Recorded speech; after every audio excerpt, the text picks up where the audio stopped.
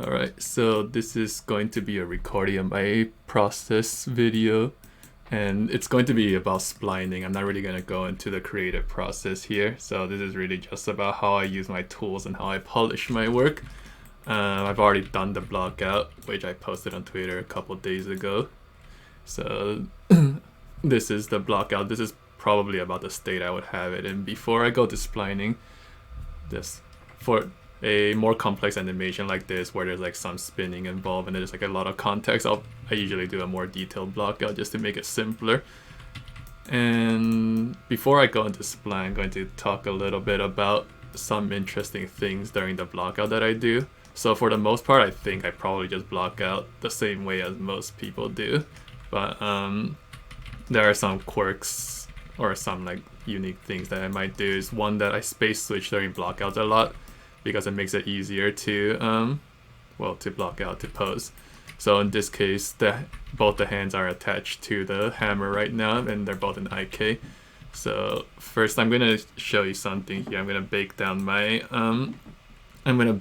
hands. So remove those IKs, and yeah. So right now the hammer is moving by itself. Both arms are in IK. So this is the way I set up IKs. I don't use any space switch tools. I just use my own IK tool to make a temporary IK chain. So I select the clavicle, then the arm chain, and IK, and then do the same thing for the left arm. IK. So now I've got both of these in IK. You can see that. And now I need to set them both to be children of the hammer. So instead of parenting directly, like that is one way you could do it. But the problem with parenting is that now I can't control the hand individually. So I actually like to use my pivot tool for that. So select the hands, select the hammer, and then pivot. And my pivot tool will also retain the original animation. Yep, so this is basically how I had it set up before already. And then you see that I have a lot of keys now because I baked it earlier. So this would be really annoying to delete them one by one. Like I would like to do that before I spline, but it's really annoying to do that. So I have a tool which is on my Gumroad now, the removing redundant keys tool. So this one, and now you can see it's cleared all the keys that are equal to each other. So this makes it so space switching in step mode is not a problem, because I can just quickly delete them. So yeah, that's about all the stuff. Some interesting things about the rig itself is that I prefer to set up my rigs so that the spine is sort of auto-controlled. So let me move these things out of the way first. So you can see here, if I grab the chest and then move it, you can see like the middle part is also moving a little bit. It's rotating. It's basically like transferring up roughly half or so of its rotation onto that. So that way, I don't have to really mess with the middle as much. Like it kind of does it for me. Same with the head, because most of the time the neck, like for the head, the neck, it just has to be like sort of in between the head and the chest. So that's why I like to set it up this way. This is one I learned this from Richard Lico, who is currently the animation director at Polyarc. And yeah, there's several other techniques that I learned from him, which I'll get into later. So I'm gonna go back to where I had the file before, just because it was a little bit cleaner than what I've got right now. Alright, let's check that again just to make sure I actually got the right one. Okay, so now we're ready to spline. So there's a couple of things about splining that is interesting. Most people dread the splining process because when you do it, you tend to run, like it shows like the gimbal issues and everything else that can come with that.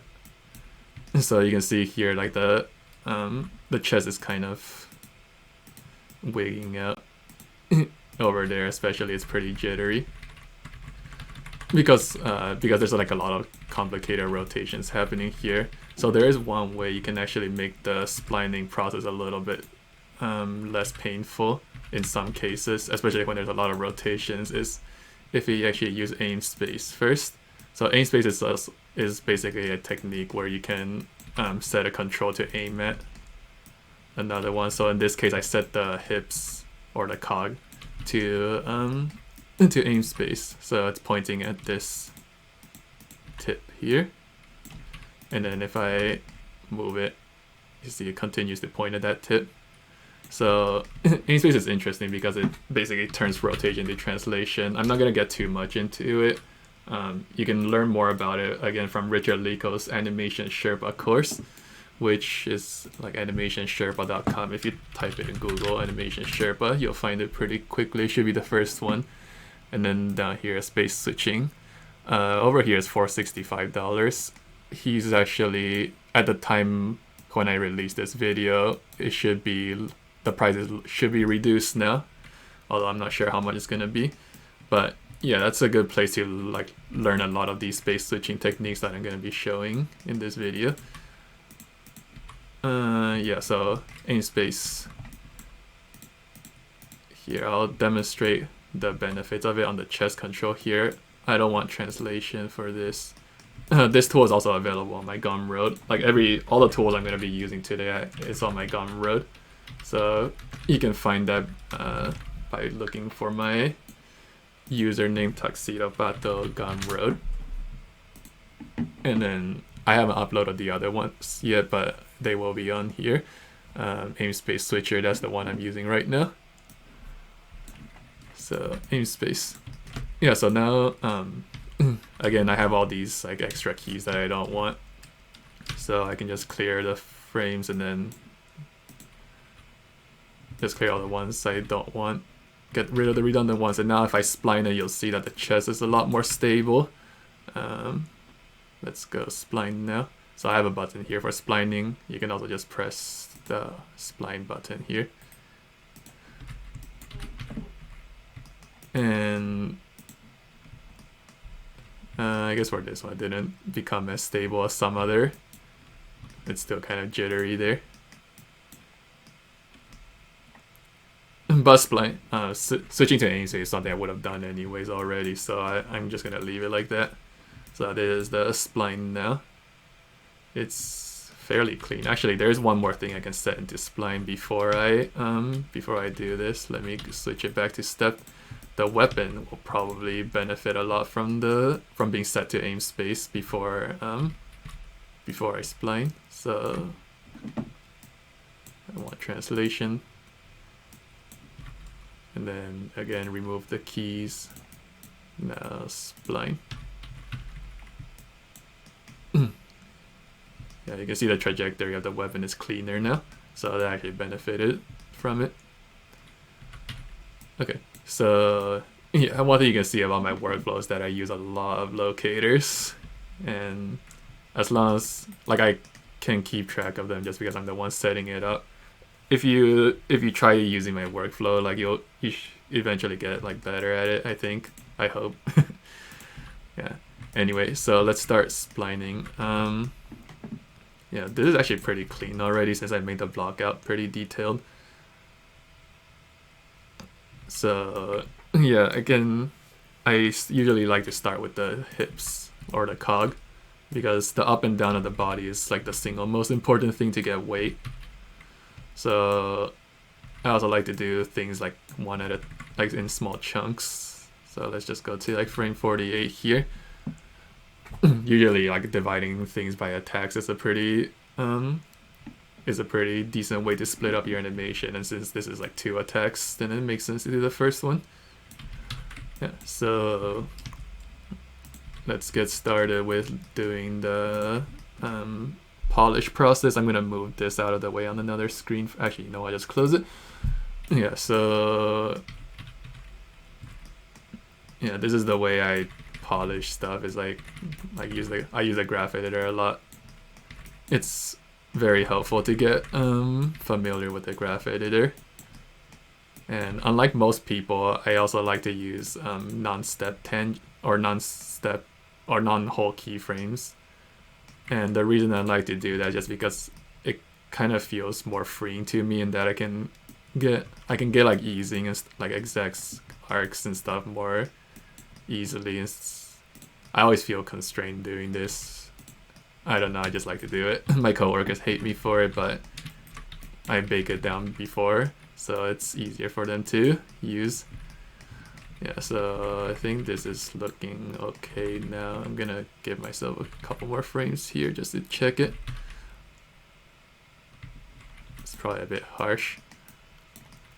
Yeah, I'm not gonna like probably be too nitpicky about things just because I don't want this video to get like ridiculously long. Yeah, let's look at the translate Z now. Over here you can see it's kind of like uneven. Probably something like that. Doesn't need to accelerate here. And something like that.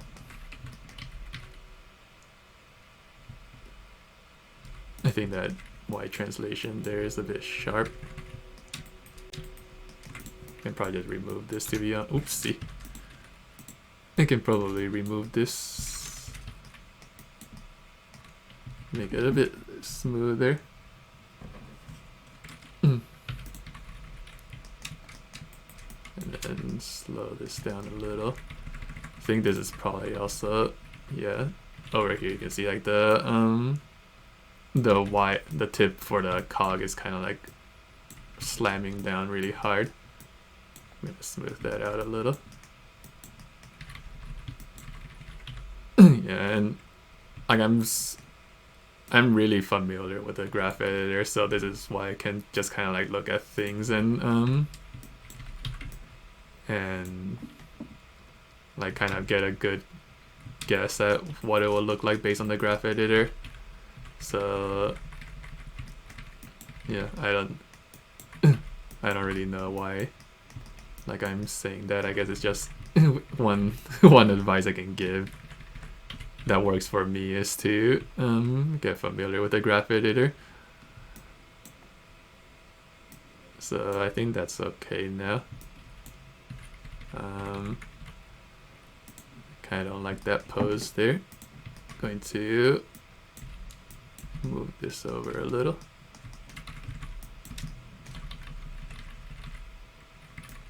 We can clean that up later.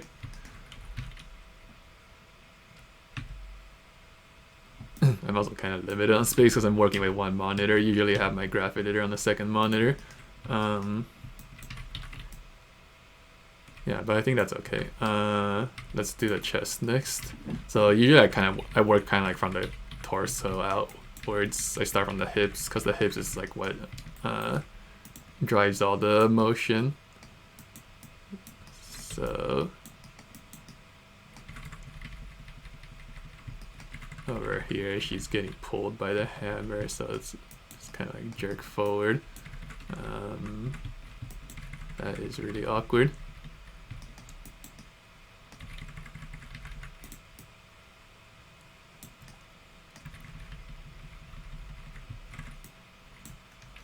Animations with a lot of weight is often a little bit harder to do than things where they're just like spinning everywhere. Yeah, but you'll notice like with aim space, I'm not like worrying about gimbal lock or like weird rotations at all. Like I'm purely working with the translation here, and it works because it's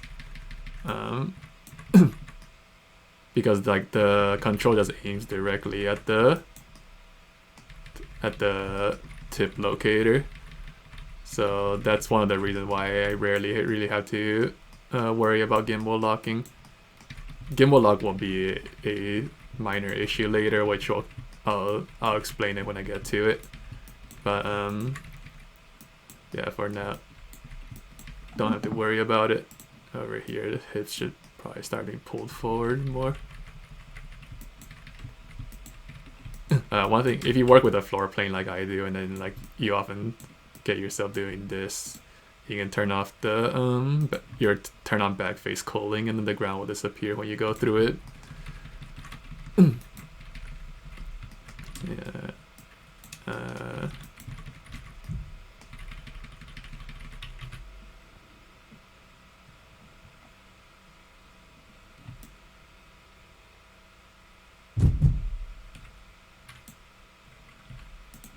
Can kind of accelerate that a little. You can probably pull back a little bit more.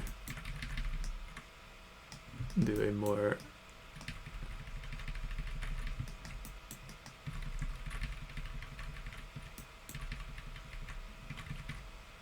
let's see.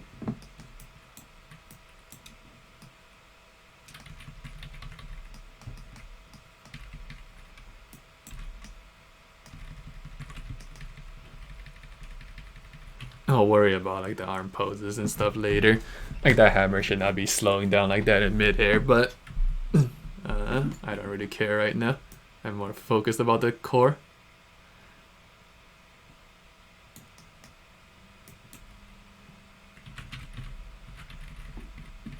Can probably lean forward more here.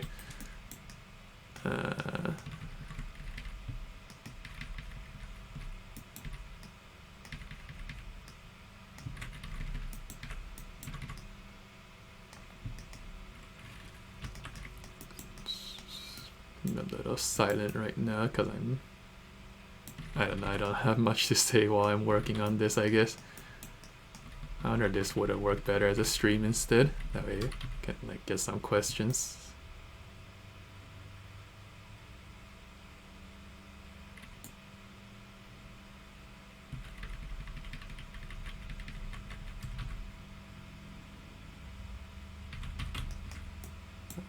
Let's see, maybe over here kind of getting like a bit of a busted spine.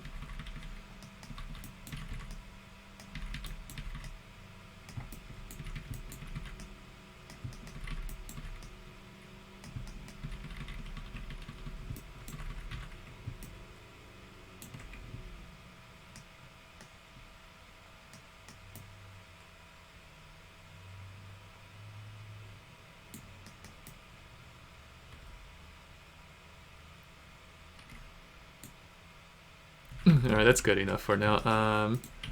Let's go with the feet next. I also like to do the feet kind of like the second, just because like it helps with the weight to get the because the feet is kind of like what provides pushing and pulling for the hips. So one way I do contact is just by I pretty much just eyeball it, to be honest, a lot of the time. And what I mean by that is I just like over here, like this character, she doesn't really have like toes, so it's a bit, I can get away with a little bit more. But if I wanted to do like a more proper contact, one way I could do it is just by using what I like to call the ultimate technique, which is just key every frame here.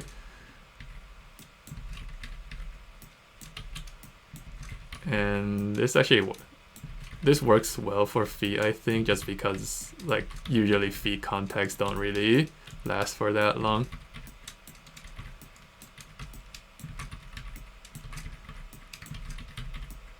So I'm just like going through all the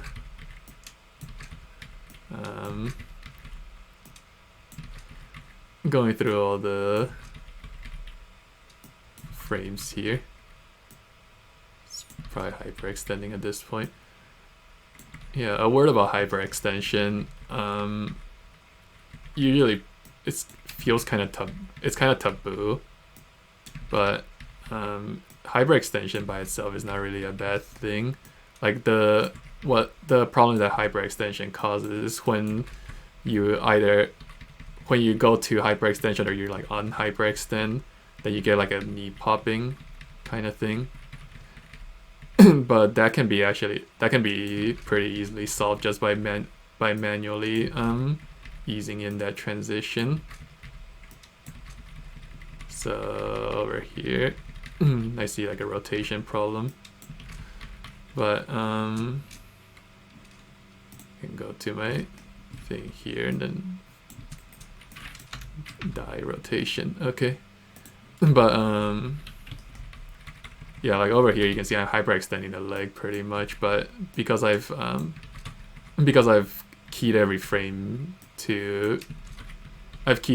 going into it, then you don't really notice you don't notice the popping for the hyperextension. So you can see there now I've got like a clean contact. And then of course we have to check it from the side view here because it's probably going to not be clean. Yeah, over there you can see it's sliding now. So I guess this would be a good time to show the second method of doing foot contacts more cleanly, and this will now involve space switching. So I just created a locator wherever it is here. So now I can move this to the place where I want the contact to be. And the principle here is that you use this locator as a pivot point for like the foot control. So if I parent it directly, then you can see I can like easily do this contact. But I don't want a direct parent because I want to be able to control this by itself for one thing, and also I need to keep the previous animation. So the way to do this is just I constrain the pivot locator to the main control first, and then bake it. That gives me the animation on there, and then I can just I can either reparent it, and now I still have the original animation, or the other thing I can do is use my pivot tool to make this a pivot, and that gives me the individual control as well as the pivot control. Anyway, let's clean up this, and then you can use the graph editor for this. Let's see. Over here, while it's on the ground,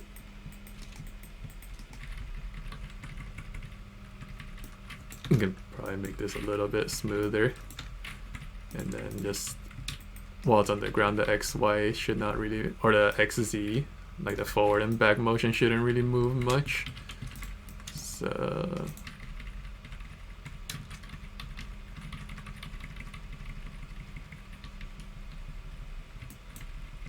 yeah, the rotation seemed to have handled itself pretty well for the most part, so I'm not really concerning myself with that.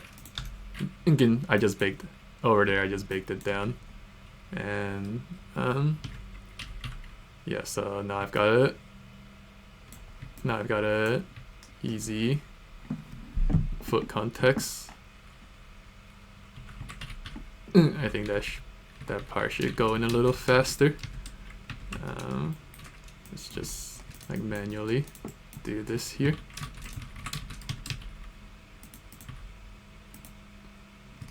Yeah, I think that's fine.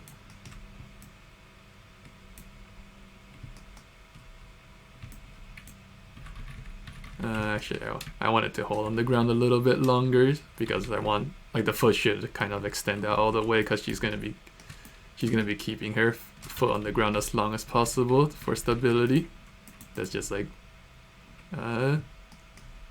body mechanics, I guess. And then over here, you can kind of stylize the up down a little bit.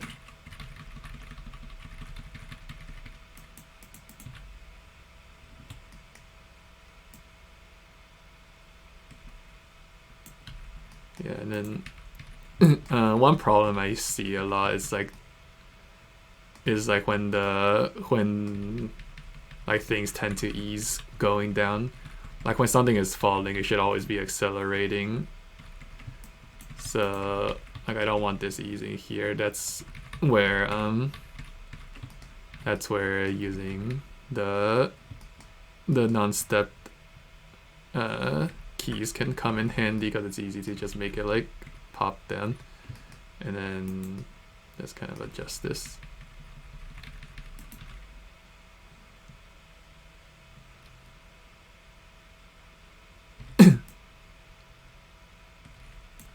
probably come out a little as it's in the air here.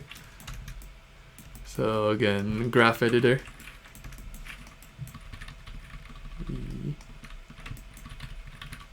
I don't like that pose before it hits. Can make this a bit nicer here. Just delete everything and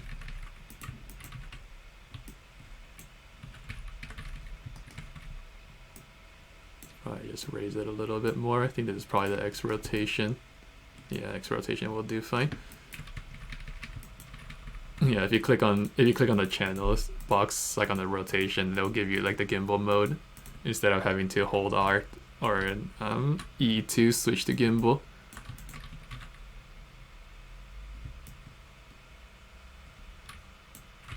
And then the backface culling is not active here. And then lastly, I'm gonna take a look at the Z here. Do I want that slower or longer? Or quicker, I mean. Let's make it like this. Have her foot kind of sliding in.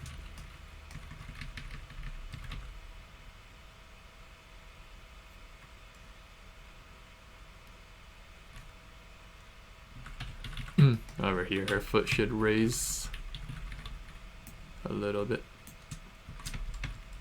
Can just go in here and then delete the stuff next to it.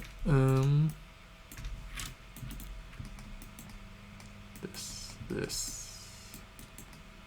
Just grab a key from here instead of adding one myself.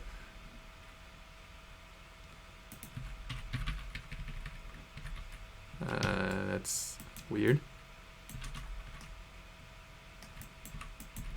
Yeah, you'll notice I'm not really like following I'm not really following like convention animation rules, I guess. It's almost more instinctive. Like it's not like I don't really like think about like, oh, I've gotta make this arc perfect or whatever. It's more like if it looks good, it looks good. If it looks bad, then it looks bad. So it's kind of not really systemized.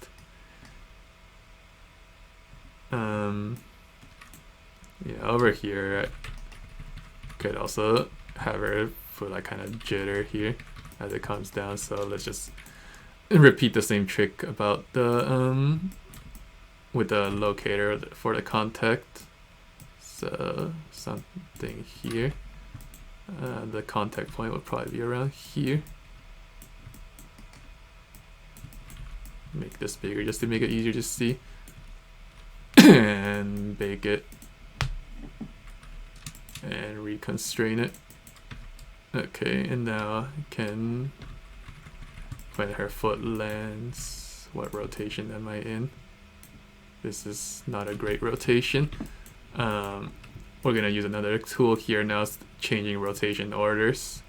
This is a tool that is also on my Gumroad, although I think Maya 2024 has this by default now, but in any case, I can use this to change rotation order without changing the animation. So I could set this to be like a more a simpler rotation order to work with. So it's really useful to avoid gimbal lock or to like get around it. Yeah, so I want her foot coming in a little straighter. And then when it hits, kind of rock it a little.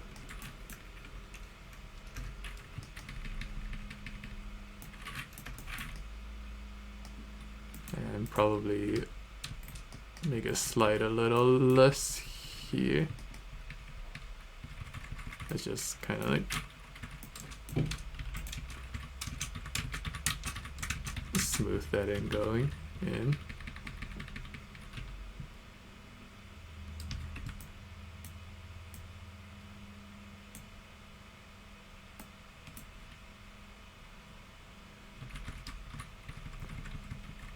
Kind of want her foot to go in a little faster.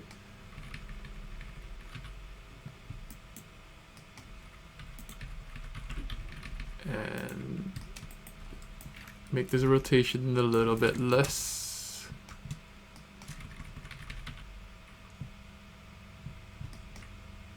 Okay, so I think the foot's pretty decently polished here, so I can get rid of that locator, and now I can go onto the other foot.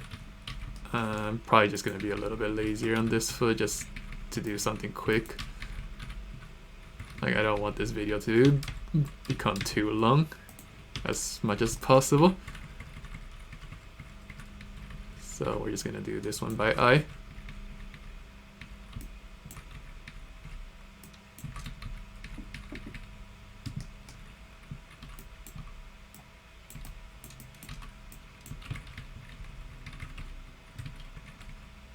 Over here it's raising up too high.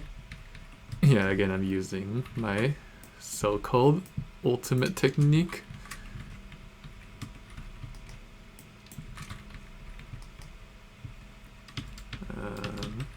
Let me just check. Yeah, I thought so.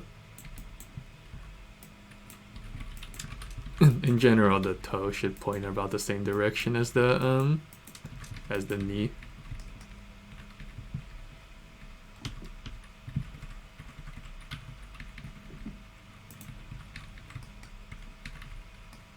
Should be stepping here or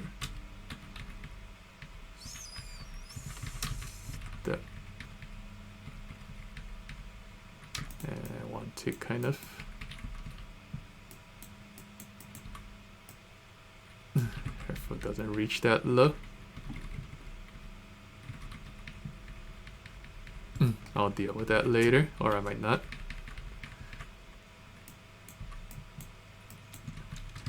Honestly, probably people wouldn't really notice that her foot doesn't quite reach the ground there.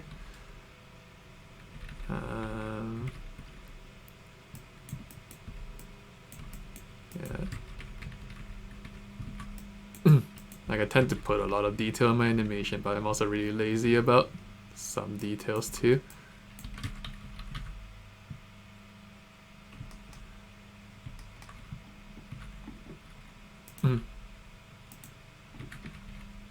I want her leg to go up higher here. Graph editor again.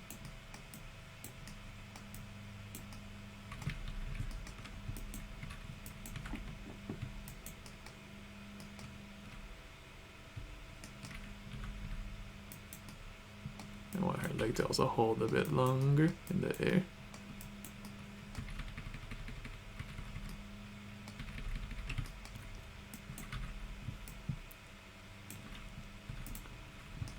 I'm not really a fan of that slowing down there, so I'm going to, if I pull this a little back,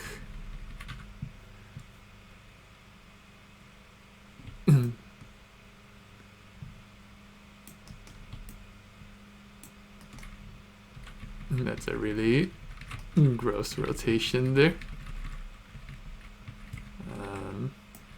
How do I want to fix that? Let's just delete this, delete this.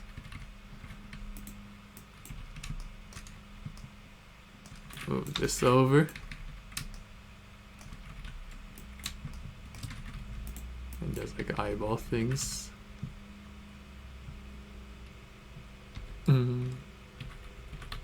That's good enough, but it's also, you'll notice like it's very like stuck in the air. It just kind of goes up and down.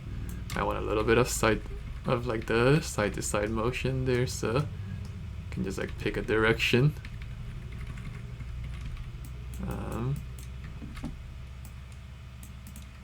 And I do a lot of, when I'm animating characters, I tend to do a lot of this like sort of knees inward pose.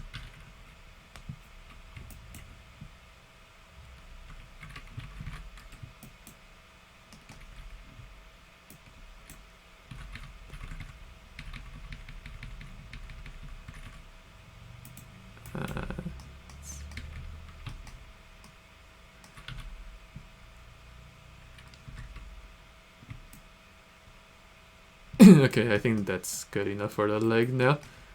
Next we could either tackle the head or the weapon. I think I'm going to go with let's go with the head.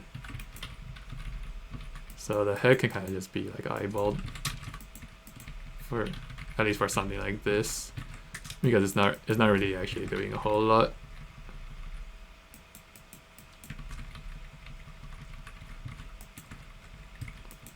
Just pulling it, thrusting, and she's getting yanked forward here.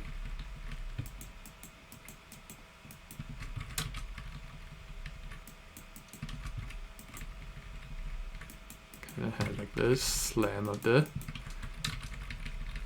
thing.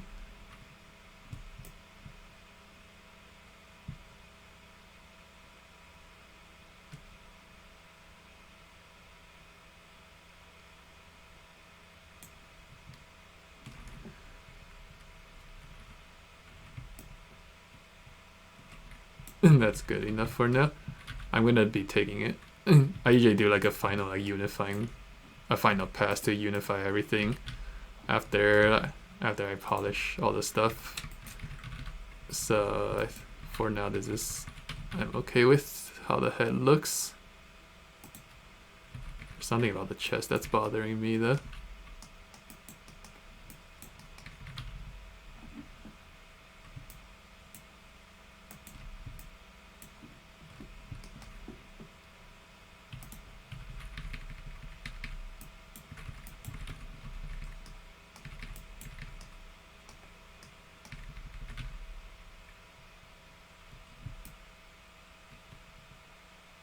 I think that's a bit better. I feel like it's a bit floaty coming down.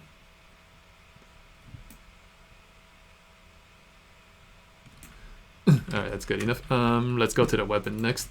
So I've got the weapon in the aim space right now, and that makes it like really simple to just like control where the hammerhead is and where this end of the hammer is. So for the most part here, she's getting pulled forward, so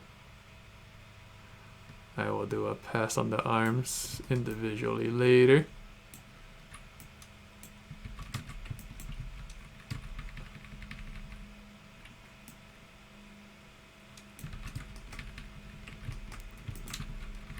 Yeah, and at this point, it's not really like any specific tricks that I'm using. I'm just like using my intuition, I guess, I'm just like kind of guessing. And just because like I don't really have a real secret to like, oh, this will make my body mechanics better. It's just a lot of experience.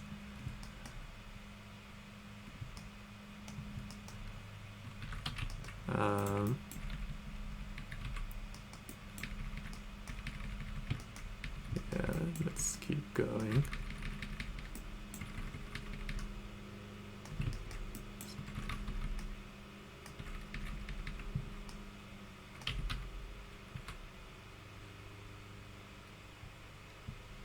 I need a drink of water real quick.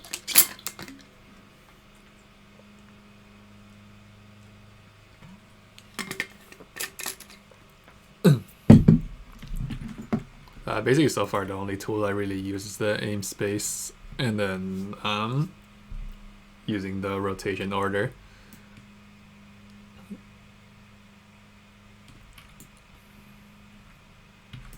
So let's see here, it's kind of wobbly. So the hammerhead is like the main brunt of it. I can see the aim space is here. I would kind of like it to be at the hammerhead instead, because otherwise it's going to jitter like this. So what I'm actually going to do is bake this down, delete the aim space, and then recreate it. Let's see. If I switch to object mode, ZX is what I want. So right now I have this distance at 100. I want it a little bit farther out, like pretty much where the hammer's head is. So let's set it to like 140 or something.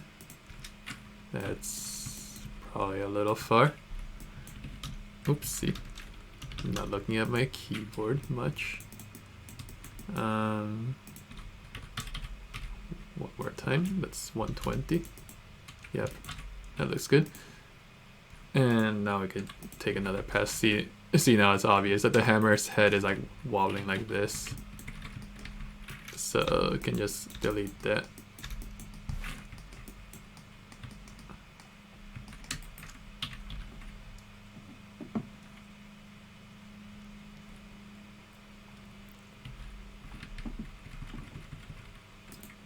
Okay, and then over here it comes out fast, but then there's another jerk going there.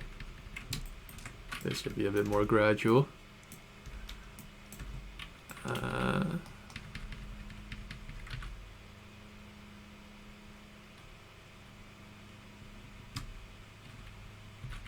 Because like the momentum of that, she's like kind of thrusting it upwards, right? So this will probably take her arms actually a bit higher, because it's like kind of it's kind of continuing the momentum of her thrust.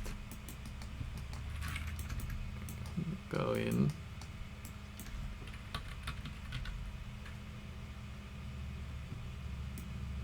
I don't really like how that's feels kind of like it's being thrown underwater. Let's make this a little more.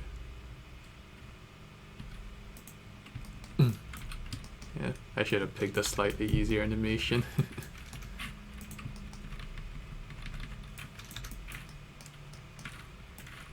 Yeah, and then I don't want the hammer easing down into that drop. And then over here, it's going to be solid.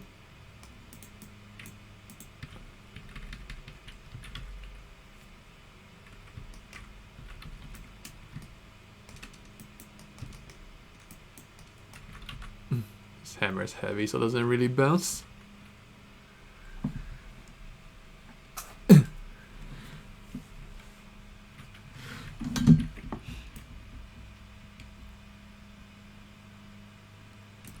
Honestly, this pose isn't. The pose is a little bit awkward just because it's like the hammer is so, or I guess more like the prop choice is really awkward because it's so big. It tends to block her entire view from the front. Like if I was actually animating an attack like for a game, I probably wouldn't really choose to do a thrust like this because it's kind of not very readable. If it's like a fighting game, then I might, just because it shows up well on the side view. Yeah, so you notice I haven't really dealt with twists yet at this point, and that's because the twist is kind of uses the aim space again, but it's kind of like a different technique. Yeah, that's not great here. I haven't dealt with the X-axis yet. Let's see. Move her back here.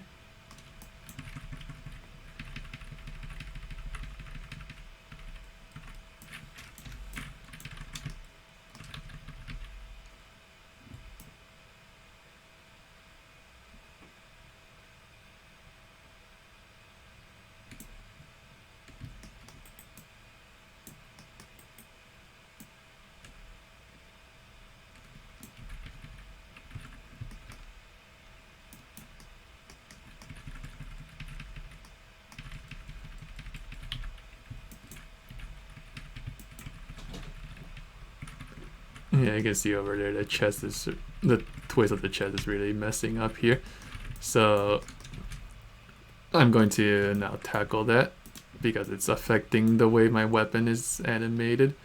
Bake down so what I'm doing now is baking down the cog and the chest controls, and I'm actually gonna remake the aim space. So now this is a slightly more advanced method of using aim space. So you have the, like I said earlier, like the aim space makes it so the control points at it, but you can also control the twist of your, you can also control the twist with the aim space, and it's on. What I like about aim space is that it sets it to a single axis. You can learn more about it again through Richard Lico's Animation Sherpa course. I'm not really going to go too much into it, but the point is that you can control twist with a single axis like this. And then if I change the rotation order, so you'll see over here like that, it's gimbal locking because the X and Z are basically lining up. And if I went into the graph editor, take my X and Z, you'll see over here that that's like reflected in there. You can change the rotation order to something a little bit more more useful.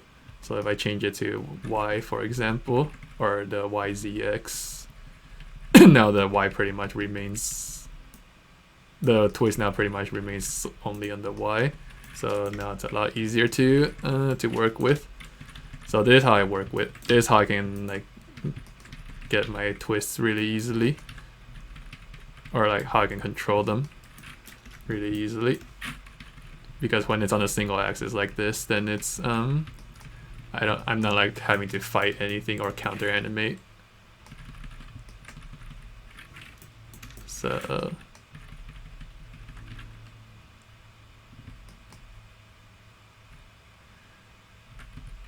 I don't know if you noticed, but it also did affect my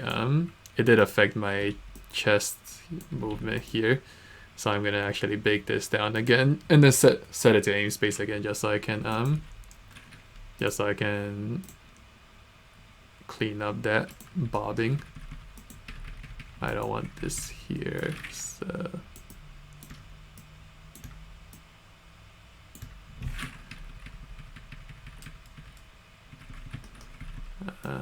let's see, clean up this.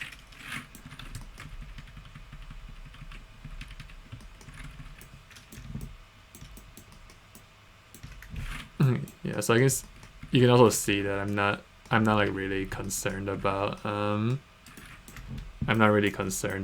having lots of keys on like baking stuff constantly, because it doesn't really take long to just clear out the unnecessary keys. So clean that up.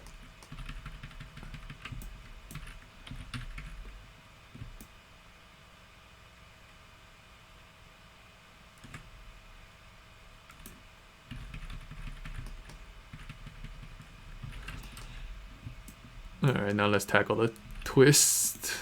Actually, I'm gonna bake it down again, because so the twist is on the single axis and is controlled through this main control, but the twist itself is not actually affected by like the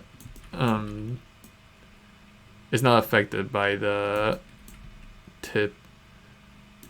It's kind of hard to explain, but basically like the twist here is, like, you can see the Y is still going this way, but the actual control is like turned a completely different direction, so that makes the twist kind of like unsynced.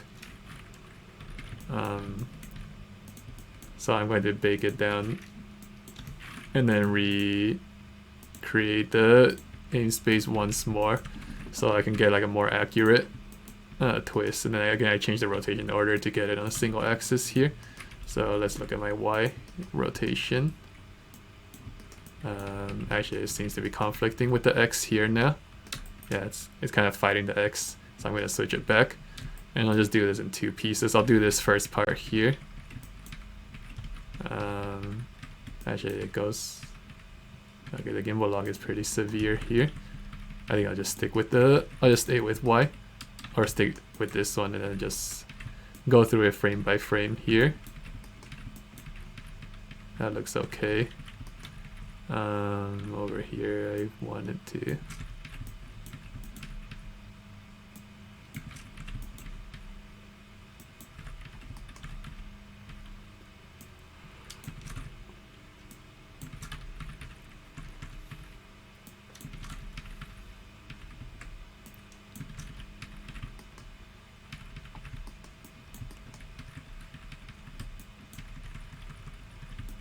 The hammer's not pushing forward enough.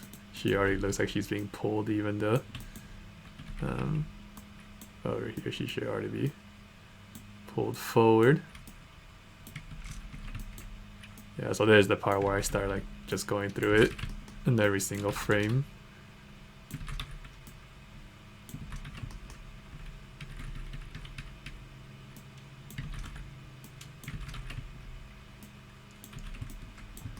And I'm probably having a problem with the pole vectors here. Yeah, this arm is going crazy.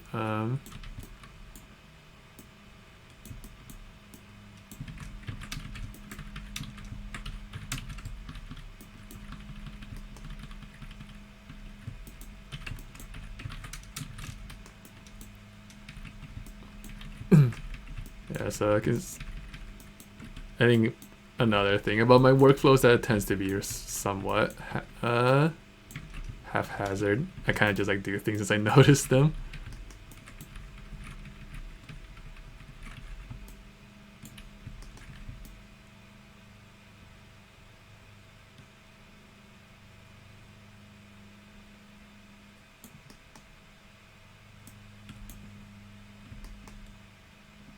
Okay, I think that's okay for the hammer or for the torso. You'll notice that the hammer is like kind of twisting here. Weird, like the twist just like suddenly stops, and so we can use the same twist technique here. This one's actually on the Z instead, and it looks like the twisting is already pretty. Yeah, there's no gimbal locking on the twist, so that's can be a lot easier to work with here. What happens if I remove this?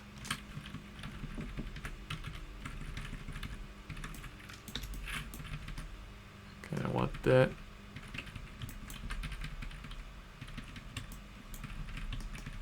Over here, the hammer should be lower, or the grip should be lower, because she has to like kind of lower it and then raise it up.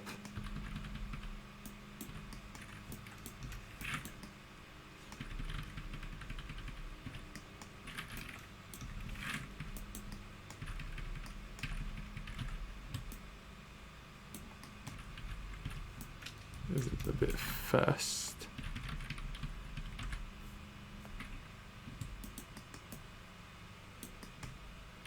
I really hope this video is like coherent in any way.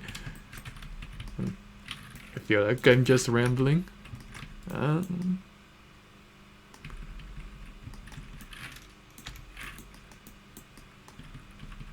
But I guess as long as one person benefits from this, then that makes it worth it.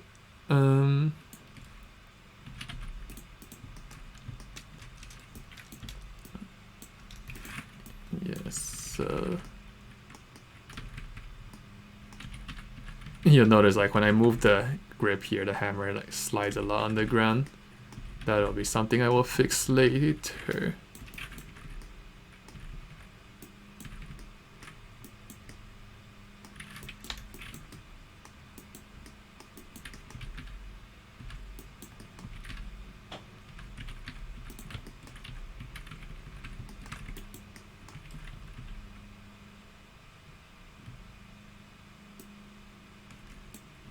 Okay, I've significantly changed like a lot of the motion here, so I'm gonna bake this down again and then recreate the aim space to work on the twist. This was, I believe, Z positive, and I want this to go 120. Okay, I'm gonna save just because I haven't saved yet. And that was rotate Z, okay.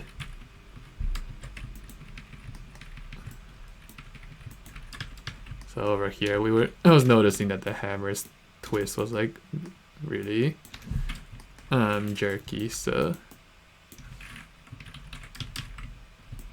when it lands, what's that? 0. What will 0 look like? I think 0's fine. Clunk.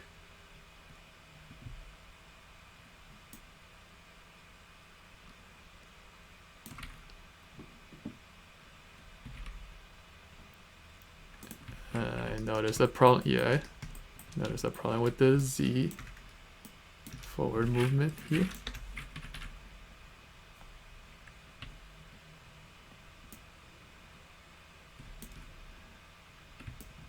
Okay, I think that's fine for the overall. In the interest of time, I'm not going to like be super super nitpicky about this. Plus, I'm actually also really lazy, and for the most part, I would pretty much call this good enough.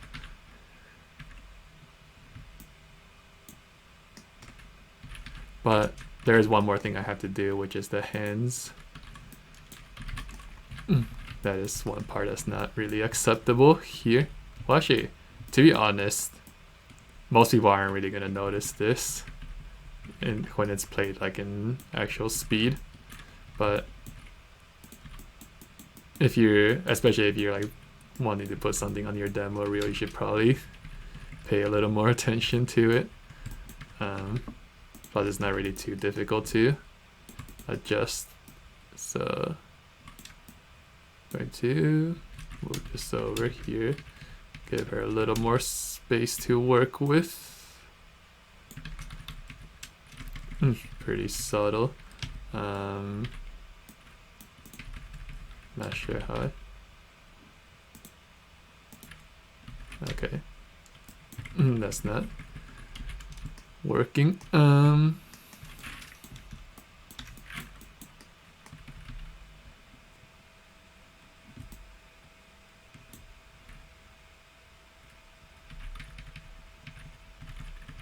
Let's see, how do I want to solve this?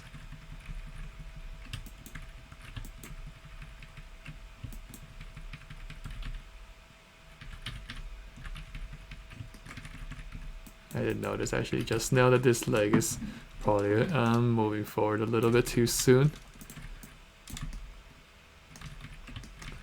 Every time you think you're done polishing something, you notice something else.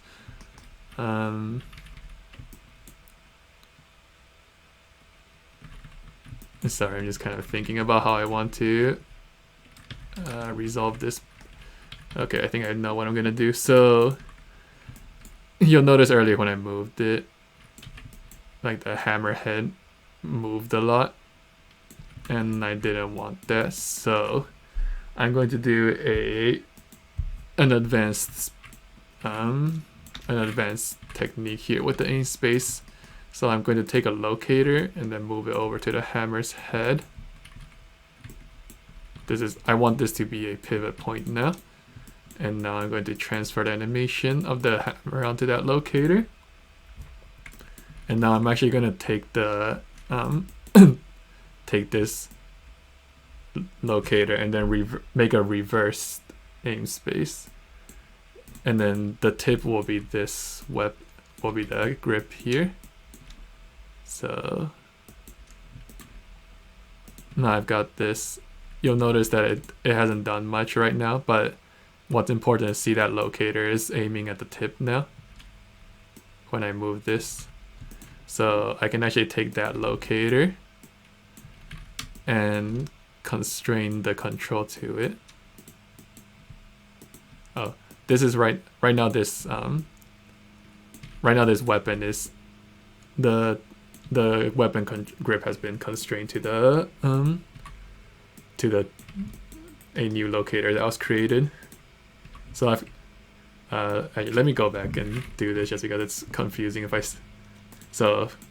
I create I take the pivot that I want, I take the control, and then do the aim space based on -Z, because -Z is what's pointing this way. So now you see these two locators were created. One is over here at the tip of the hammer, and one is at the original control location. And I'm actually gonna take this, open it up, and delete what's under it. So all I want is this locator and this see this thing, like this giant locator still pointing at it. So now I can take the giant locator and constrain it and watch what happens. So it looks like nothing changed at first. Is that like it's still aim space, but what's important now is that this I can move this grip without changing where the hammer's location is. And the reason that's important is because now the weight of the hammer head is not affected, and I can move the grip however I want.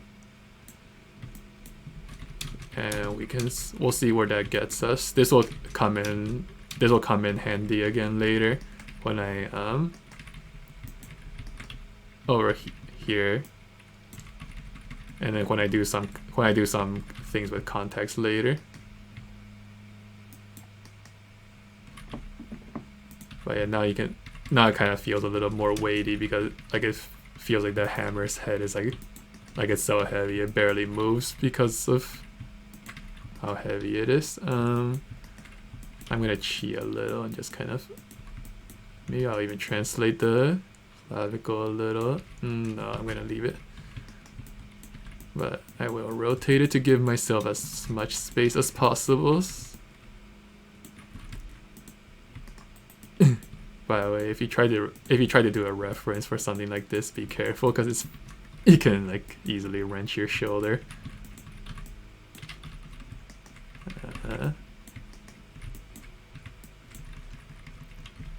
Let's see.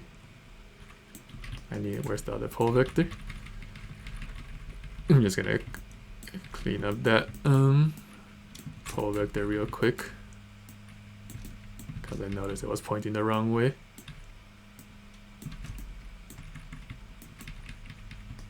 Okay.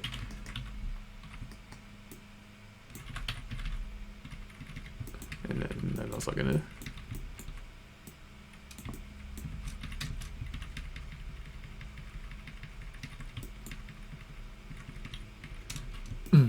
I didn't specifically reference anything for this one, but it's like, I don't know if you've ever like tried to throw a really heavy rock or a bag filled with sand or something. It's based on that. That's where I like kind of learned the motion of it, I guess. Taking another drink.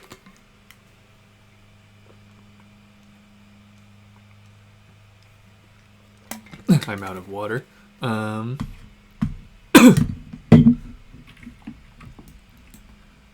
Yeah, anyway, what I was gonna do next is now I'm not gonna adjust hand grips on this thing. So this is like something it adds a lot to a demo, to like an animation when you do adjust grips, but a lot of people avoid it because it's hard to do until you're familiar with space switching. And when you're familiar with space switching, it actually becomes pretty easy because like you can kind of like you can just like make the changes you need without actually affecting how the weapon is working.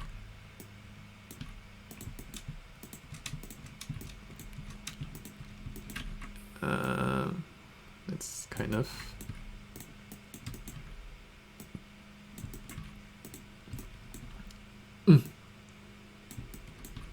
yeah, a lot of weapon grip is really just change to a grip and then hold and change grip and hold, change grip and hold. So it's mostly just about posing.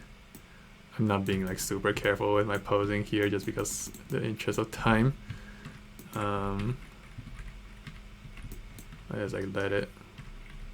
Did I not key this?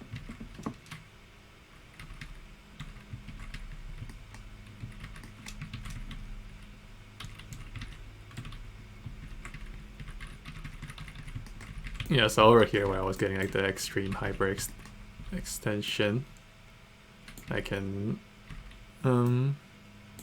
fix that now.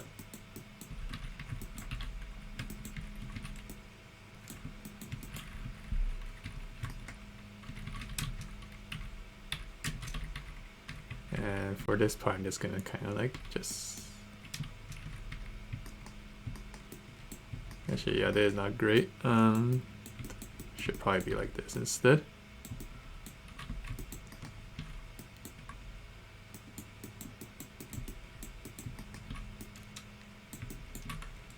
I wonder if I should have rehearsed this this video before doing it. It might have made it a little more coherent. But hopefully the bookmarks should help you find what you need or what you want to know about. Let's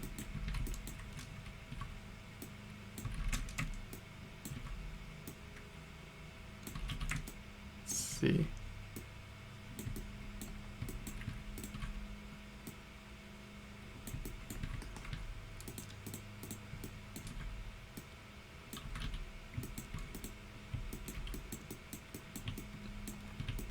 Let's just call that good enough. It's kind of a weird pose, but whatever.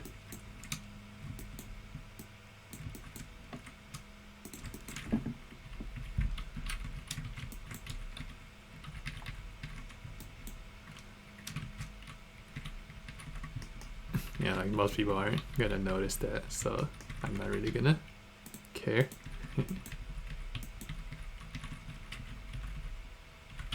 Yeah, I mean, it looks like she's holding it. And then let's make this pose a little better. Kind of want to straighten out her hand. It's not really realistic that she would hold both hands together like this, but it does. It would look a little better. Or actually, because I want her arms to be straight here to feel like she's getting pulled, but the problem is her left arm is already quite straight. And honestly, what I should do is just rotate this. Yeah, let's do that. Let's not be careless about it.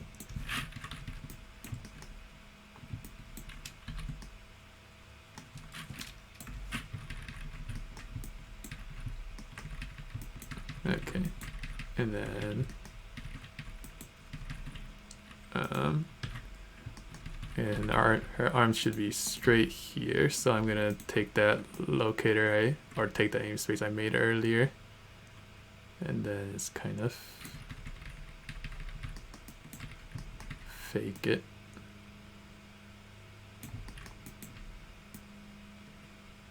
Here I might just do this just to get the arms straight, even though her arm's she's not really grabbing it all properly, but I think it looks better. Yeah, that looks better. Okay, yeah, and then over here we can correct this grip a little.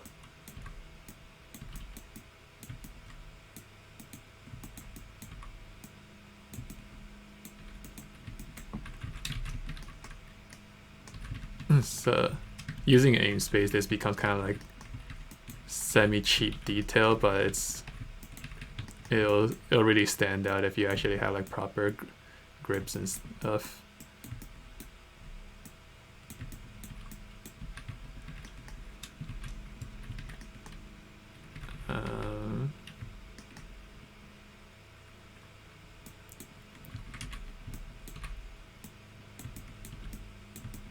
Her hammer's going through her leg there.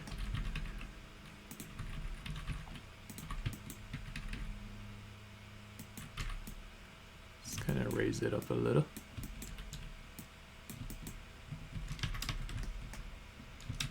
It's just like something like that. Move this up. It's going too low probably.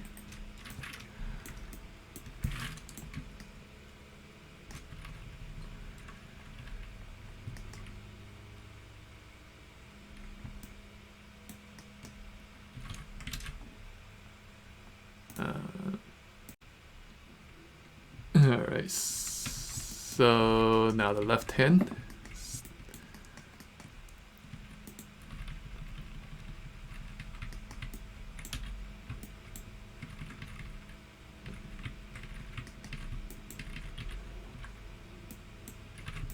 wonder if it's worth straightening out her wrist here. Yeah, it's easy to do.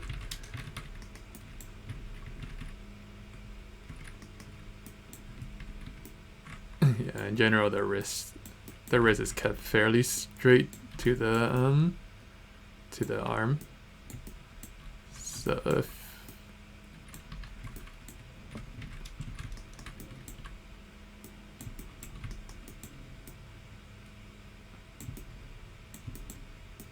let's just do this. Nobody's gonna see the thumb, so I'm gonna ignore it, at least for now. And then over here it's starting to hyperextend. We could get a little bit more space by moving her shoulders in. If this was not a robot, and if it was a human, I would have more space with the shoulder to kind of like translate it, but I don't really want to pop her joints out. So this, I'm probably not gonna be able to get enough space no matter what I do, so I'm gonna have to rotate the chest back. What did I just do? Oh. What am I doing? Graph editor?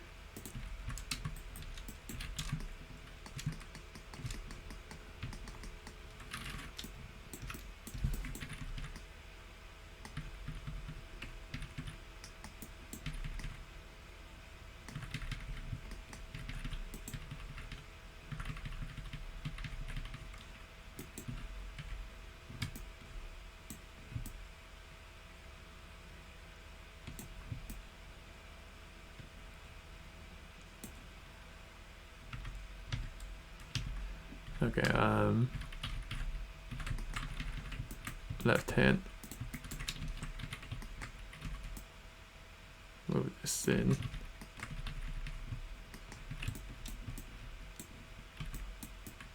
This one I might just leave like this.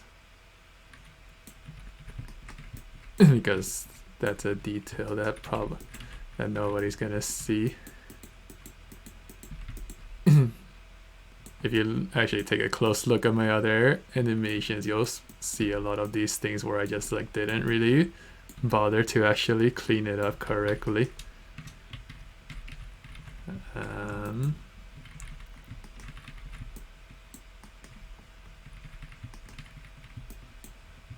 I go over here. Just gotta move this in here too. Just needs to like kind of get the impression that she's holding it. Animation is all about faking stuff anyway, right?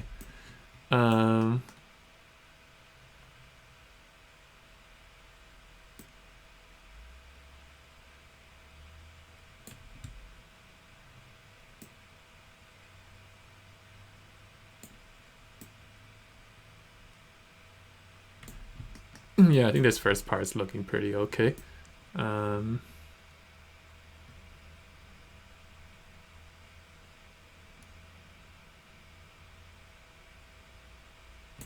Yeah, so let's bake stuff down.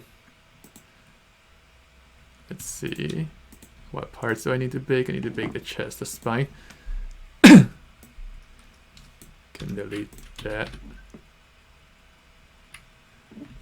This is attached to the hand, so this is used through the whole animation. Alright, let's go on to the next part. The animation itself ends at 160. I'm just doing this to make it a little easier to tell. Okay, because I deleted the aim space on the hammer earlier that I had used to set it to spline. Now it's back to being like this this like unclean jerky mess.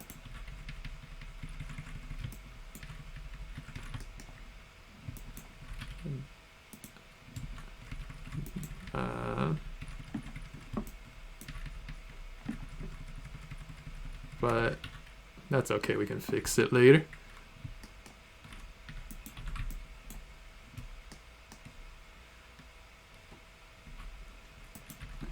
Alright, let's start from like frame 44. So earlier I actually polished from frame 0 to like 50 or so.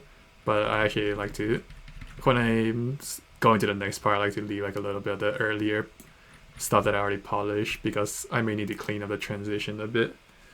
So again, let's go. Let's start by doing let's start by cleaning up the cog.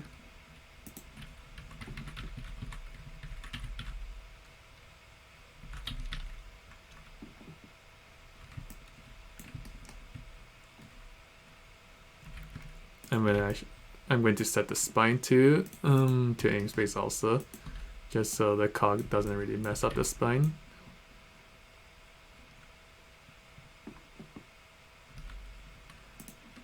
And again, it's gonna start with the I'm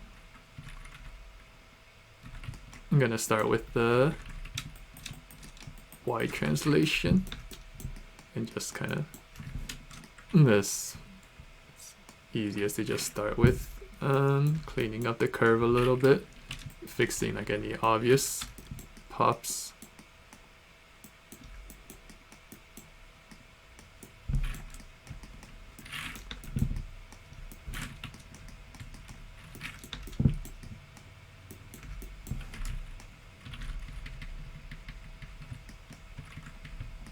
I forgot she actually hits the ground here.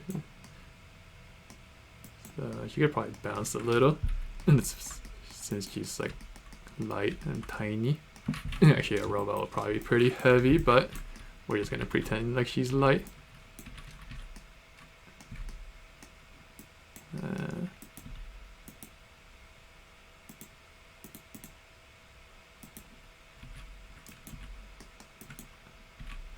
I think she's kind of floating a little bit too long in the air. I'm actually going to take this whole thing and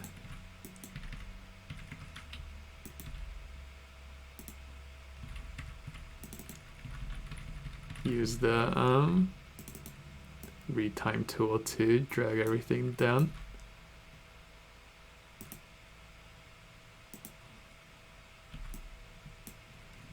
Okay, one thing about the retime tool is it tends to, do you see how it's like now no longer on whole frames? I don't know why it does that, even if when I have the snapping on, but I can just snap things manually afterwards. Obviously this part, since I changed the timing of it, that part will still be in between frames, but I don't care.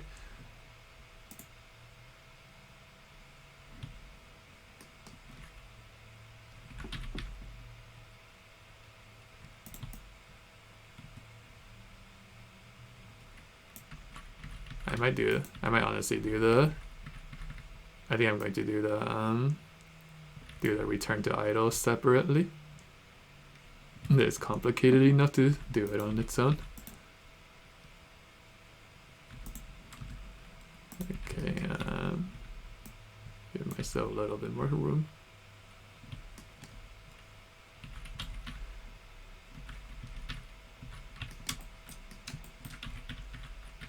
Can kind of smooth out this a little bit.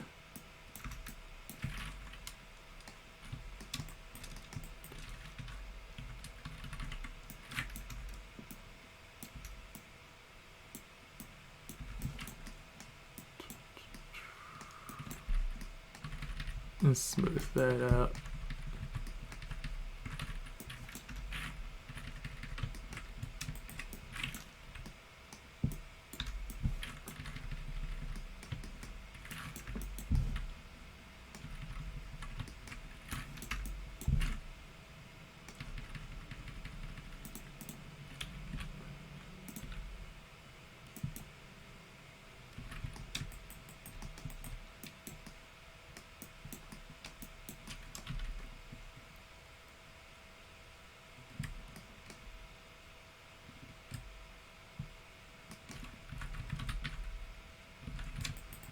I can exaggerate that, drop a little bit more. That drop is like an anticipation for the lift.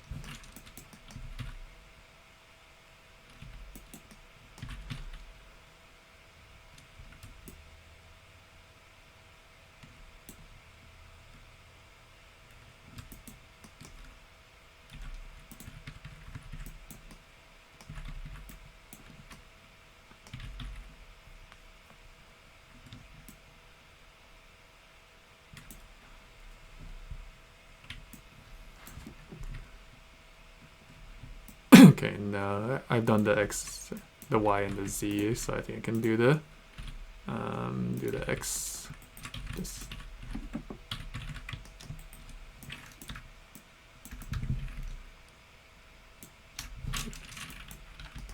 See.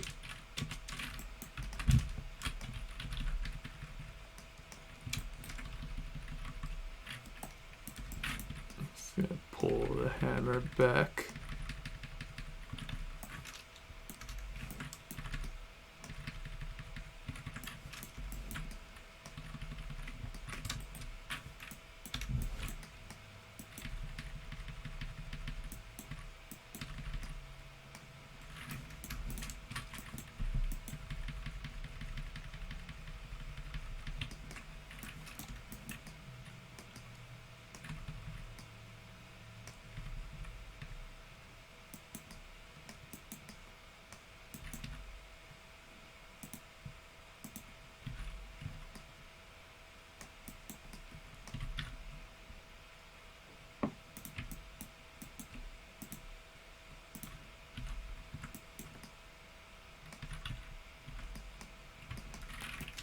I'm completely ignoring physics here.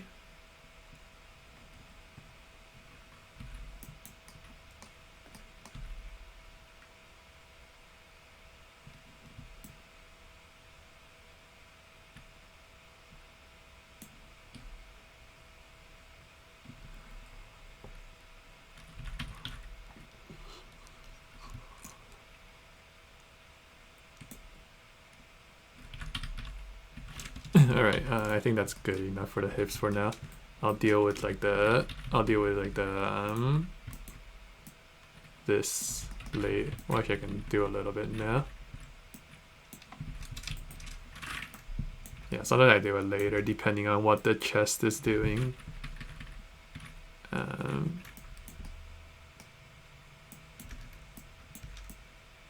But for this one, I think it makes sense to do at the same time. Over here, I want this.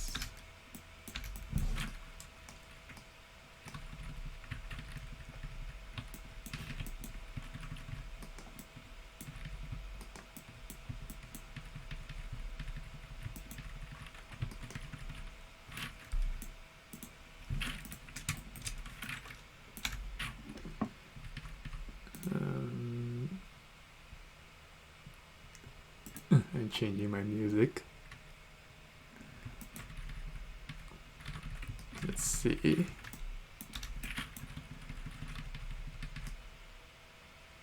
Let's raise our butt in the air just for fun.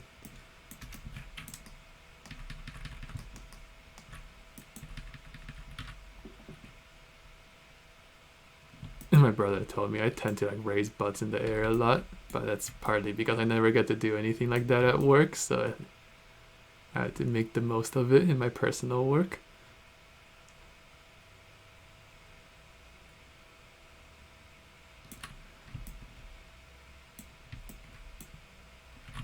Okay, let's tackle the chest for now. I think it'll be helpful to do that. Over here, it's like this twisting is kind of abrupt, so I'm going to smooth that out a little bit.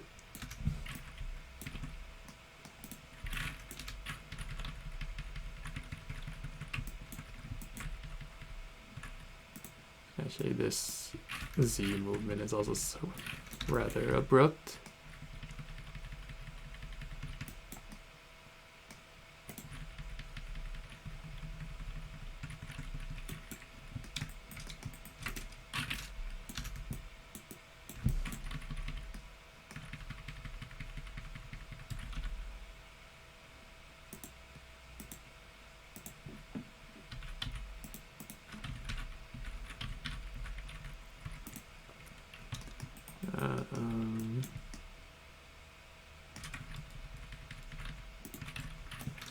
Yeah, let's just...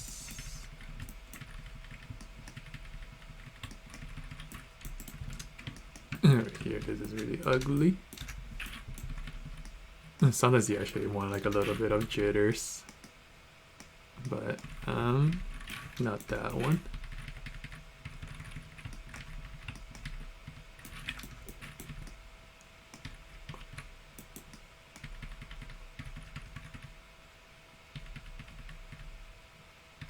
I'm not sure I really like how her body drops.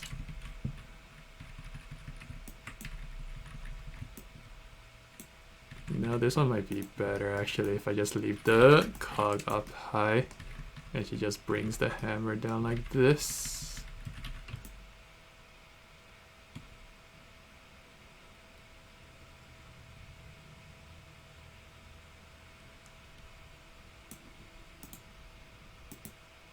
Yeah, I actually like that better.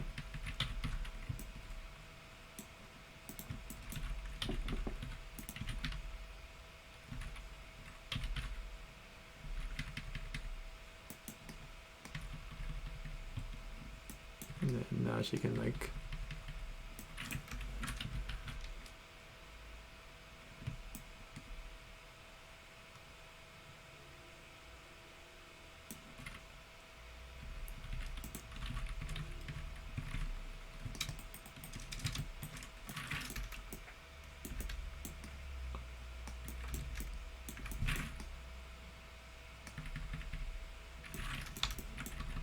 bonk.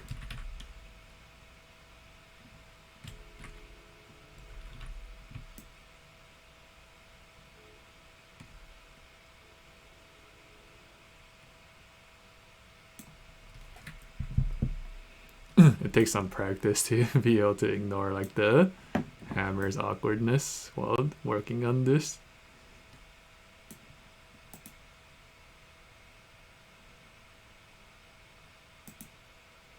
I know some people prefer to, some people like to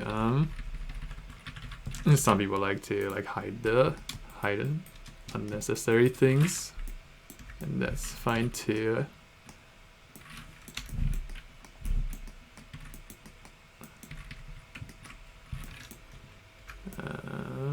Let's see. This is kind of bent a little much.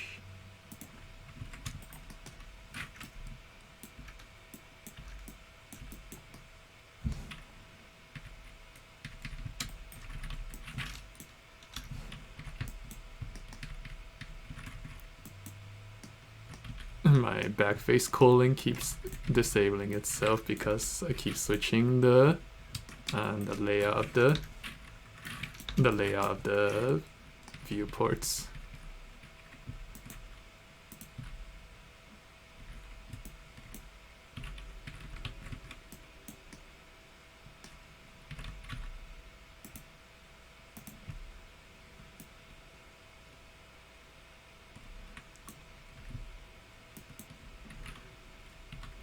That head is very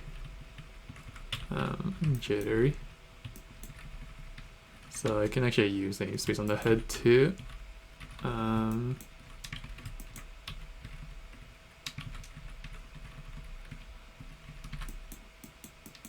It's kind of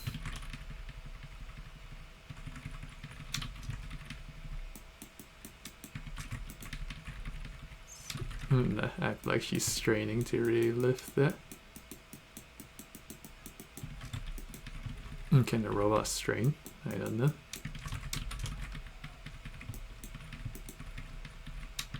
You'll notice I'm running Euler filter all the time. I have it on the hotkey.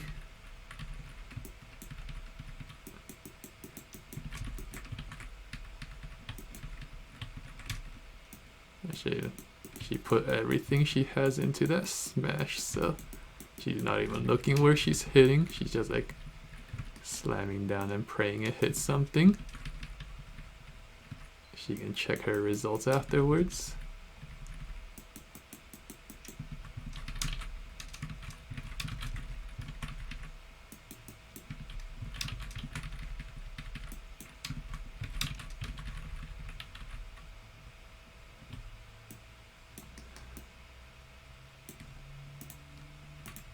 And now it's probably too loose, so let's just make that transition a bit faster.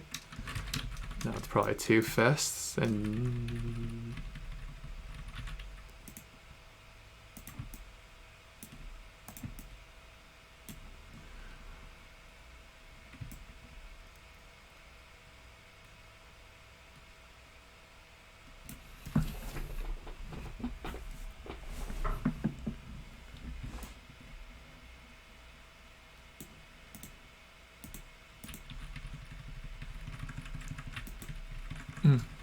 Looks a bit... yeah, that might look a bit more wild than I really intended.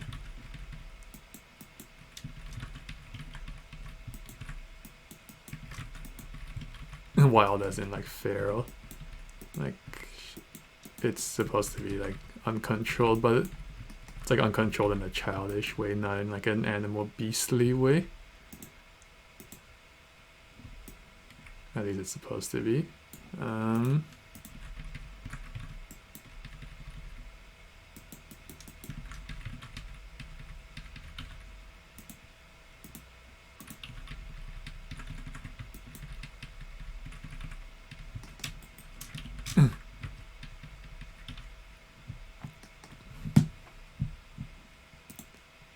Yeah, it's kind of hard because it's like I can't really give a child a sledgehammer and tell them to swing it, because that would probably be somewhat dangerous. So I can't really get like an exact reference, but yeah, I think that's good enough for the torso for now. Again, like I did earlier, I'll do like a pass later to kind of unify everything.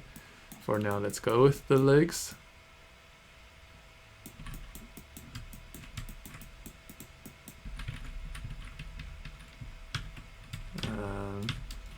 We're gonna do the ultimate technique here.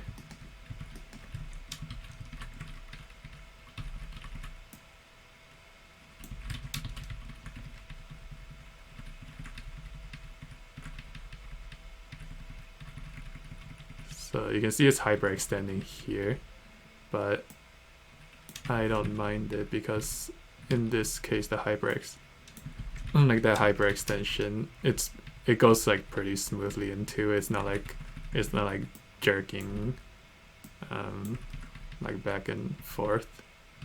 So that's okay. Well, it doesn't really go in that smoothly, but it's most important that it doesn't like come out jerky.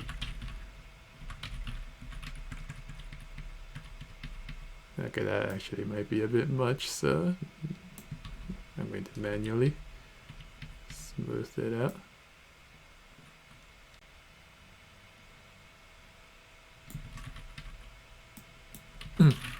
My coworkers once like made fun of me for having such a huge gizmo, and then I watch like people usually work with like tiny gizmo, and I watch them like struggle to make tiny corrections. So I got the last laugh on that one.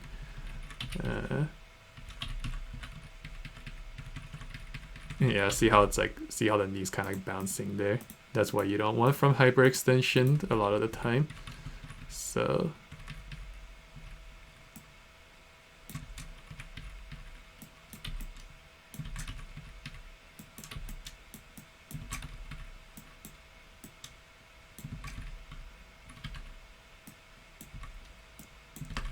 there's one of those times where I start second guessing whether I should have just used a locator pivot instead of manually doing it. But I'm already committed.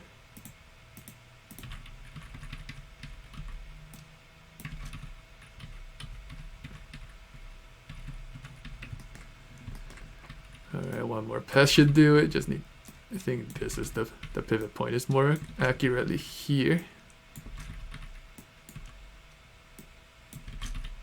Yeah, so I'm gonna just go through, check it like a couple times.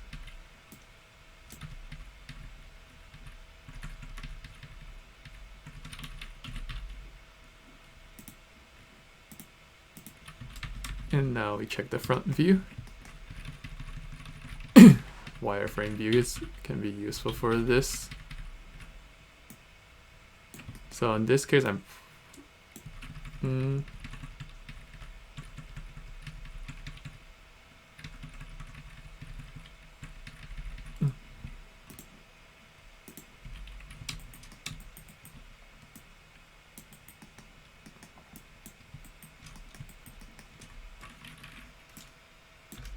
Okay, you know what? I'm going to use the locator method.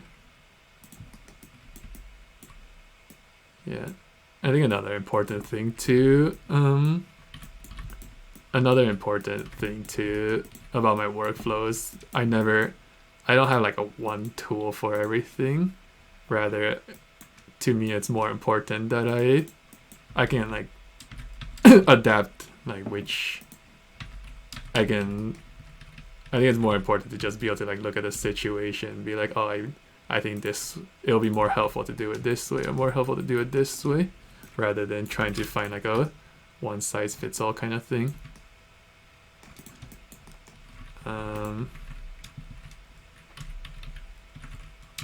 Yeah, I think that's where a lot of people's methods or like workflows can tend to mess up, is like if you get too stuck on doing something one way, then it kind of becomes hard to adapt to unfamiliar problems. So I guess what I'm trying to say is if you get something from my video, it's to try and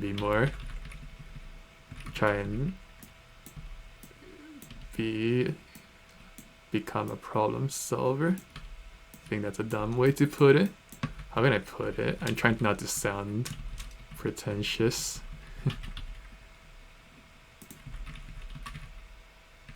I don't know, I think it is kind of presumptuous to make like a video like this and be like, oh, this is I don't know what I'm saying anymore. Ignore me. Yeah,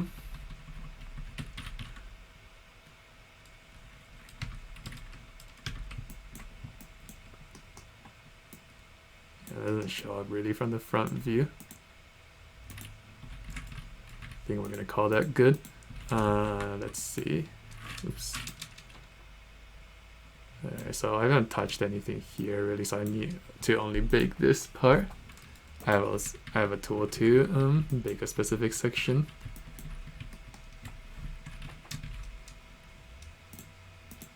Let's see, I don't need that locator anymore. Use it.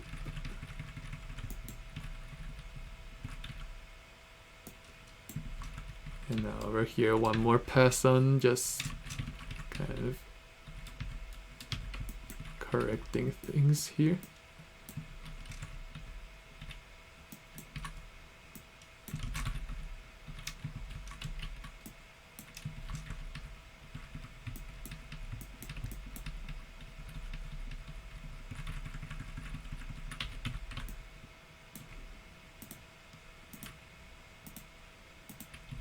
I don't know if that leg should come up high or sooner. I think it can.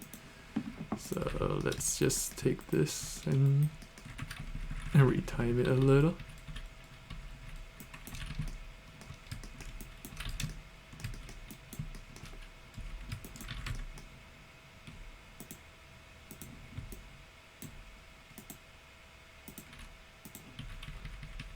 It's hyperextending there.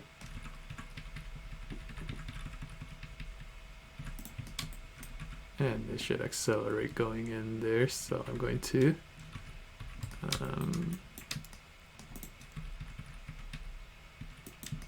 move this here.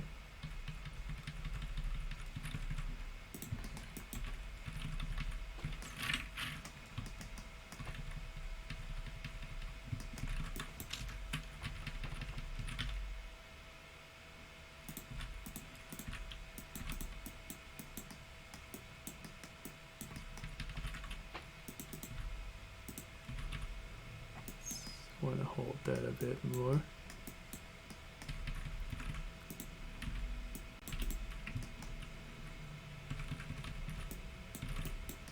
And bring this in, bring it out, just to get that arc. And over here, it's going a bit straight. I'm just applying like basic spacing knowledge here. Like I'm like eyeballing it. If you can also like use motion trails if you want to do it more precisely. Yeah, again, my own workflow tends to really just be a lot of eyeballing stuff.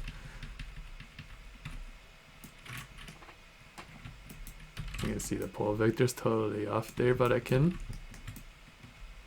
be fixed later.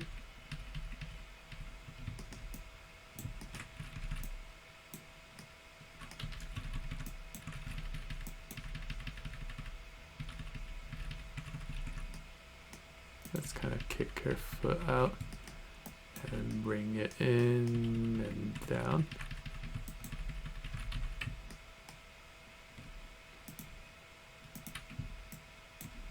Over here, see how that there's also, again, the up and down is kind of linear.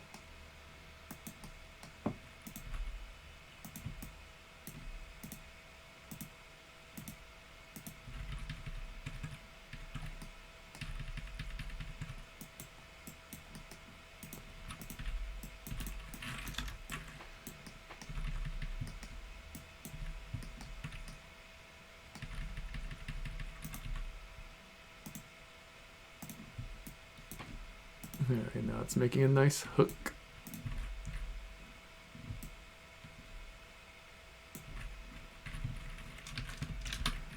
And now I can fix the, adjust the rotations.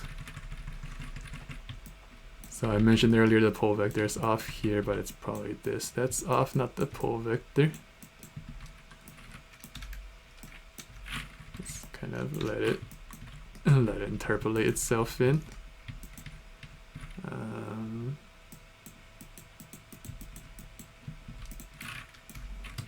Again, knee generally points in the same direction, or the toe generally points in the same direction as the knee. It's not like a hard and fast rule, but it's a good rule of thumb. Most of the time your poses will look better if you do that.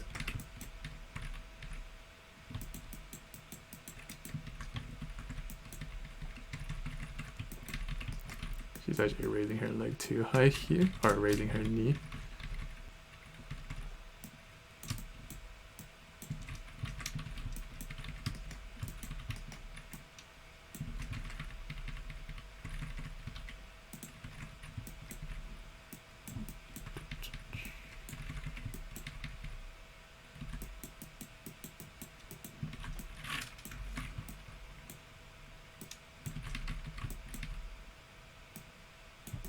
Kind of like flop her foot.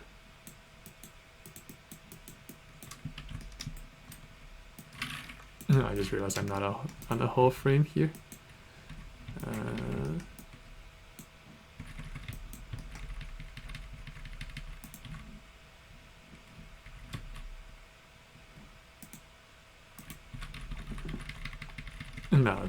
Now this part is getting too stuck. See how it's pretty much in the same location here, so I'm going to change that. I think it's mostly the Z movement that's doing it. Yeah, just delete this and see what that gets me.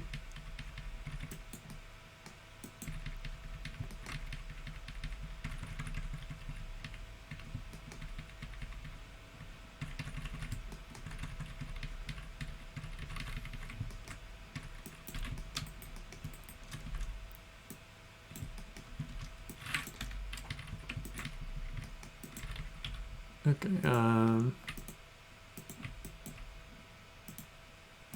now it's too linear again. And the endless struggle of spacing.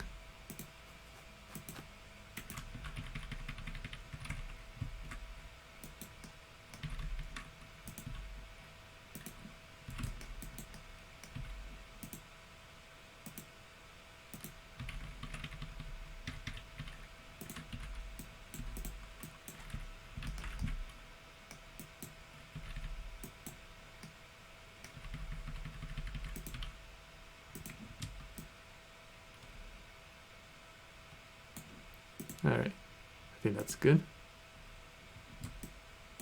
Or at least it's better than before. Yeah,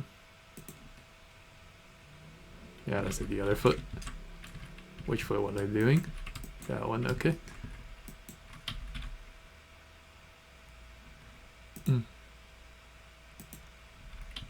Okay, so one thing I noticed already here is that, see how it's pivoting off the heel?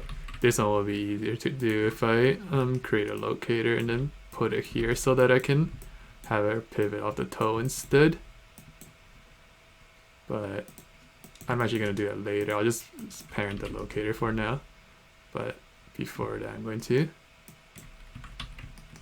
Actually, no, let's just do it now. Alright, I'm going to bake. So now I've got this locator and reparent it back.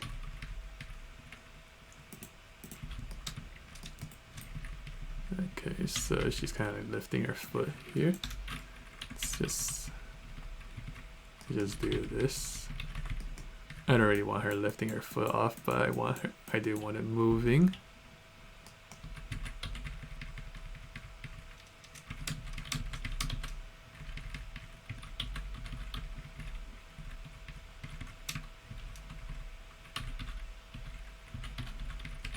I'll probably lift it a little higher.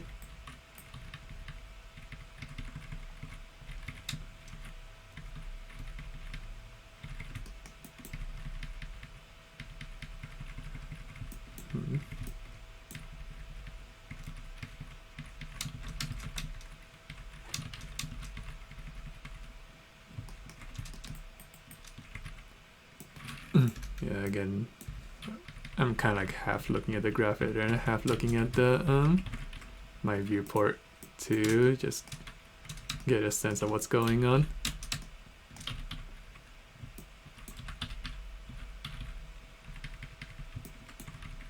Over here should probably be a bit more stable.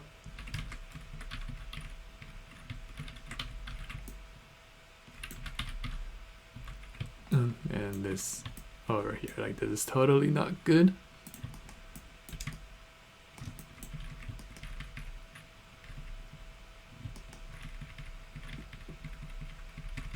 Okay, I think it's frame 79 here.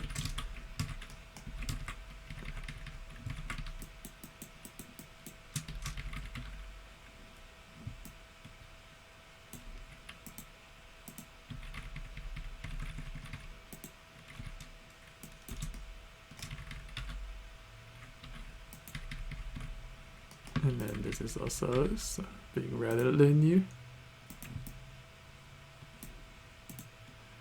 Yeah, this robot she doesn't have any toes, but we can pretend like she does. I'm not going for perfect collisions here.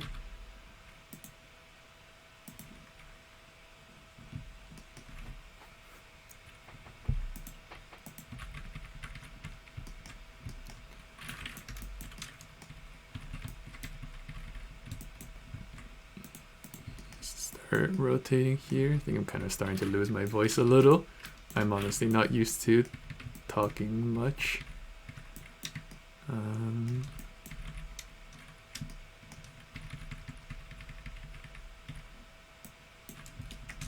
Let's see.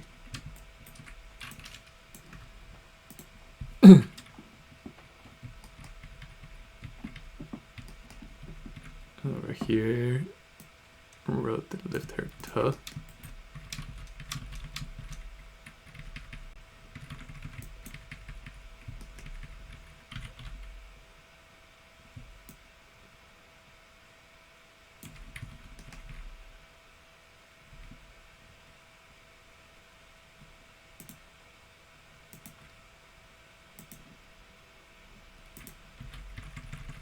Over here, this should the movement of her body, she should really be moving more.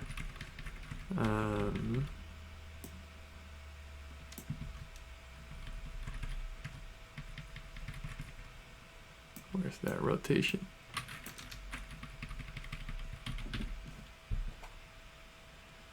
All right, and then I think that's good enough for the ground when the foot's on the ground here. Actually, I can ease one more thing here. I can ease this a bit.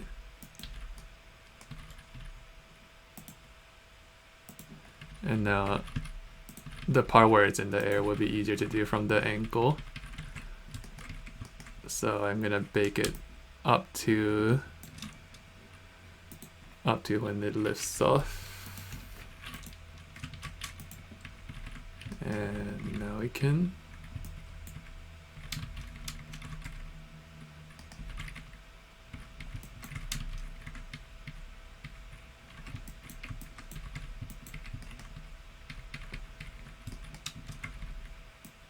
how high do we want? Let's rate her like really high.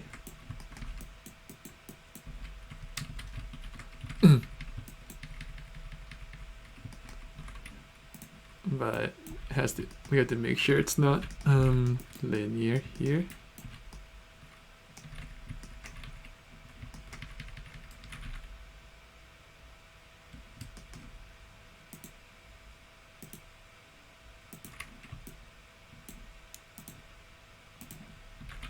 And then bring that in.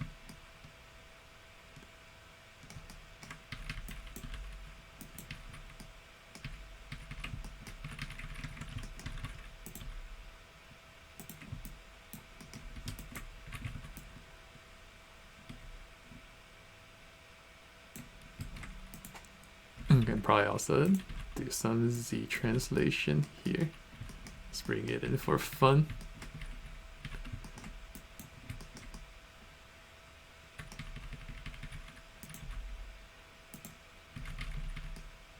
And have it come out again and then have it come in. Again, I'm gonna be ignoring physics here.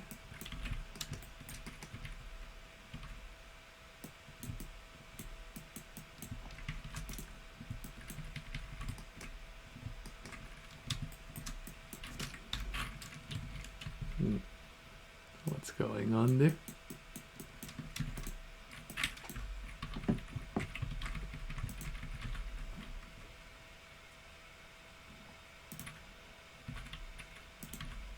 Okay, this is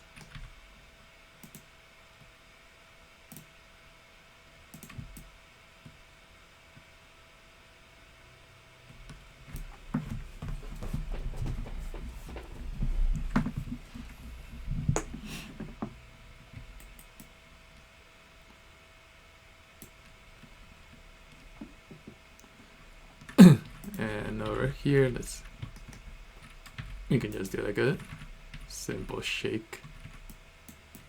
Just like do that by hand.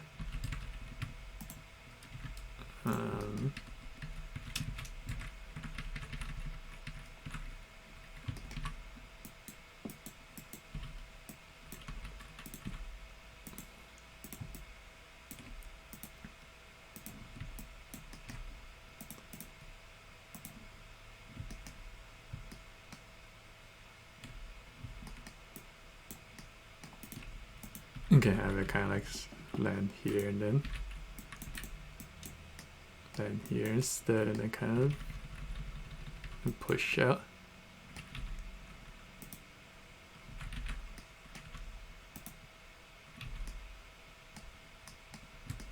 This kind of makes her look a little softer.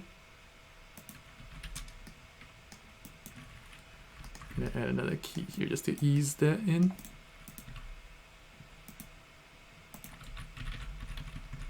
Now the question is, should I bounce her knees or not?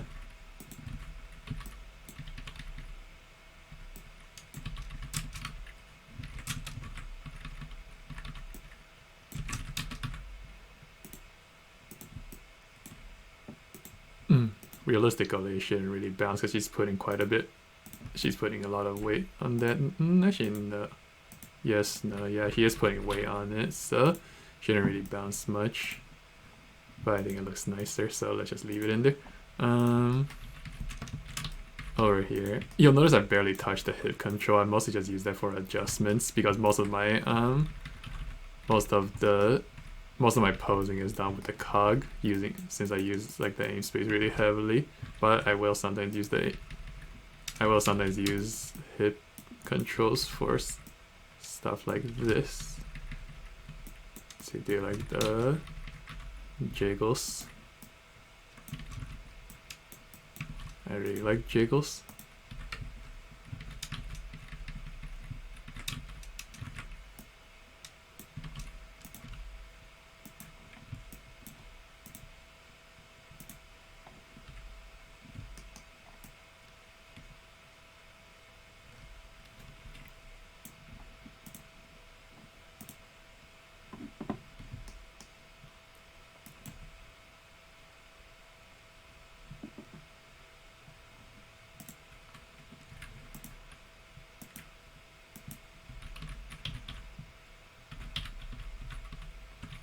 Over here, you're kind of breaking the spine a little. I think you can do that.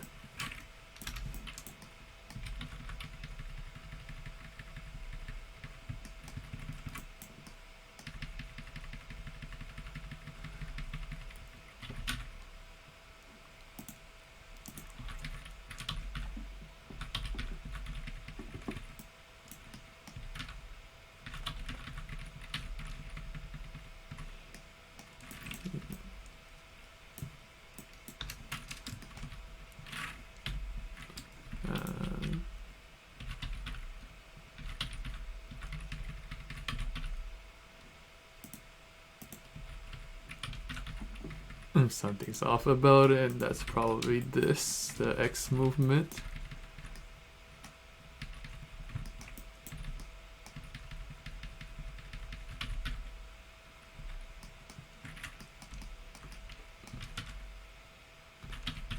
Yeah, he wasn't pulling there.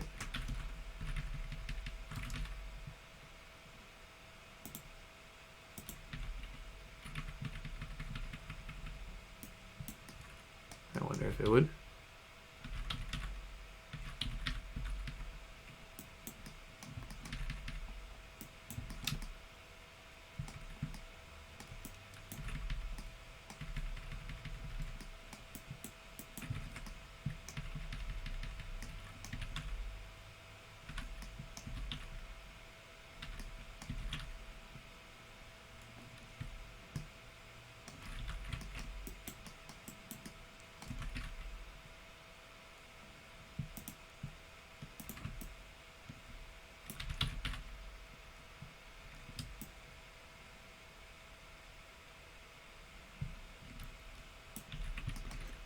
I haven't really touched the foot on the landing here yet. Let's just do that real quick. How far did I get earlier? I think I got over here, yeah.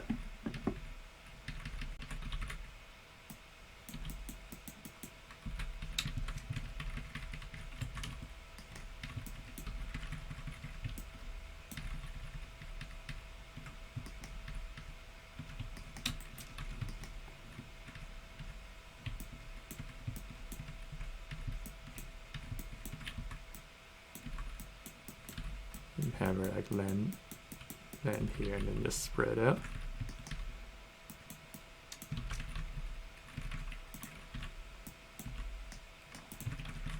I'm getting a double frame there. This is the one I want to remove.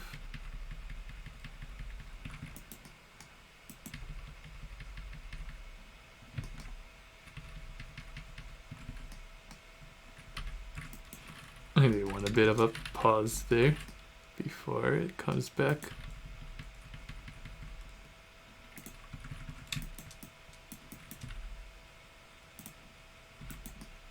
Come out faster.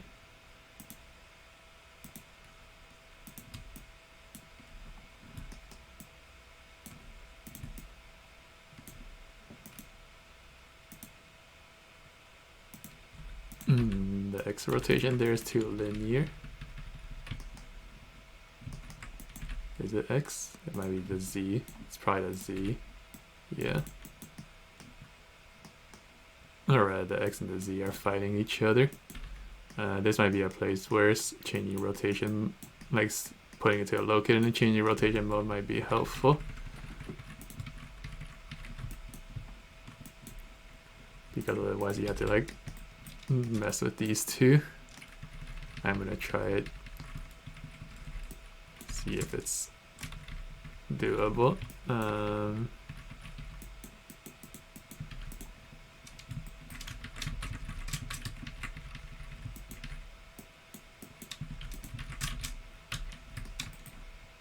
See, rotation.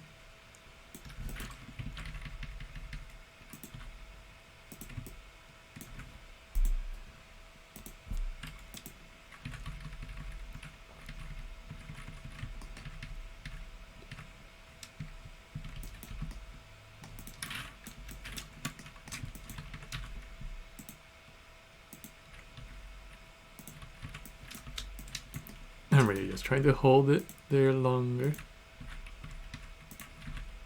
I think that works, and then make this clear.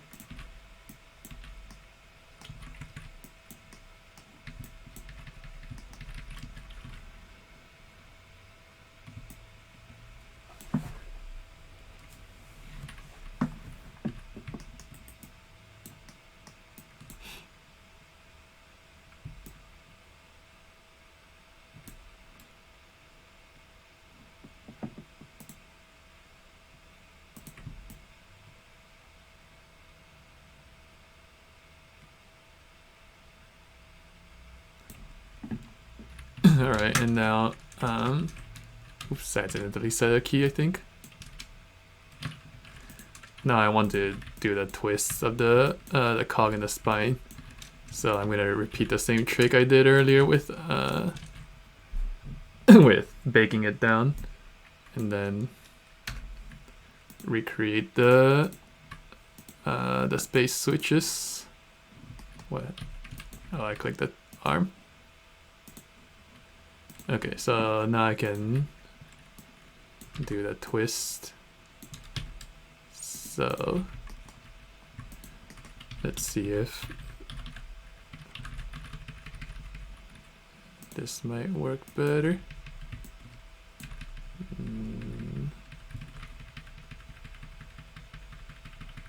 I'm just like checking the rotation order to see which one helps or which one's more useful here. I think this one is more useful for now. So let's do that twist.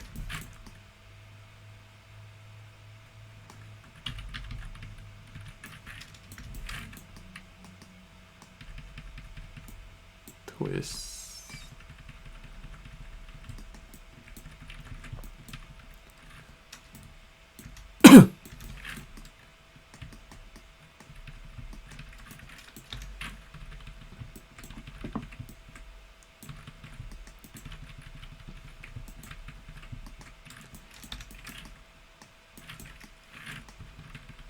And then this can twist down.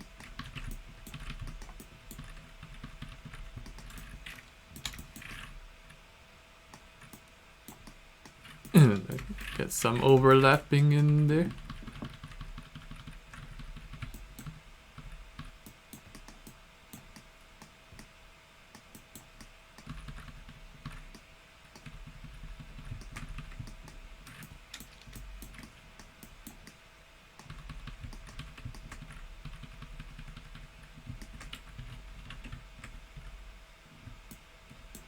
Alright, now let's do the chest. Let's see. Okay, that's really going crazy. What's happening?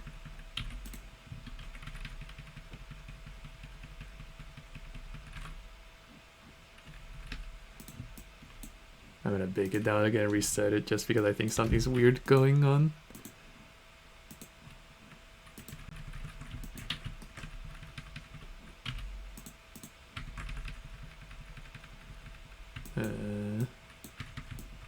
I think it's just the rotation itself here is really strange. So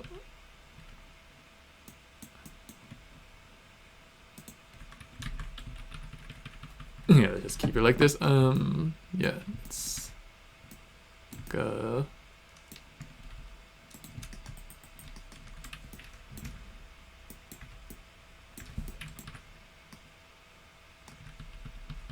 Oh.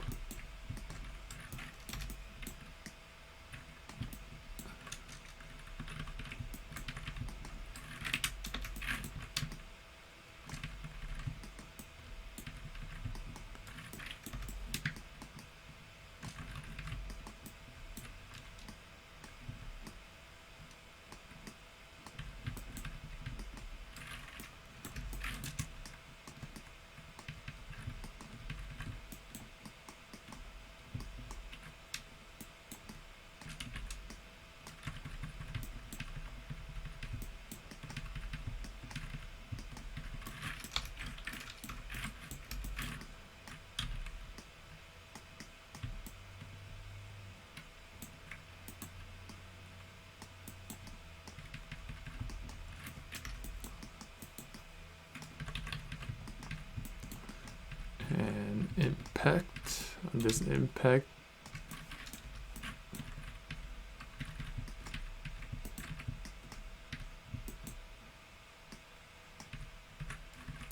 her hand plants down here, so she's going to, her chest is gonna get raised.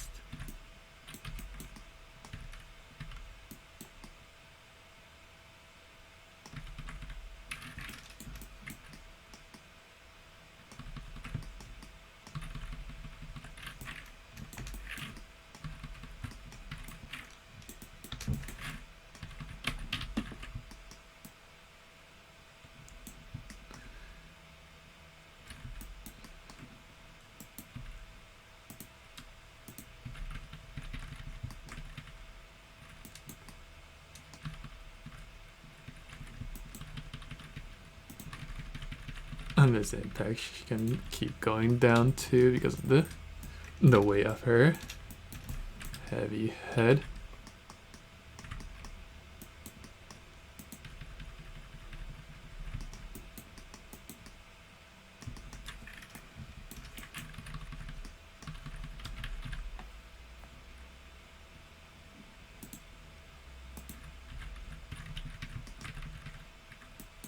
So delay this a bit.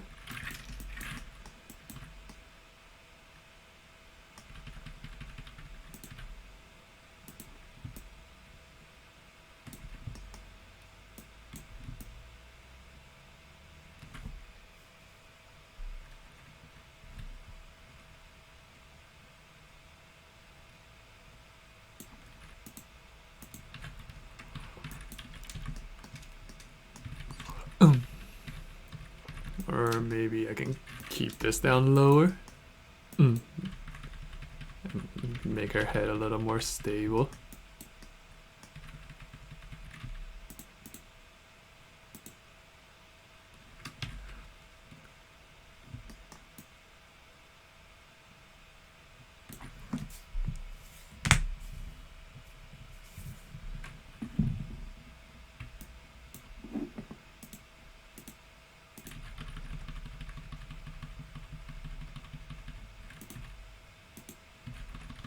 I think that the twist here is a bit late.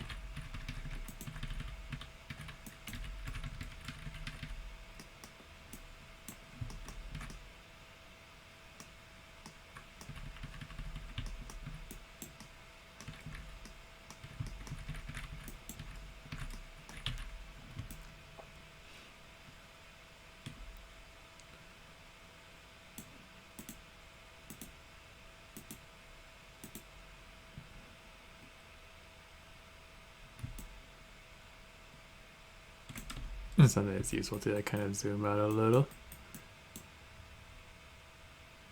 You get so caught up in like the main detail, sometimes I forget to like really look at the whole thing.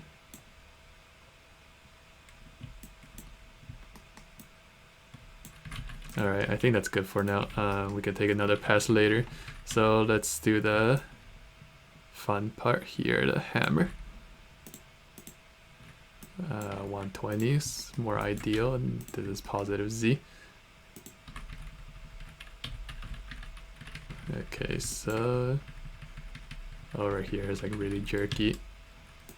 So this is, you can just start by doing a big cleanup pass here.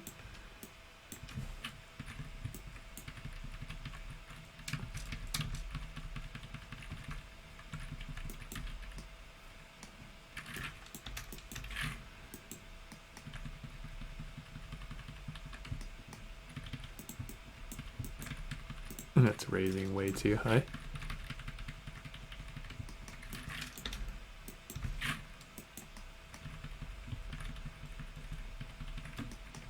And then over here is like a pause. I don't want that pause. It should be smooth going up and down. Or rather, you just keep accelerating all the way until it crashes down. Do you see that easing there? It's no good.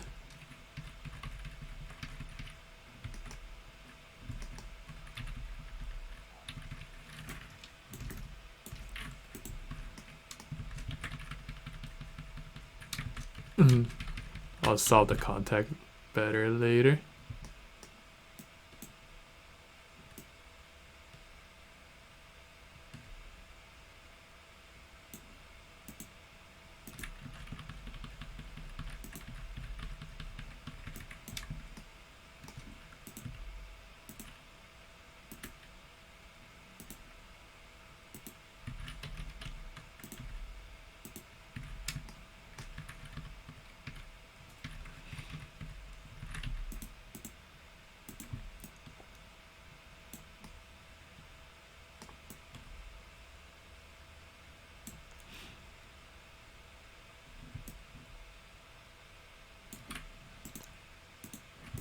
Over here, that it's coming pretty abruptly to a stop, so I'm going to ease that.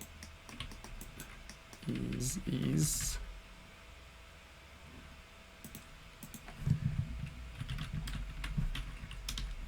And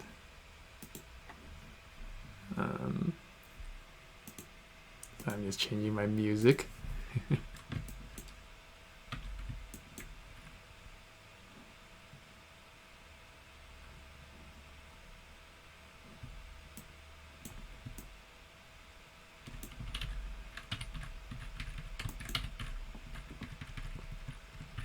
Okay, let's do this grip part here. I haven't saved in a while.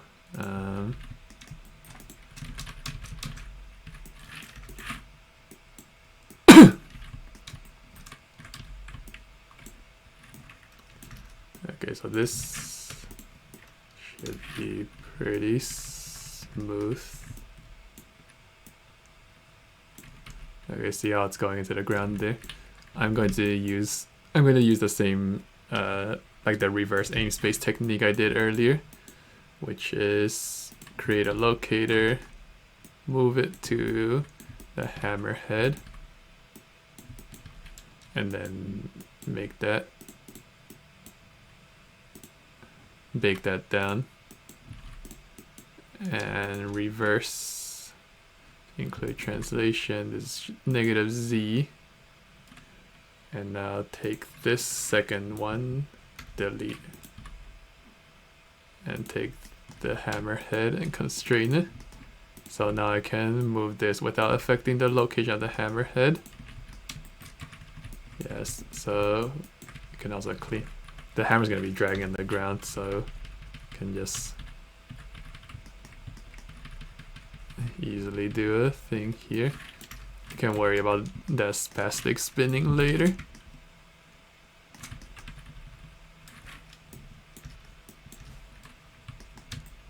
And then another interesting thing is now you can look at the spacing of the hammerhead, and if you look at the viewport, the spacing is actually wrong here. It's easing from this one to this one, so we need to move it back a bit. You'll see it in here. See how the distance between this one and this one is bigger than this. So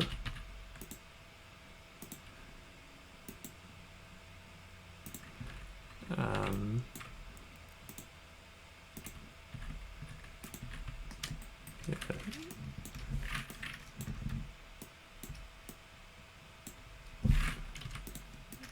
Fix that easing.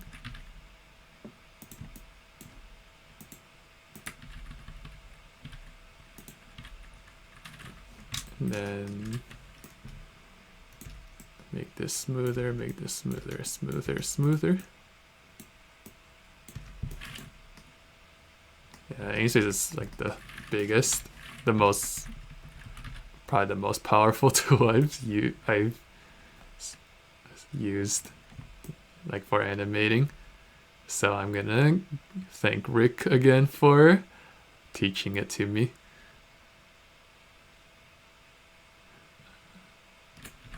Let's see.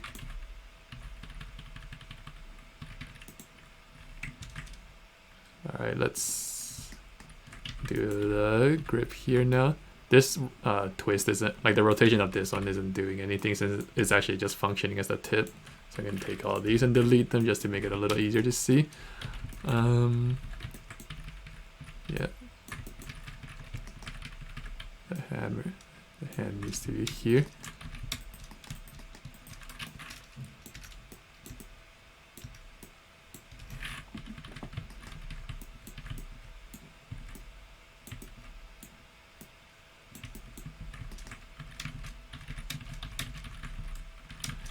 And you're gonna do like I'm doing like a rough pass on the cleaning up, and I'll do a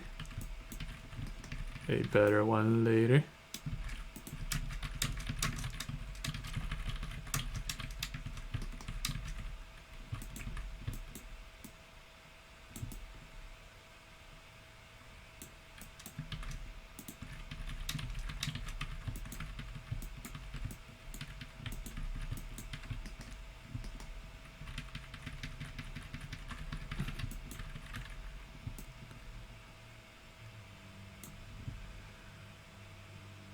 It is already looking a lot better as far as the weapon goes.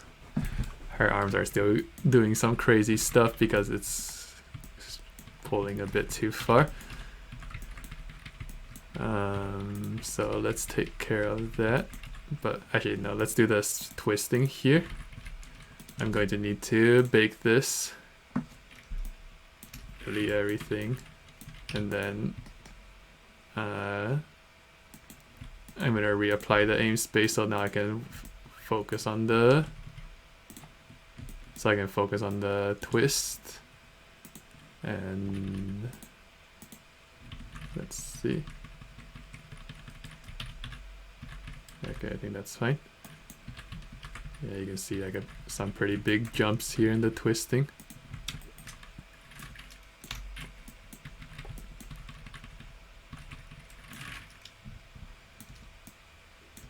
I wonder what happens if I remove this. What will it look like?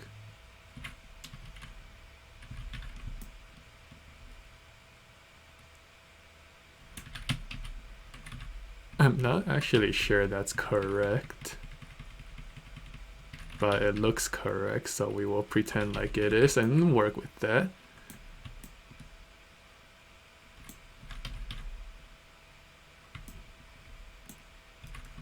Okay, now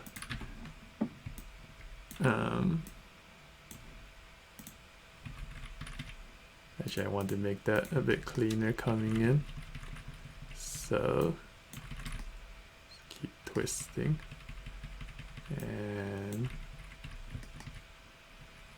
yeah, I thought so. There's something going on here.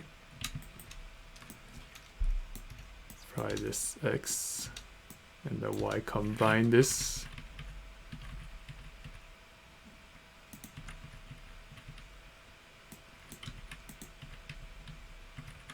I'm gonna bake it down, and I'm gonna bake it down and reapply it again.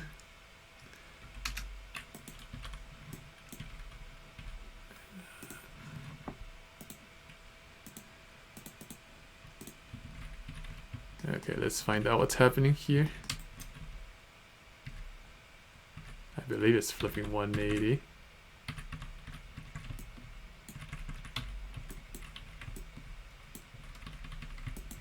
Yeah, it is.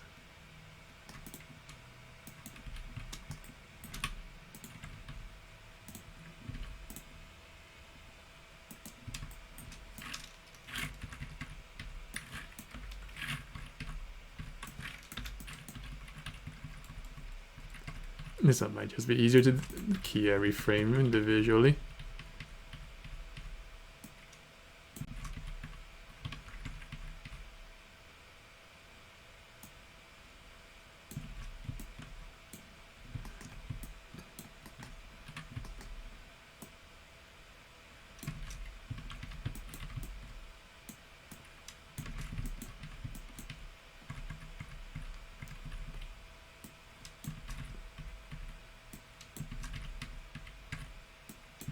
I'm probably cheating here.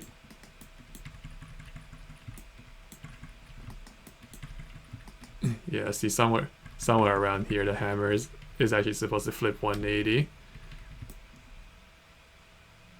Because our hand should be oriented the other way around, like this. So I can either keep going with this where it'll make the hammer's movement smooth, or I can actually rotate it 180. I'm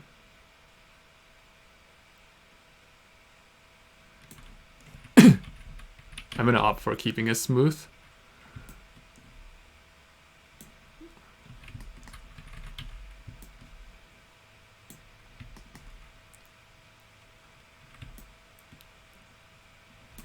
Okay, let's keep it smooth. So first over here.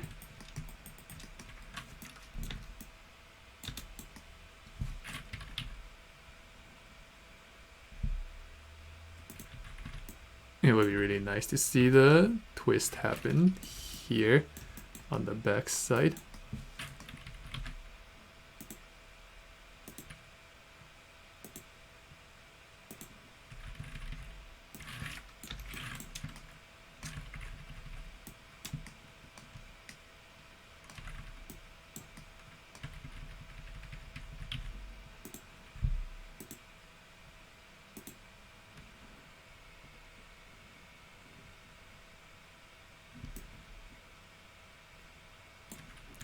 Alright, and now I want to keep this out of the ground. So since the contact point on the ground is constantly changing, then for this one I think the easiest way will probably be actually just to do it all by hand.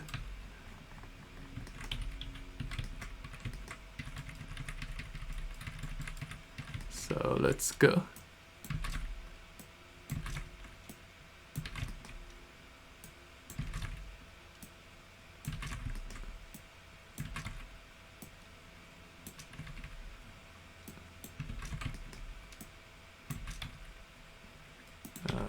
It shouldn't, over here, it shouldn't already be going to the ground.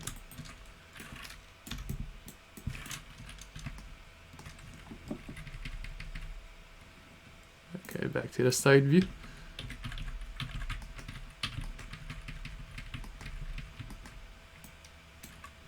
Actually, let's do this. Okay, now I'm gonna go to the side view and check it. Okay, over here it's starting to go.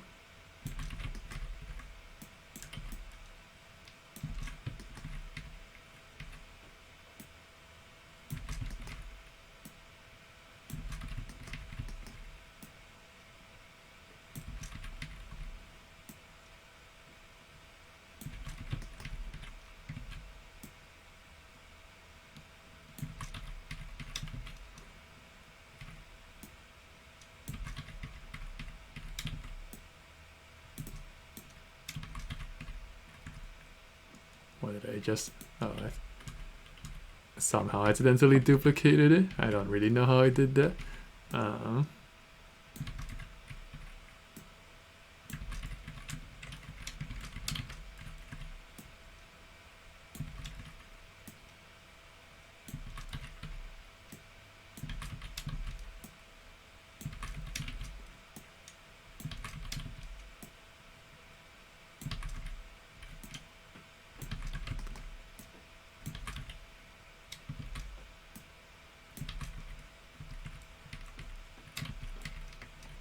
Okay.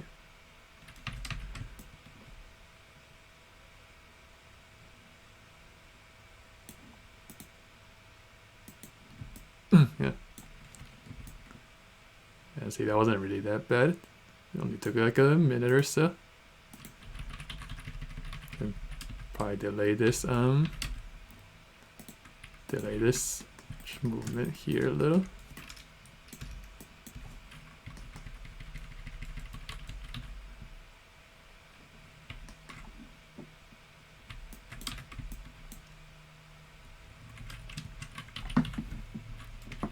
And now I just have to clean up the hands. So again, thanks to the pivot, this won't be too hard.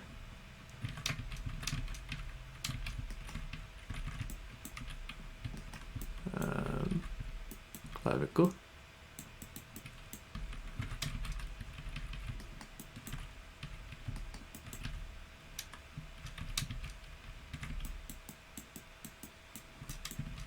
I'm gonna need all the space I can get with this.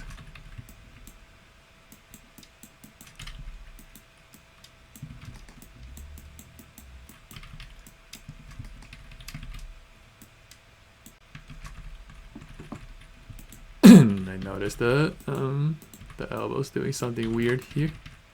Where is that elbow? There.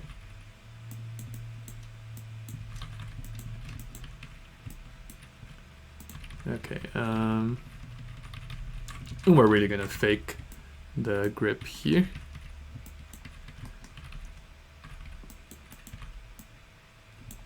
Let's pretend like this works and nobody will notice unless they like super frame by frame it, which unfortunately I think sometimes people do.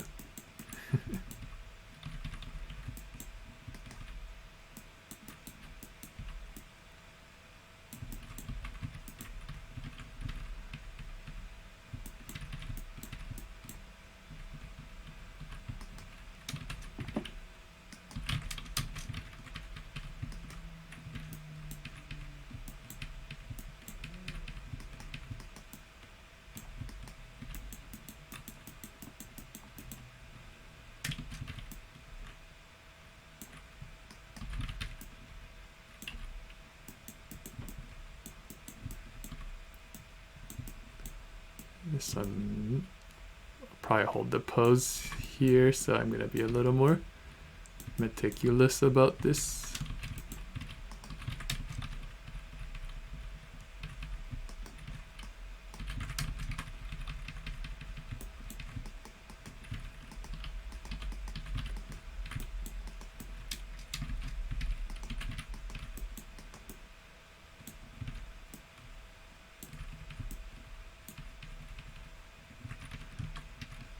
And it seems like over here it's reverted back to how it was originally, so now I can like bring it back.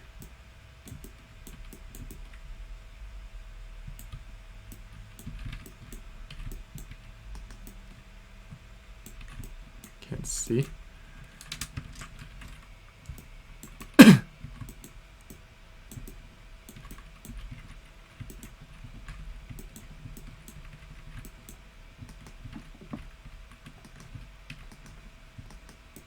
This hand plants on the ground.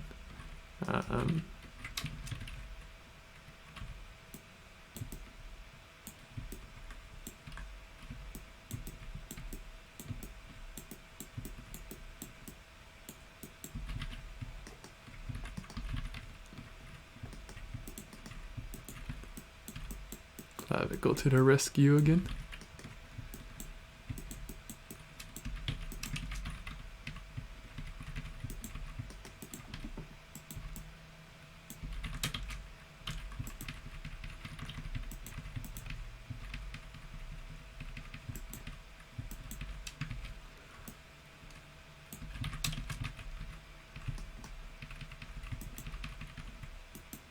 Okay, I think that's the right. I think the right arm is good there.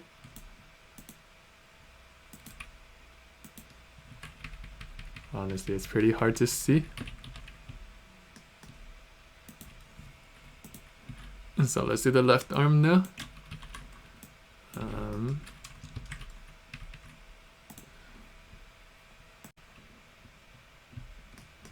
Let's see.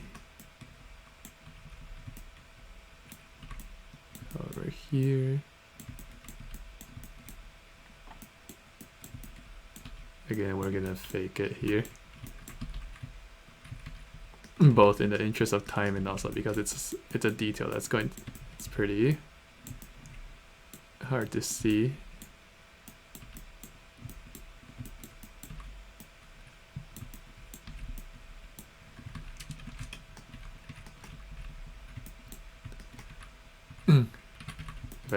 If I ever put this on my demo reel, I'd go back in there and fix it. Actually, I probably wouldn't.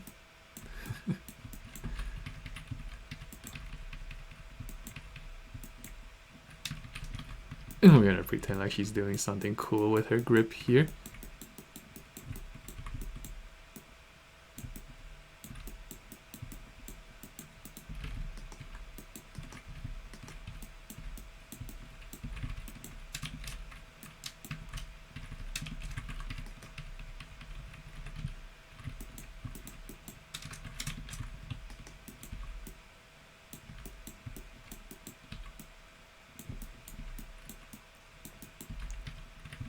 I might open her fingers later.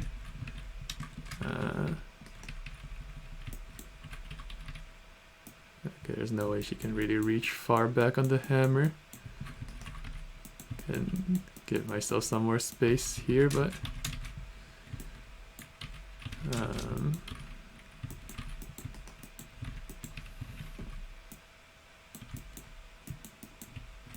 let's see how far back she can reach.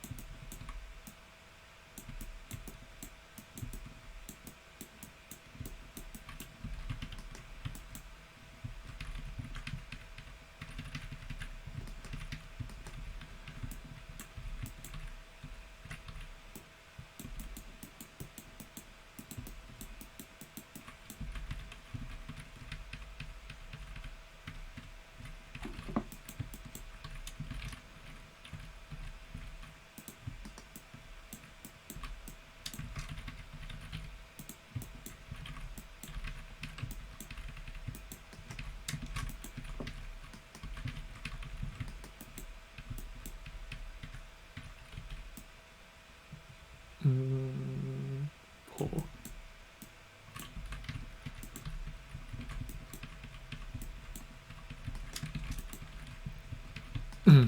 I'm using my axe cutting knowledge here.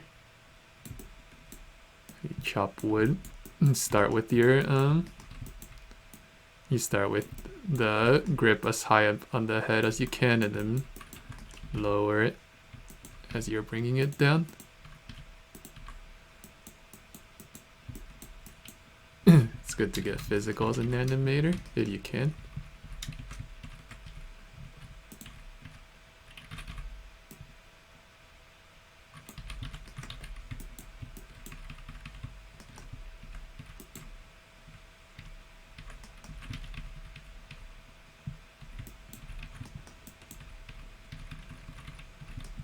Let's just kind of like fake this here.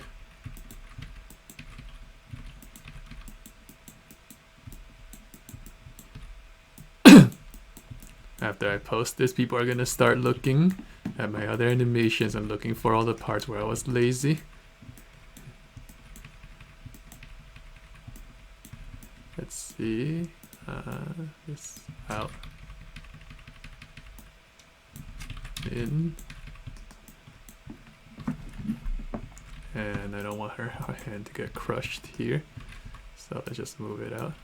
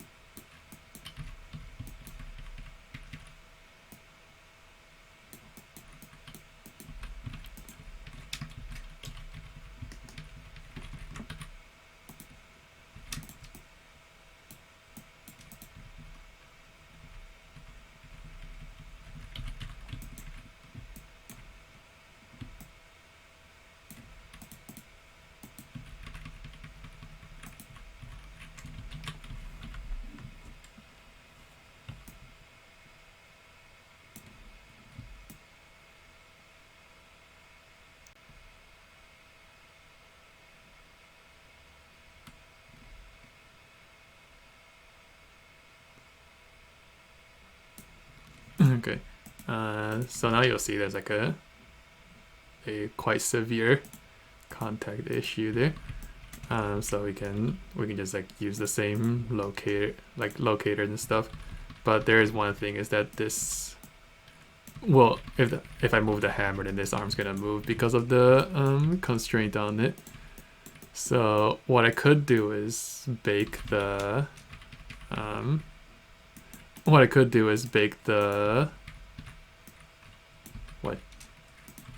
bake the IK hand down. Or another thing I can do is take the locator and then convert that into world space, which that's what I'm gonna do. And I have a button here to do it, but really all I'm doing is making a locator, matching that locator's animation. So I constrain the new locator to the hand, bake it down, and then reconstrain it back. That's all that button does. So now no matter what I do to the hammer, the hand won't move anymore. And now I can solve this contact. Actually, this is premature because I need to solve the contact here first.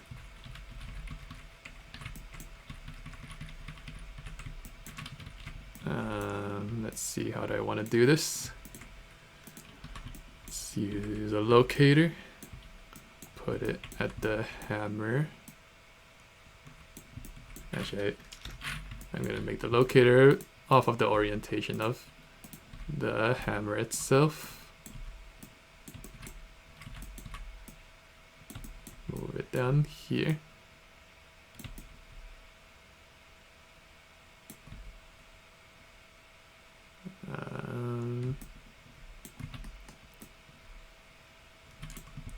Yeah, I'm gonna try something here. Parent bake. And then parent it back. Oops. Oh, it's because it's currently on the aim space. Let me remove it from the aim space by baking it down. And oops, I accidentally baked again. Okay, so now it's here. What happens if I do this? I'm just gonna try this real quick just to see what it looks like. Not sure I like the way it comes in there. Yeah, I'm not gonna do that.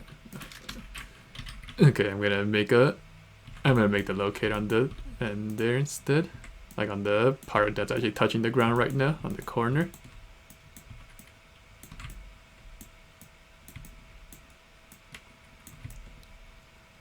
It's close enough.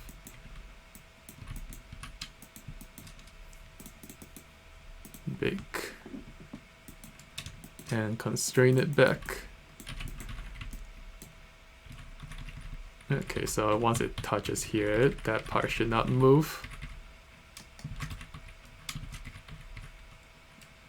So, translation, I don't want it to move at all.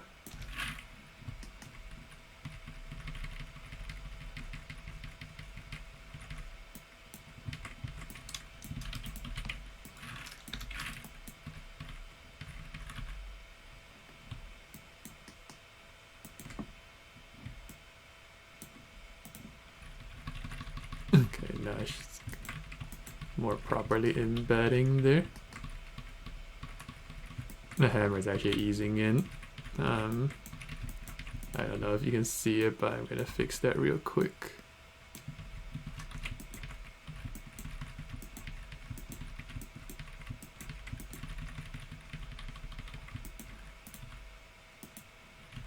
Okay, that's better. Let's see. It will be more advantageous for this to be in Z rotation. X, Y. Okay.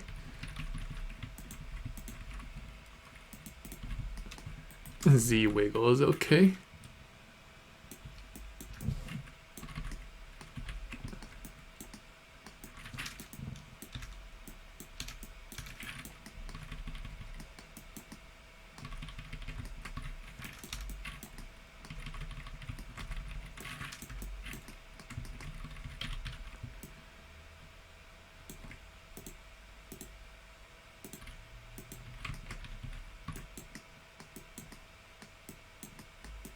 Let's overshoot this. That's a bit much.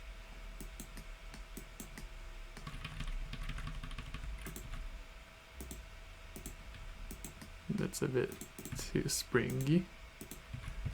Actually, no, I don't like the overshoot. I think that's makes the hammer feel lighter.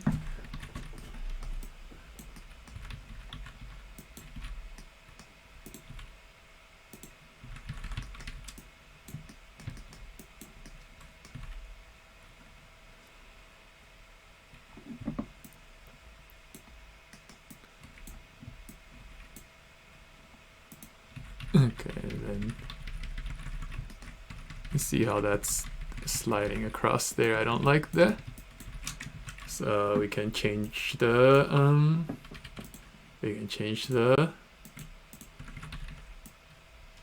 this rotation order again. I also want it to stay out of the ground. So let's just raise it up a little bit. And then I don't want the Y to wiggle there. So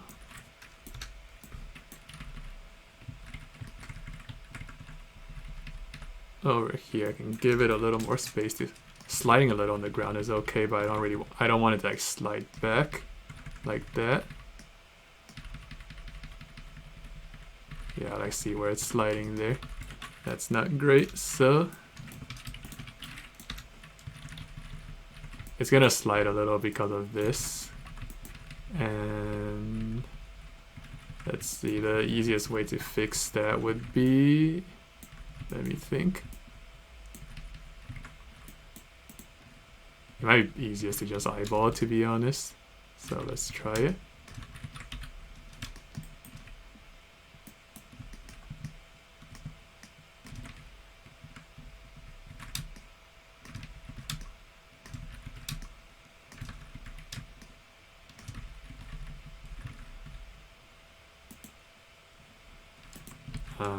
Let's see. I'm gonna bake this so I can get it on every key.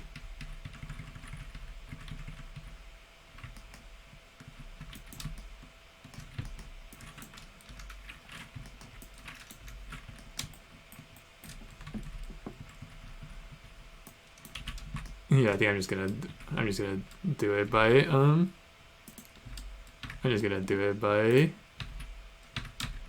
eyeballing it like this.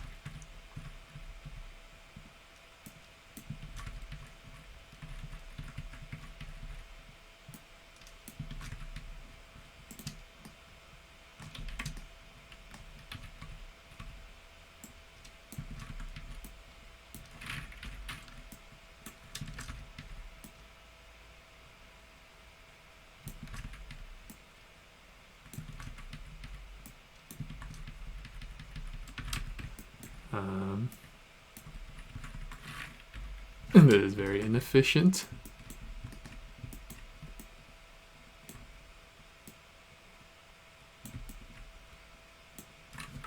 Okay, let's do this more intelligently. I'm going to make a locator. Where is it? Set it on the end there.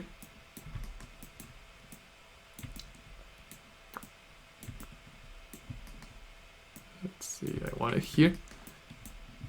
And I'm going to take this, constrain it. So now it follows the handle. Now I'm going to bake it. And now I'm going to take this -z as the closest axis and then aim space this thing.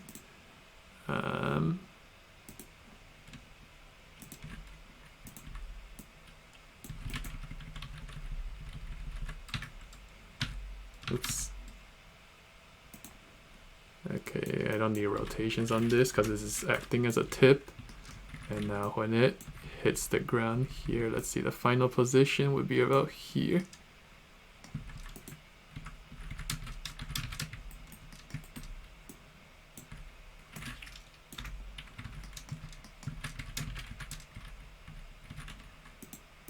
easing. I don't want it easing.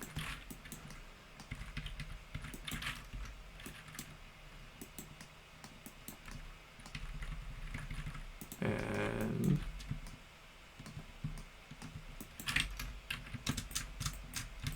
you can slide a little on the ground, but it shouldn't wiggle. Oopsie. Okay, see, that was a lot smarter than what I was trying to do earlier.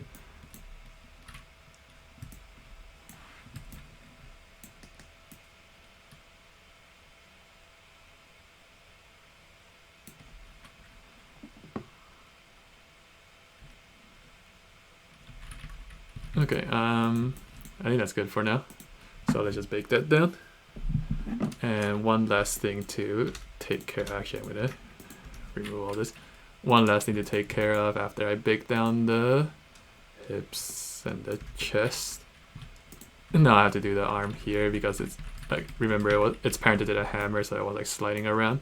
So now I can do the thing where I convert it to world space and then actually just plant the ground, or plant the hand on the ground.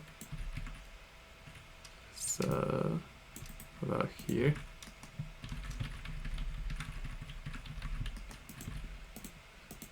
Where's the clavicle? I think that's it. No, that's the arm. Where is it? You know what, I'll just go back and do this to find it. Right arm, FK control, right shoulder, okay.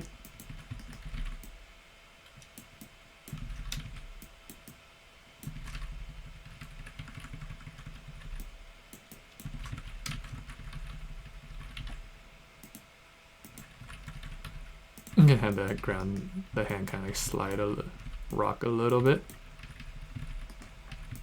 And this can be just done by eye.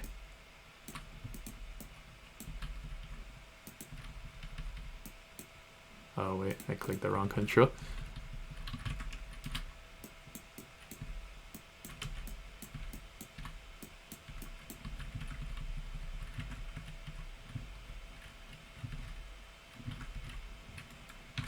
This is a bit low.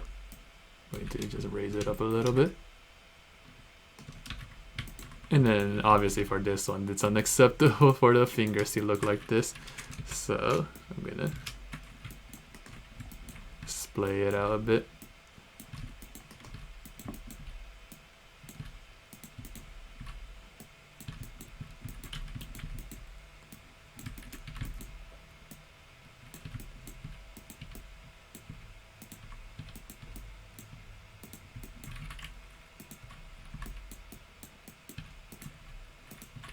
And the middle finger has the least side-to-side motion of all the fingers.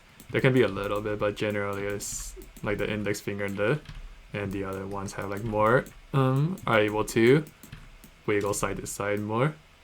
So I don't usually like really twist the middle finger much. I could add a little bit more pressure by kind of bending the fingertips out.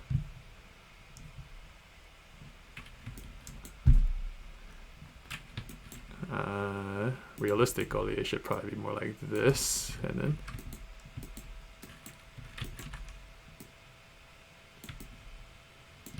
this.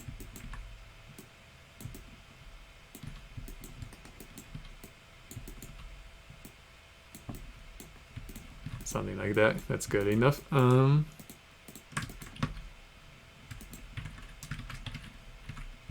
Let's see the splats here.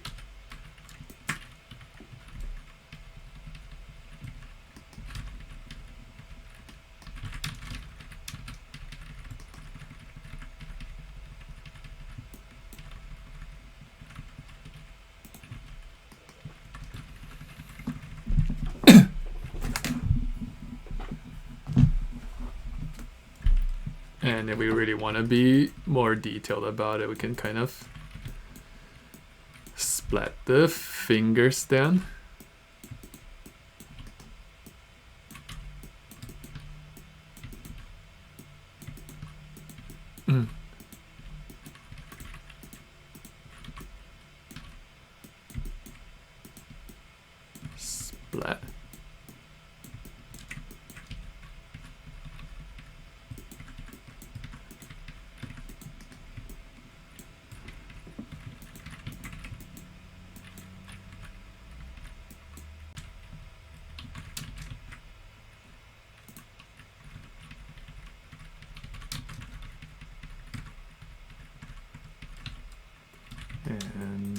to take this.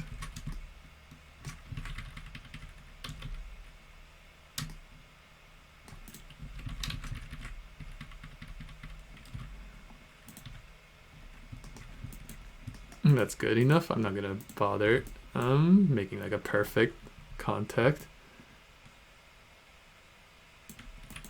And then over here, I do want this to be a little more at this point I can bake back down the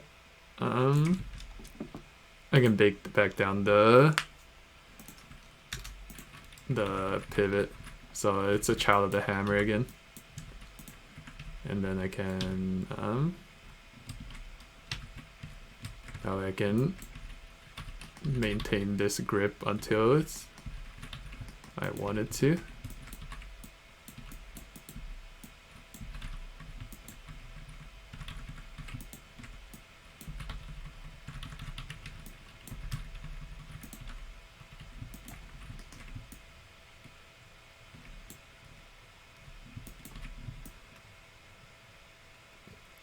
Alright, I think that's looking pretty decent, so we can move on to the last batch here, which is the return to idle.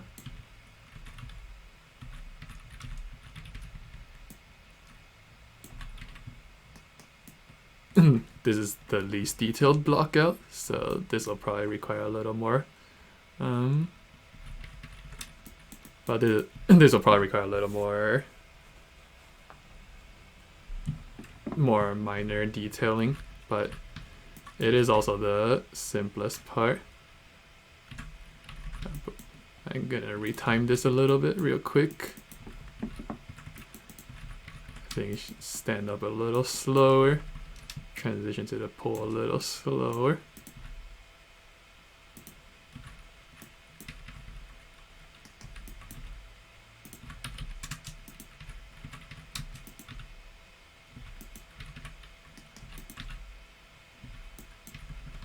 This yank is happening much too fast.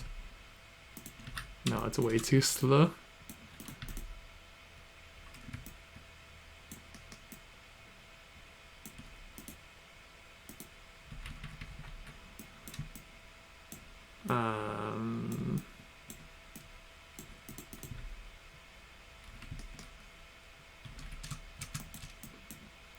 Let's give myself some more frames to work with at the end here.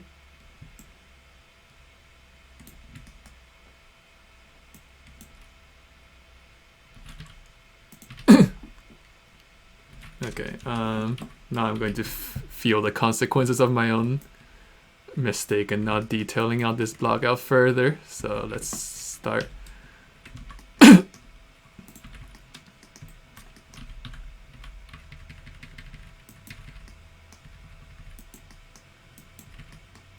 Again, it's the same process here of starting with the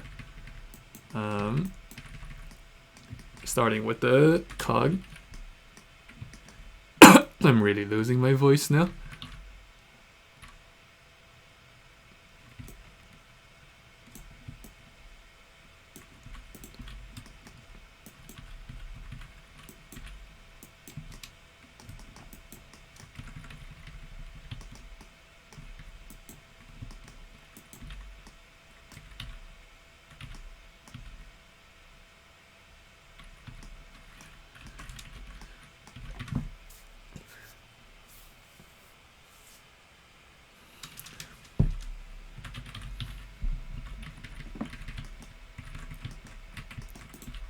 Let's see how far she can pull back without.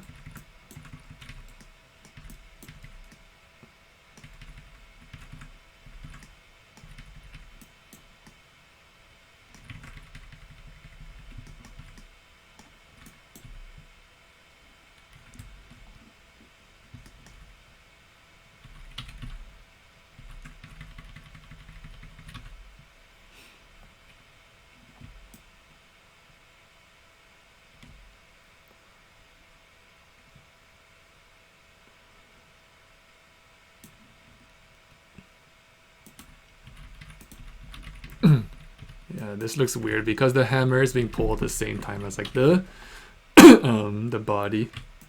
It should be like the body first and the hammer and then the body again.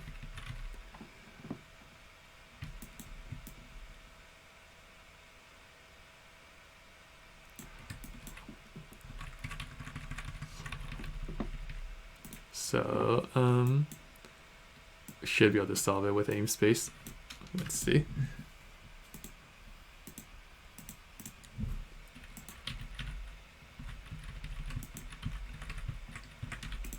This part should be held a bit longer. Same with this. Let's see, it should pull in. And then I'm gonna delete this, hold.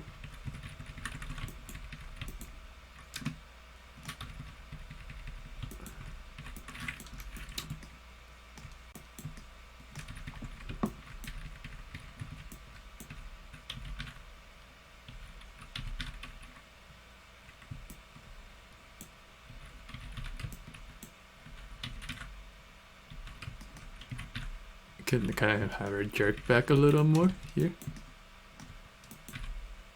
Because she's really yanking.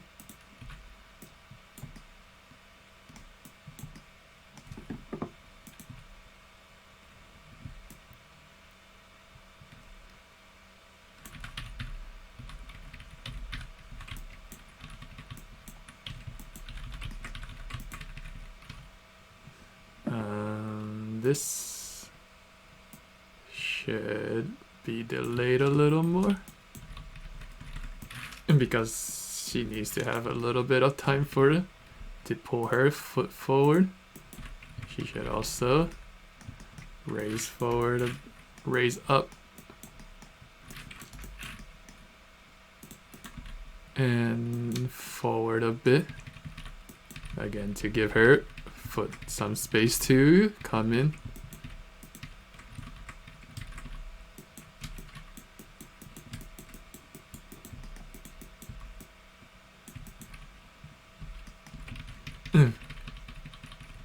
For this one, you'll notice I'm working on the foot already instead of doing like the cog fully first, because the foot has some important relationships with the cog.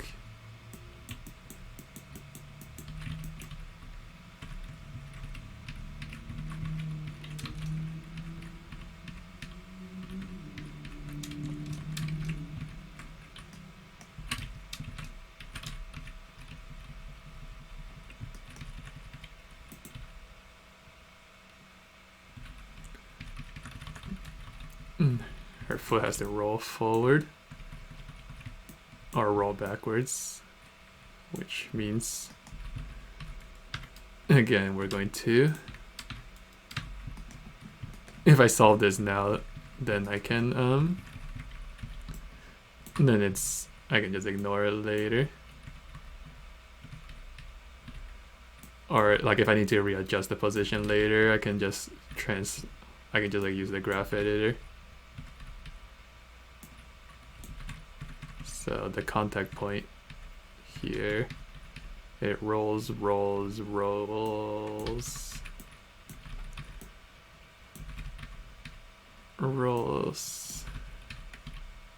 It's going a bit fast.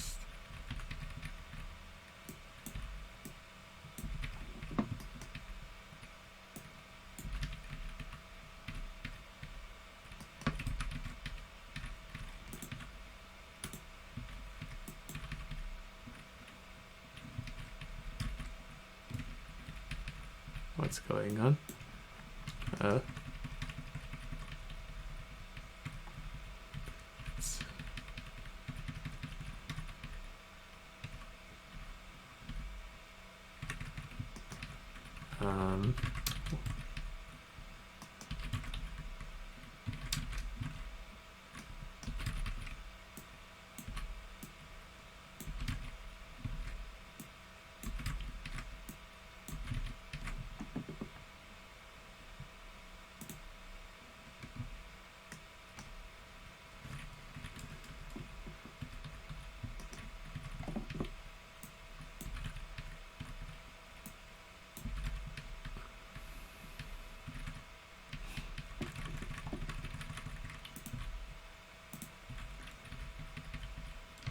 Okay, now let's do the from the front view.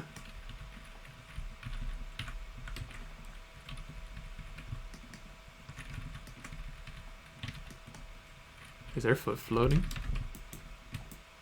It is floating. I never even realized.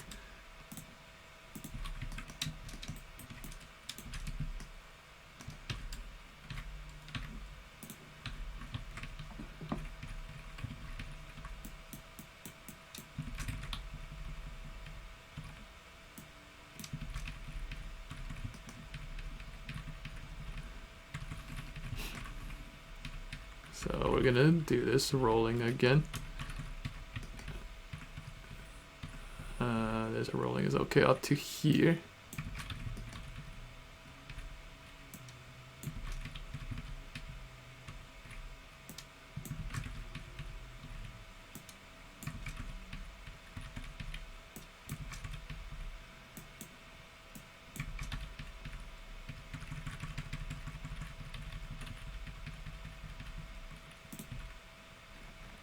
I think that's good.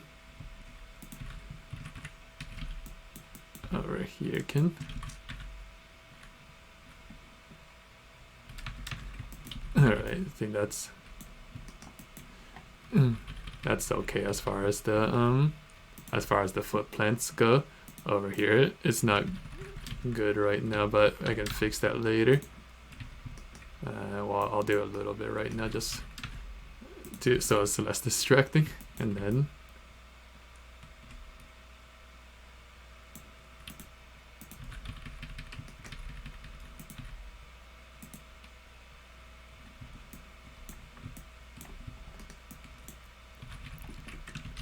I think we can raise her cog a bit higher.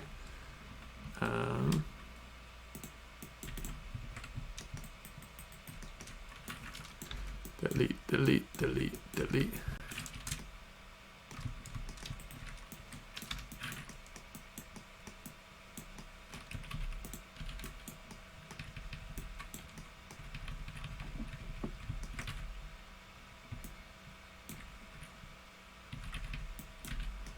Should stay on the ground longer until she actually lifts the hammer.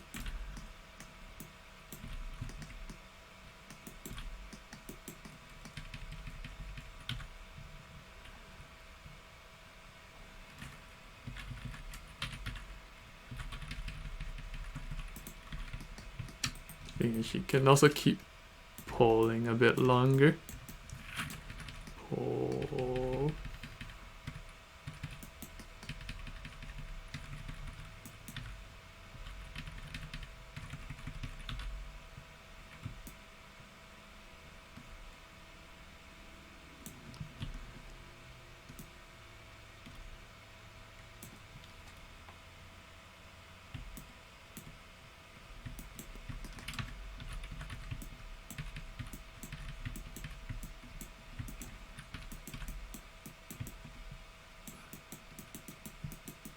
I'm gonna fix the head here or like do something with the head just so it's not like so broken.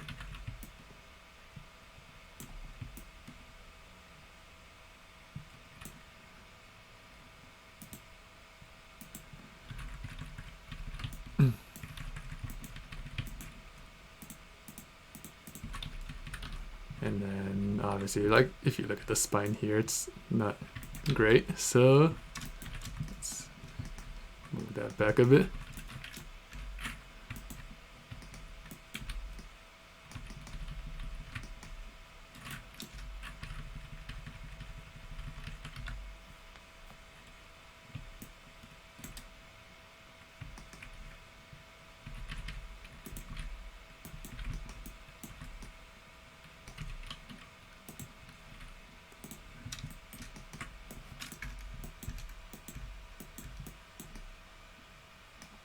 Let's kind of make this a little more stylized, more exaggerated on the forward movement. I don't want her so springy there.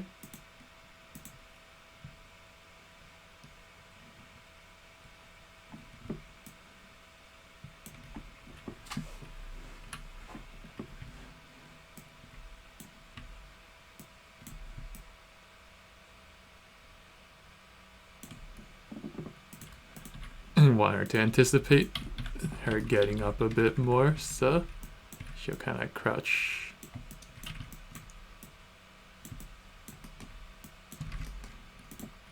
Where is it? Yeah, this is the importance of a good block out.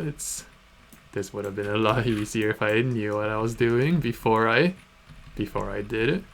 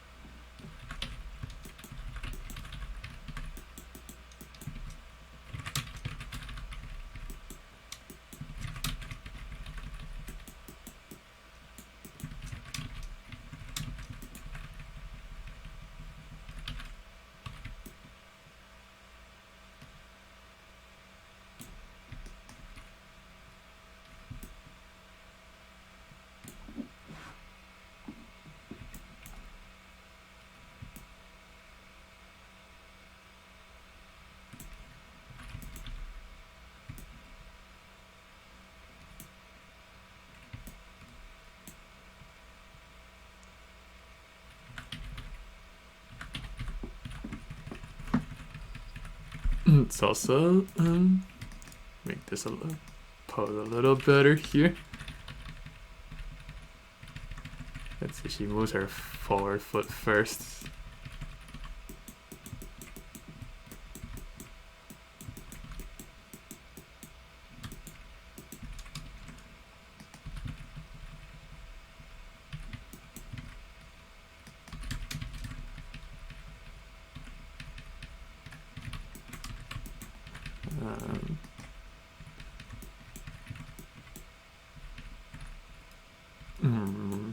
You probably slide your foot like this a little, so you step up.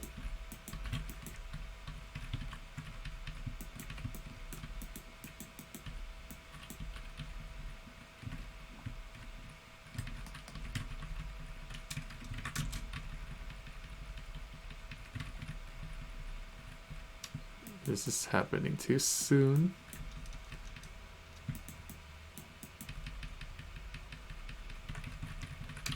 And that's kicking up too.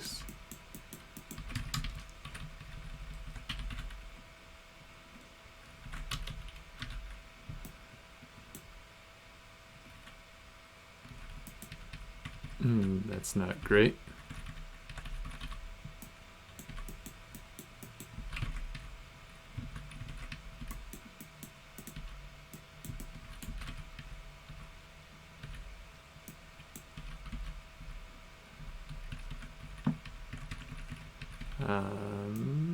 Let's make the step a little smoother in.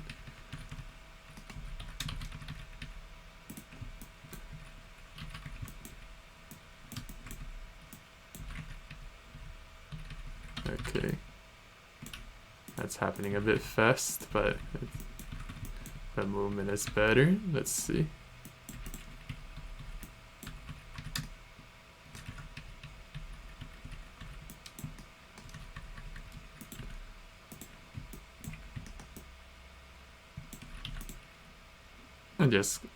I just spread this out and this should be fine. Oops. Let's see, the real problem area is here and here.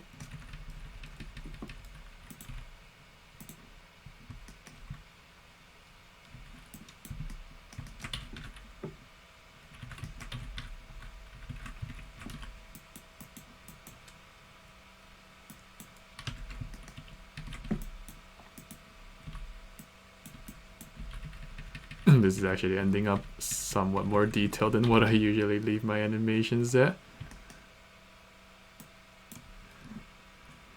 I think we're coming up on 3 hours now. I think I have reached past 3 hours. We're almost done though, ish.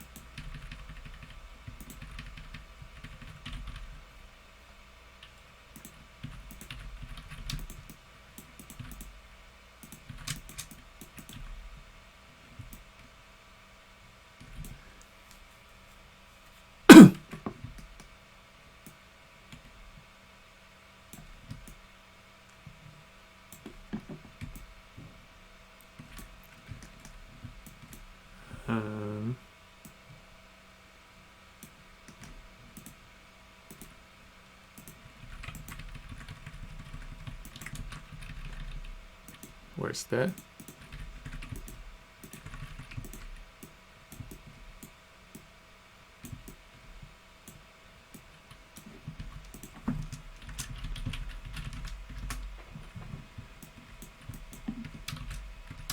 It's kind of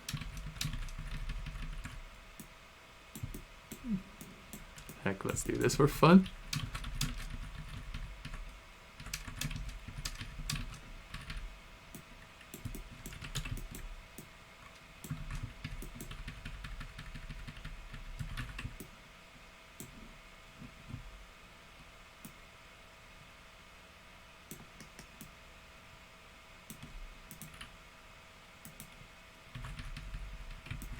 I still feel like this is too smooth, but I'll adjust the timing later.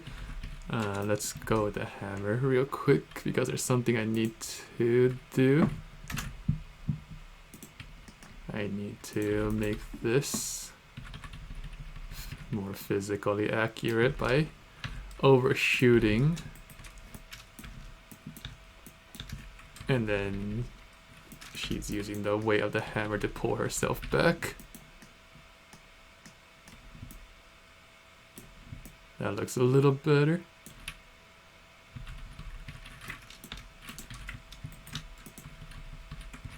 I don't want this weird lift.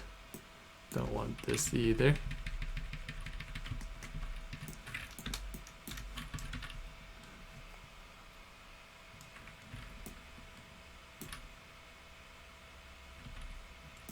And then this is quite abrupt.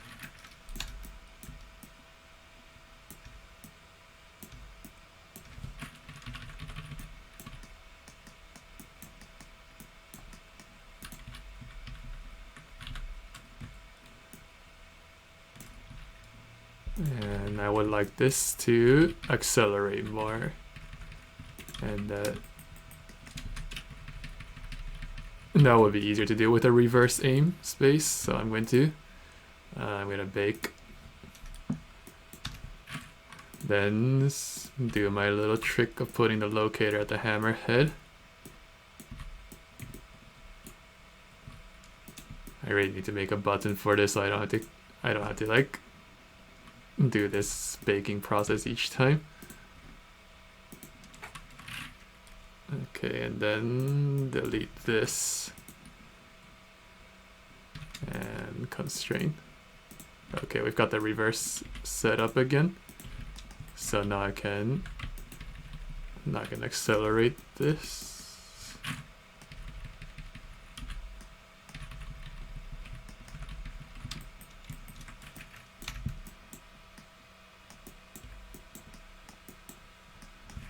Hold, bring it in. I think probably around this point it should be basically, the hammer should be basically still. I use the hammer head.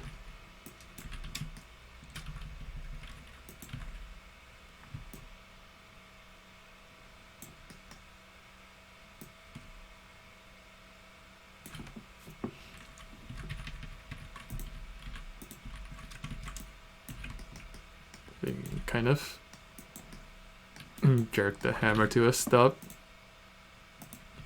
That's too much.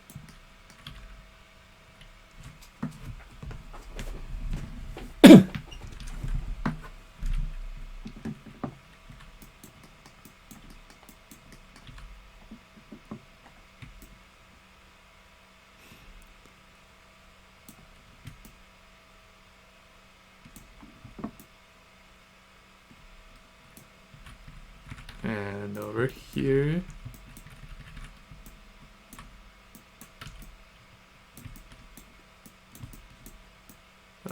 this should be kind of more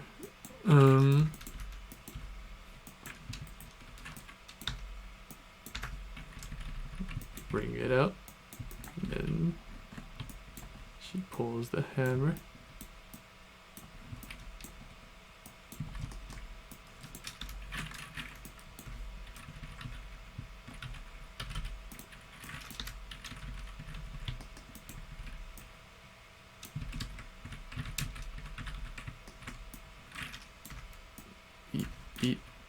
And I don't like how abruptly that pulls there. And that's too much. I think I can just ease that in.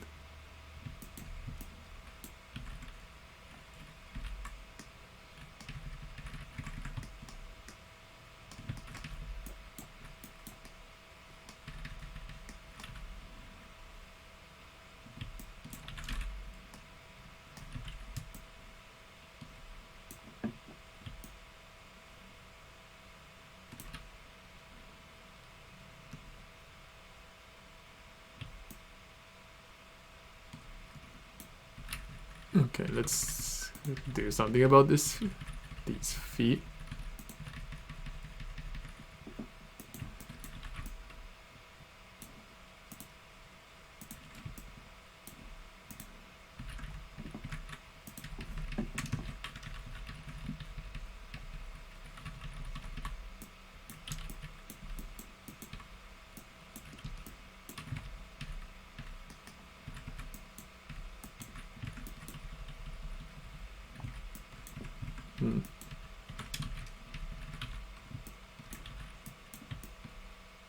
I don't think our feet are supposed to be that turned in.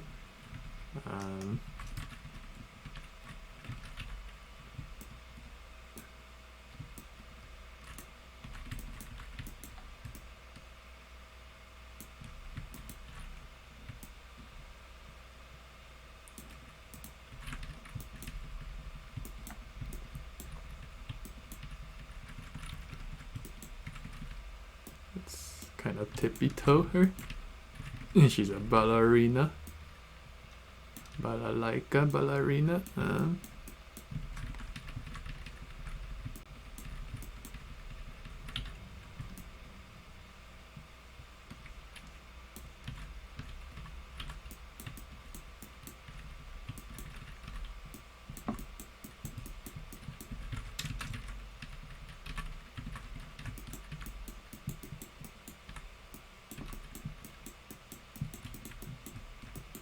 Let's turn her feet in more.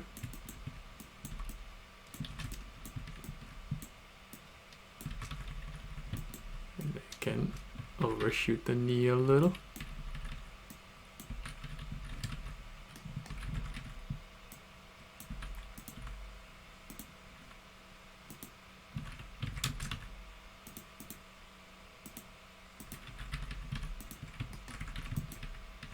It's actually kind of working pretty well, but it's the spacing would be a little improv. Oh look, there's a blue jay right outside my window.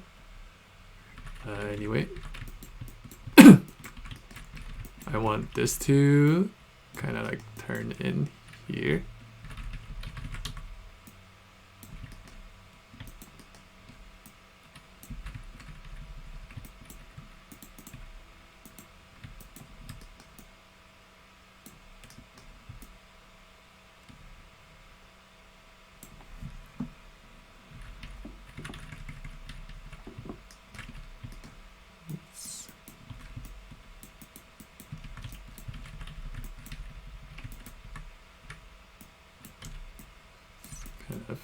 Oh.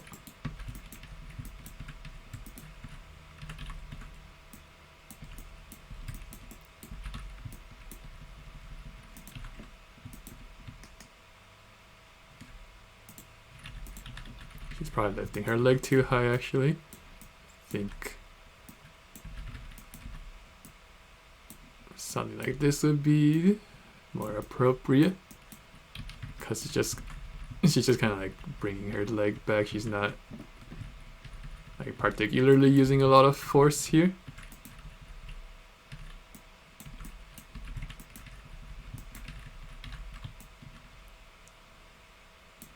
Yeah, I think that's better. Of course, we're getting some hyperextension there, and in this case, I don't really want it. So I'm just gonna raise her leg up a little bit more. I do like the straight leg that I had going on earlier though, so I'm going to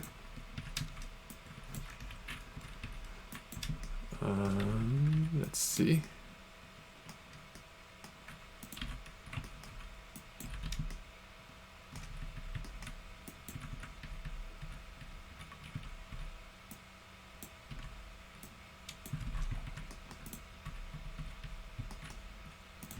Bring her leg down.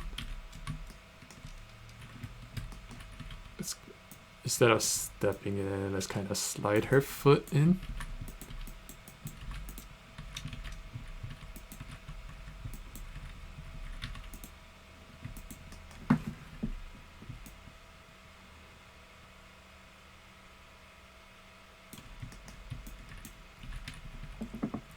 I think we can delay it.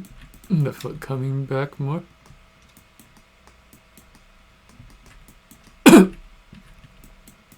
Okay, I think that is kind of like a nice in between the fully straight leg and the really high step we had going earlier.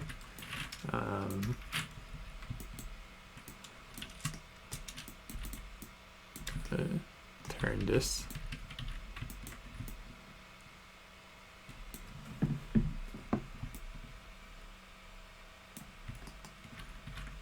Okay, I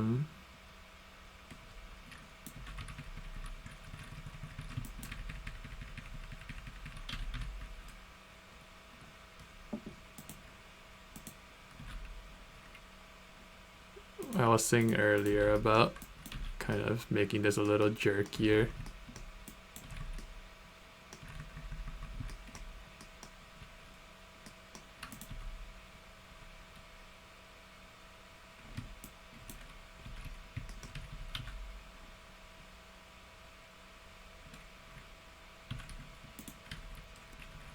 I wonder if it would look better if I made it a bit sooner.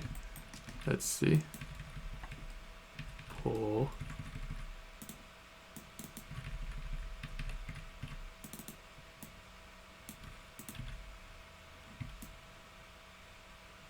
Yeah, I think I like that better.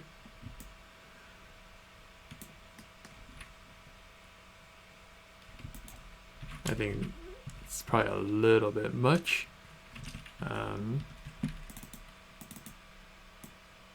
Maybe even by one frame should help.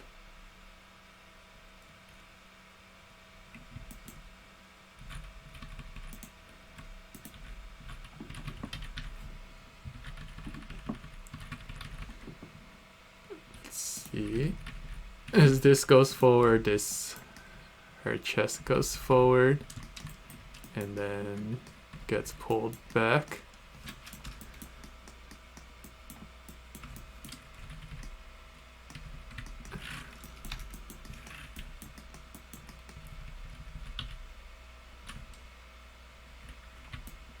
What's going on there?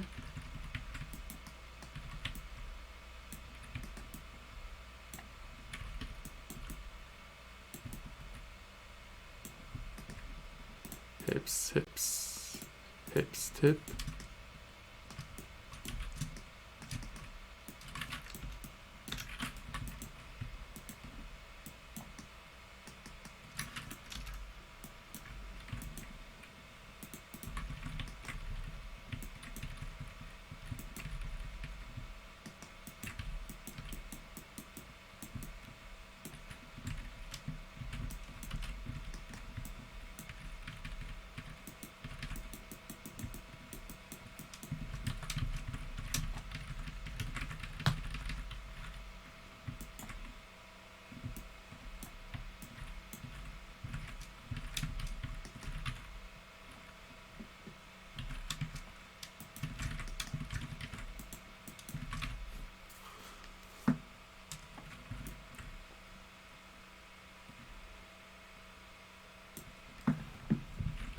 I don't really like how the body feels so stiff here.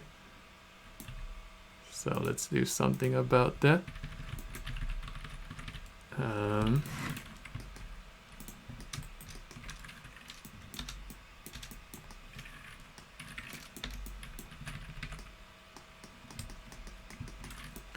My brother said I do this type of pose a lot. Only on personal projects though, because I'm not allowed to do it at work.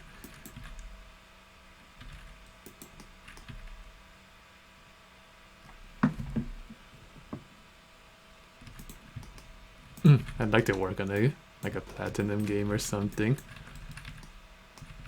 Go a little crazier, like Bayonetta.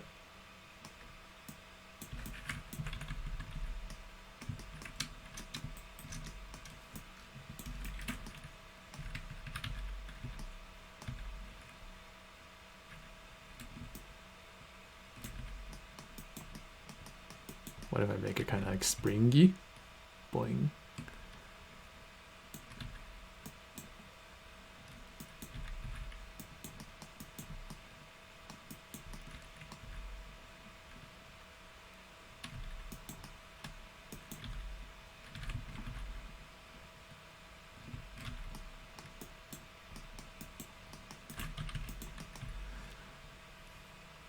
You'll notice I also never use I also never like adjust tangents.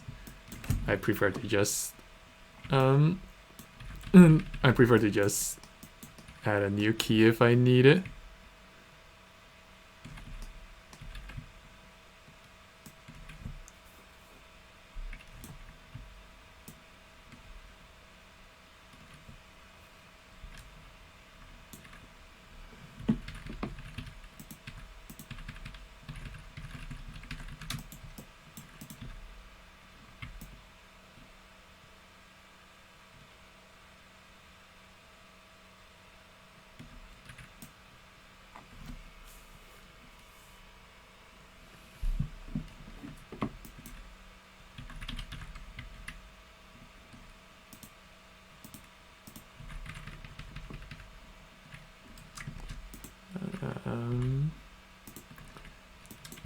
There's something going on here where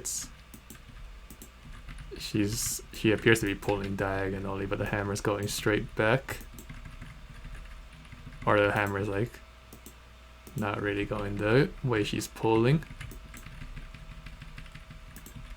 But more importantly, her X movement is pretty much completely still here. And it feels very straight.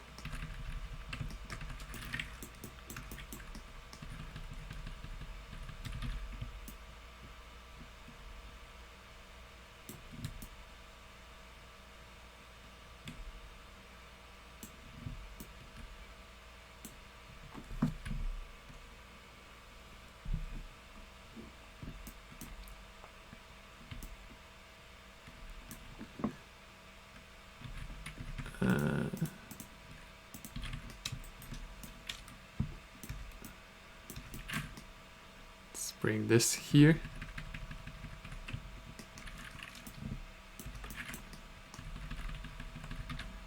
Yeah, at this point, there's not much new that I'm showing. I'm just using the same techniques as I had earlier. So I suppose if you wanted to stop watching, you could. Actually, you probably could have stopped watching like an hour ago.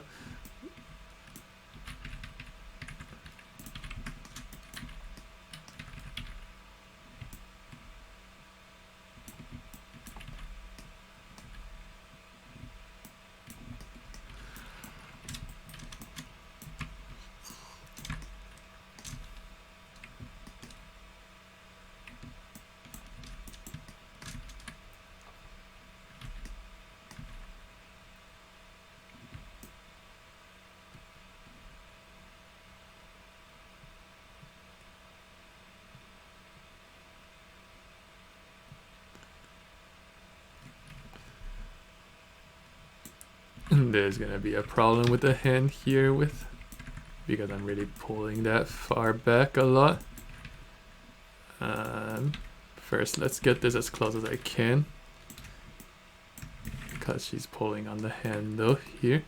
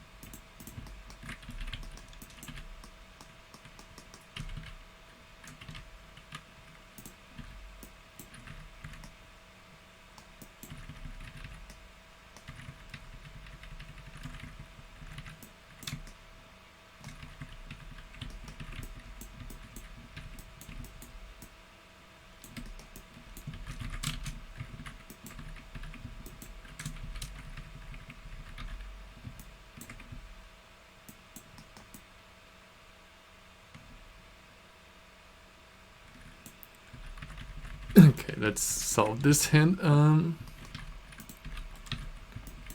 Can give myself more well, actually the problem here is that there's not enough space for the right hand. Actually no, the problem is this extreme twist here. So, and also the hips.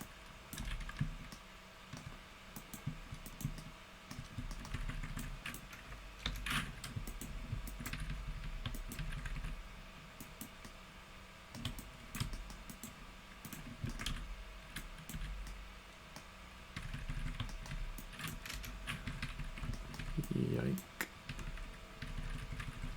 Okay, let's do the twist of this cog in the chest. So setting this up again, set up the chest FK, and let's take a look. Okay, there's a lot of wobbling here, so this is easier.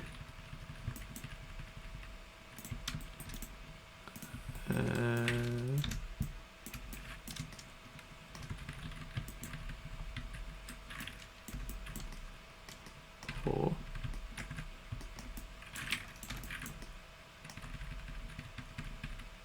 So wobble.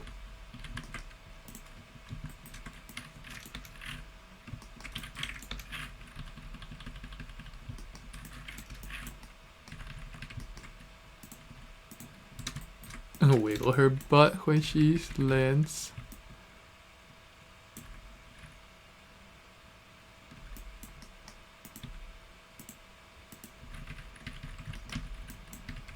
Over here we can rock her foot a little since it's getting stretched. I just do this the proper, oops, what's this, snap scale? I don't remember seeing that before. Alright, I just never really touched it.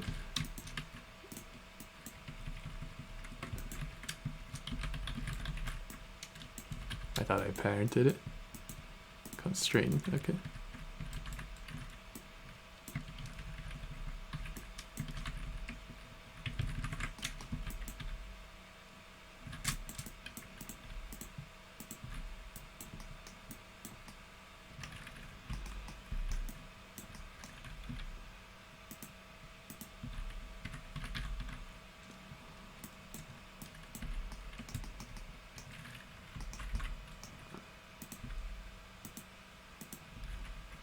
This should probably be a bit faster.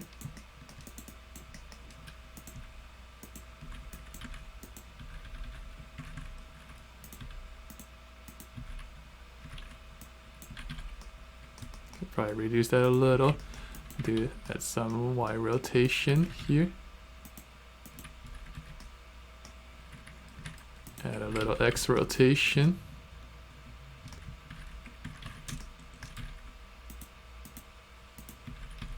And then bake that down. Bake.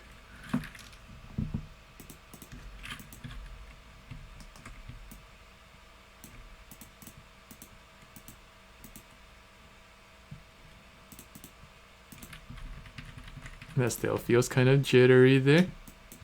Let's just give it some more. Another frame. It's better. I was doing the hands earlier, but I've kind of, oh no, I was doing the twist.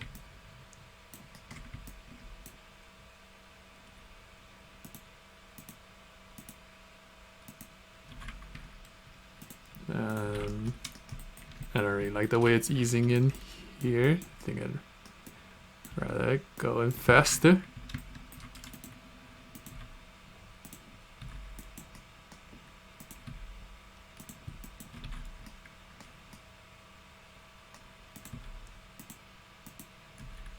Okay, now we can do the chest. Let's see. I wonder if this is better, worse. No, I really don't like that there. So let's.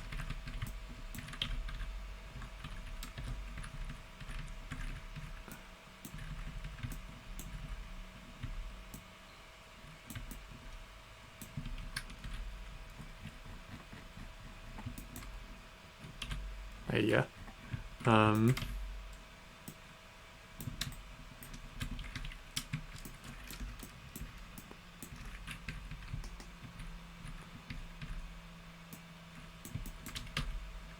Y rotation.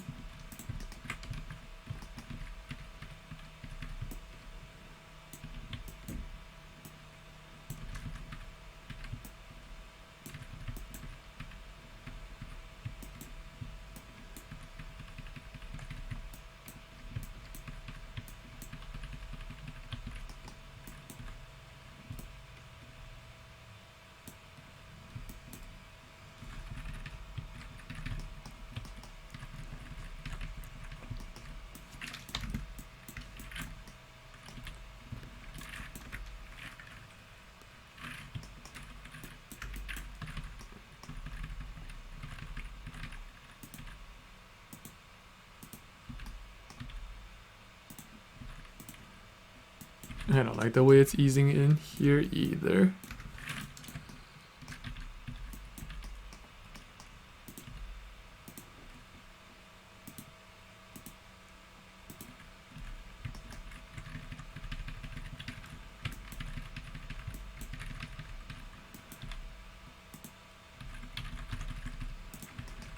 Everything is easing into the end here.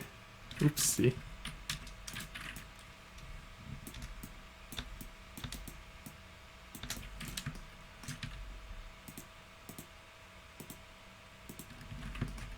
Over here, I can there's some hyperextension here. It's just kind of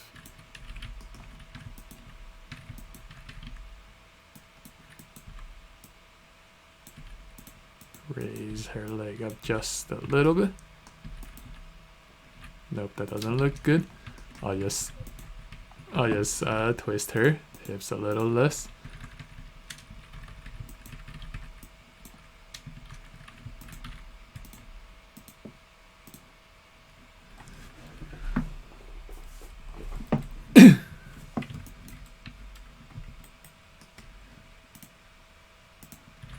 I don't like that. Last twist either.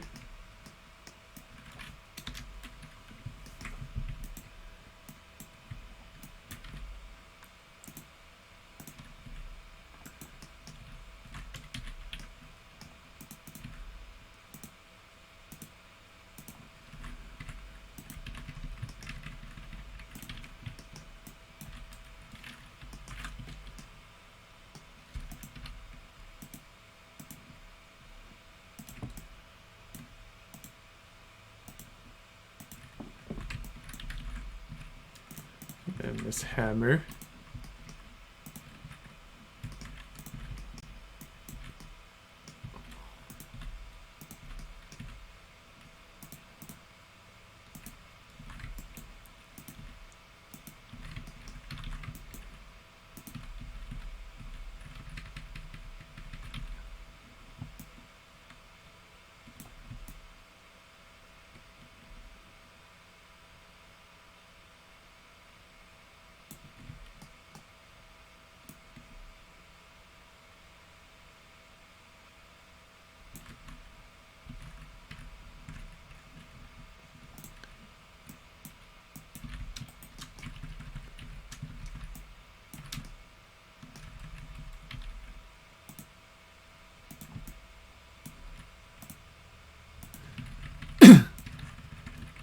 Yeah, this one get pretty quiet now just because I'm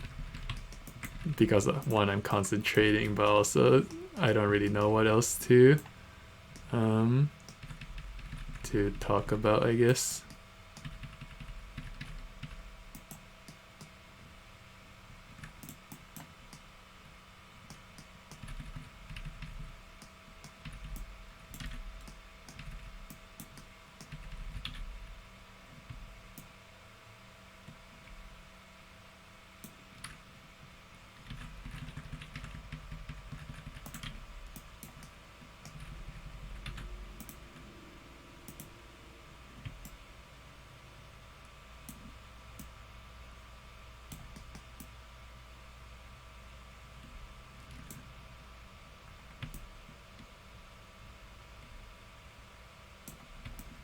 All right, now I think we can do the hands.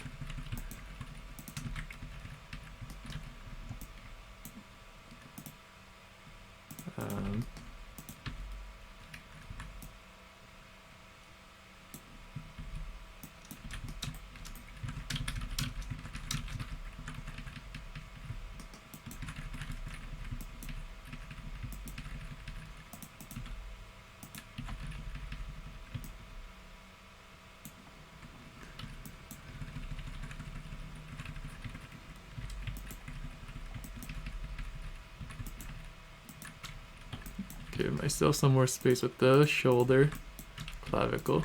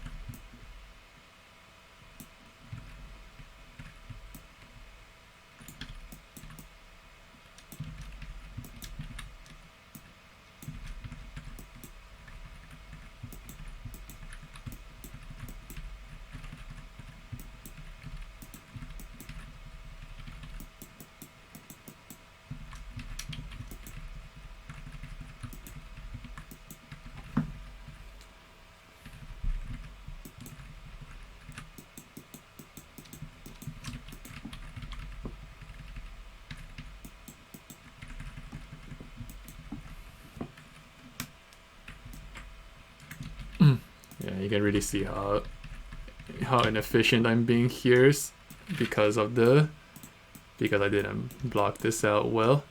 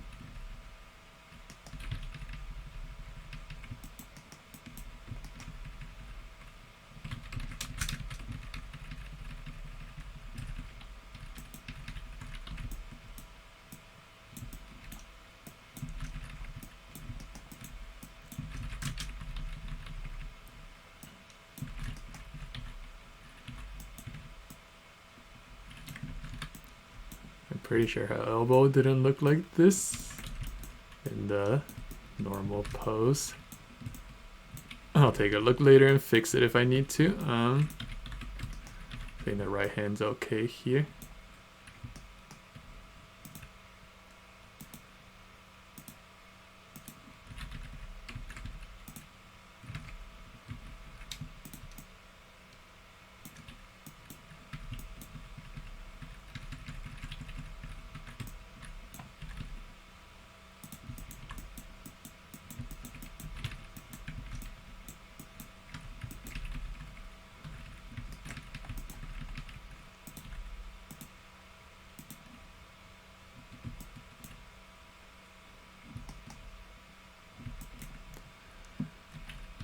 Alright, left hand.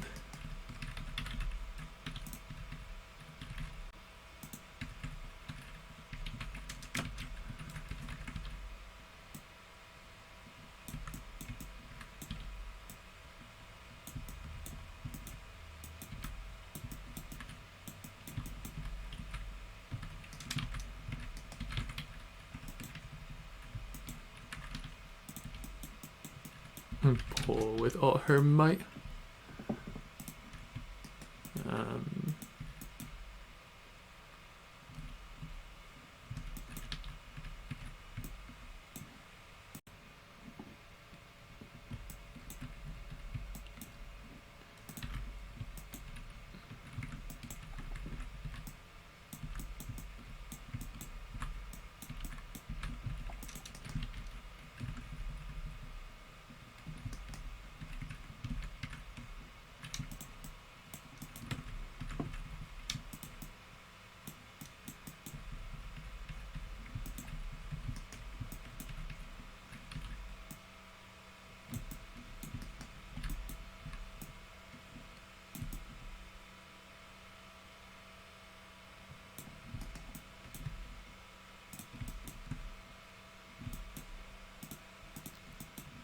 Where's her clavicle? There it is.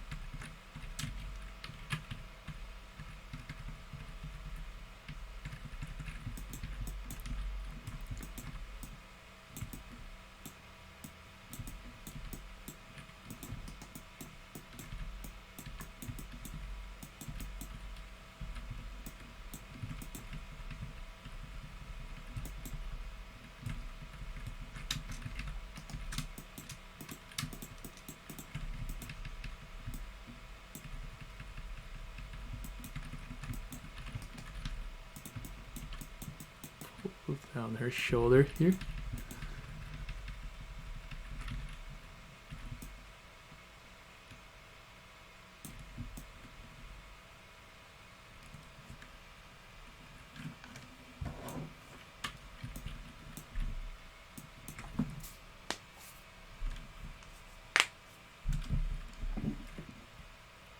Alright, I'm gonna bake this down because I need to do the ground contact for the hammer.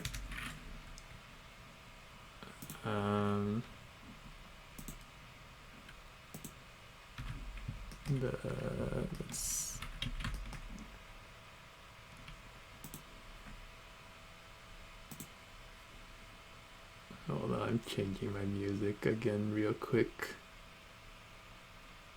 As fast as I can.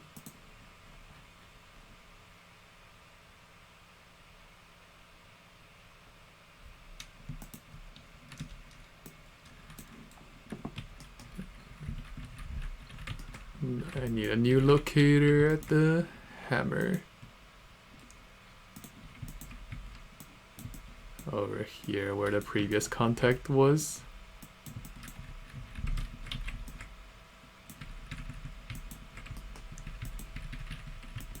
Looks like it was about here. Should be close enough.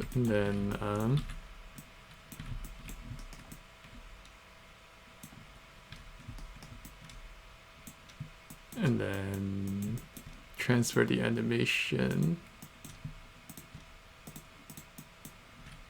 Bake.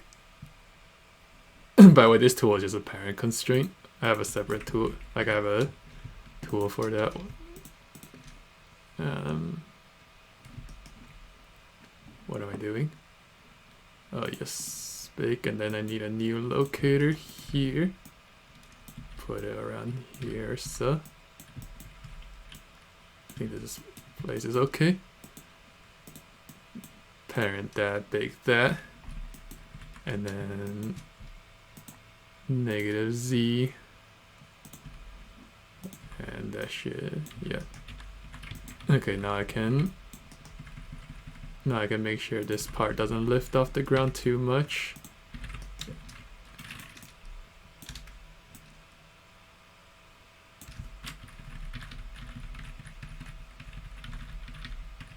Yeah, I don't really want it to lift off the ground at all. Maybe. It is kind of the contact point changes, so this one's gonna be a little bit different.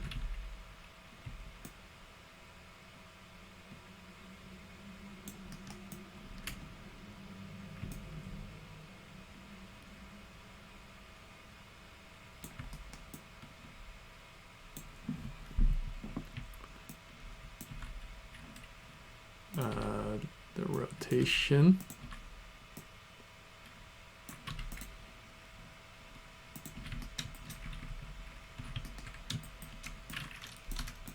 I do want to rotate this as it comes around.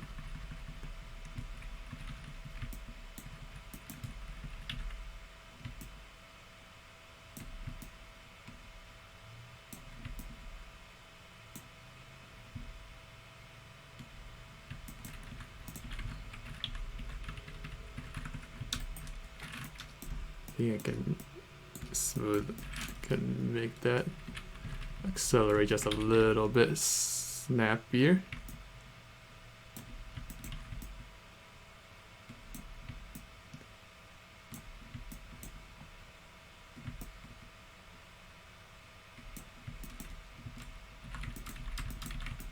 Okay, and then I'm gonna bake down the weapon again. And then make more locators.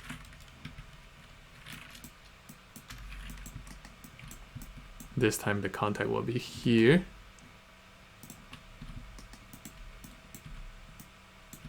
To clean up that contact at the end.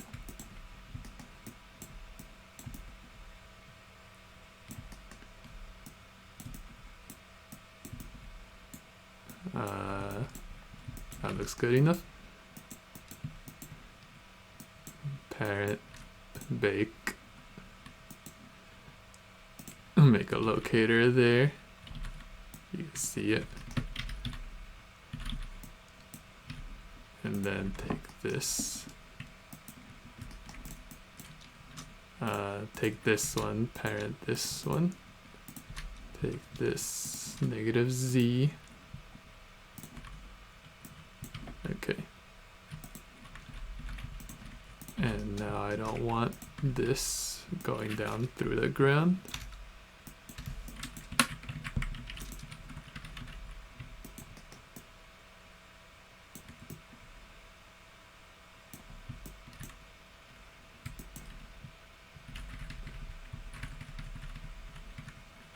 And then I can also clean up this rotation a little.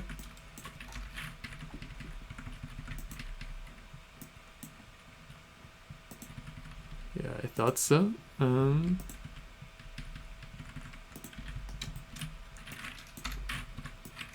clean up this twist also.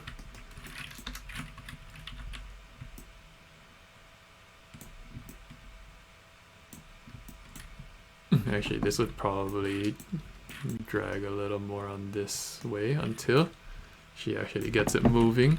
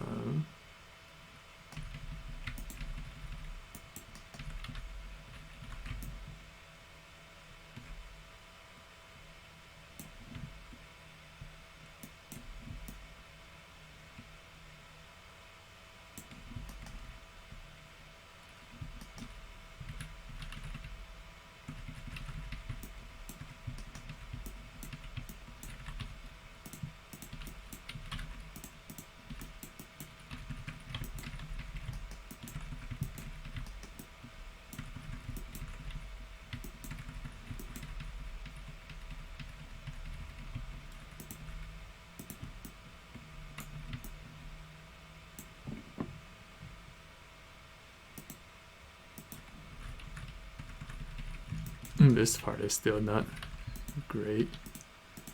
The chest.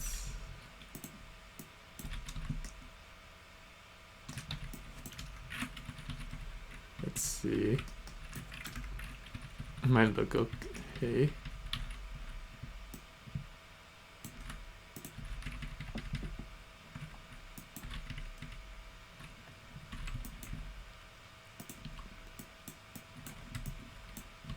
I don't mind exaggerate.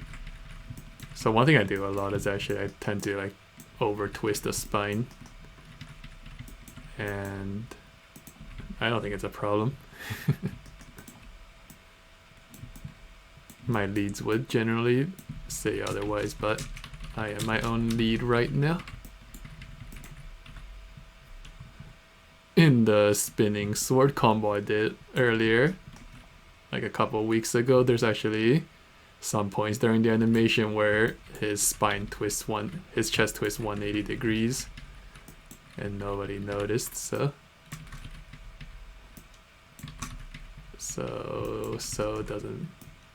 yeah, I don't really care about spine twists.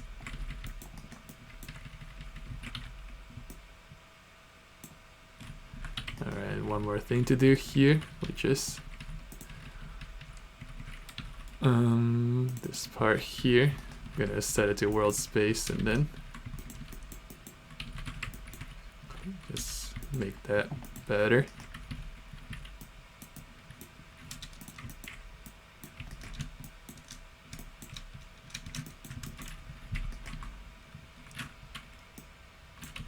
What's this?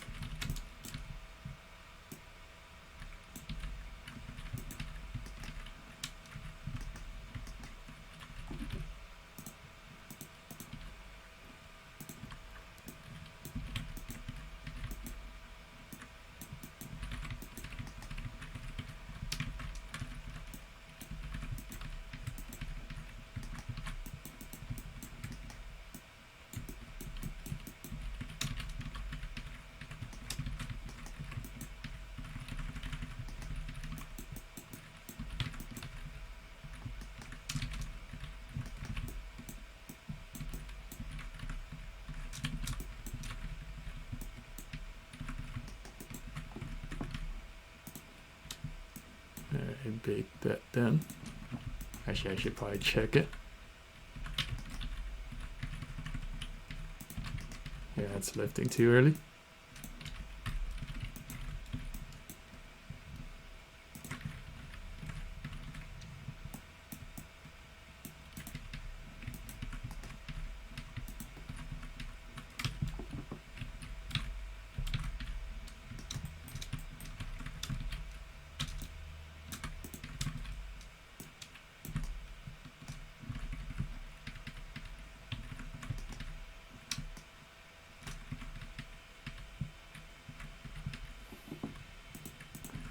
Again, the arm's hyperextending there, but that's not a problem if we just fix it manually.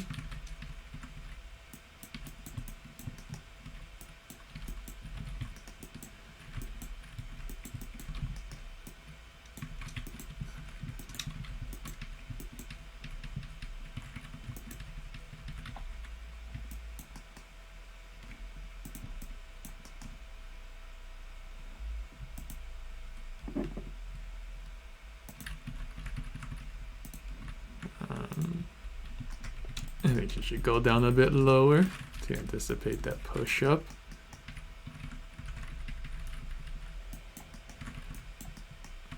And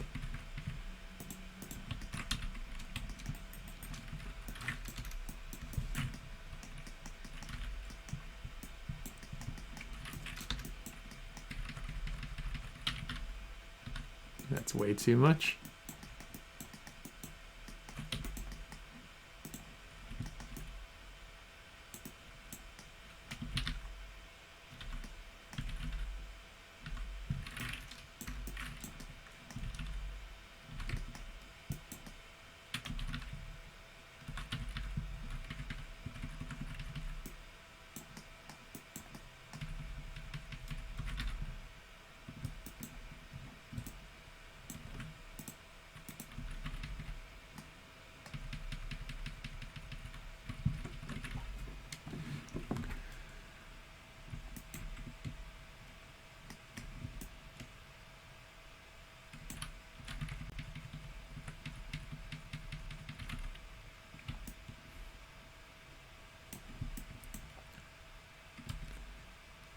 You know what, I'm just gonna call that good.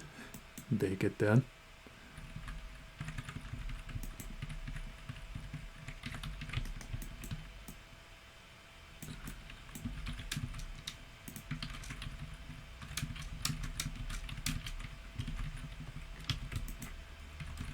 And bake the hips, bake the chest, bake the hammer. Make sure nothing's moving anymore. And yeah, I think that's about it actually.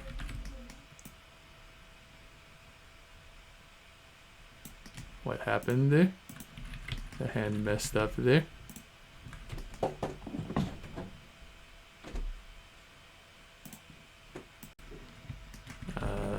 Something messed up over there.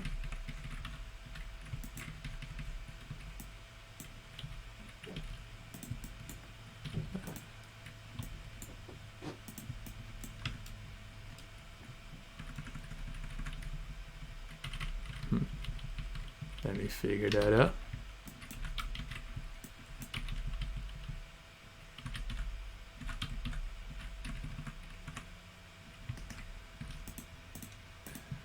Hips.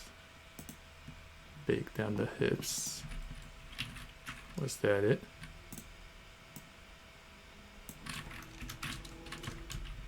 No, something just moved there. Hips, chest. Bake down the chest. Bake down the hammer. Okay, that's looks fine.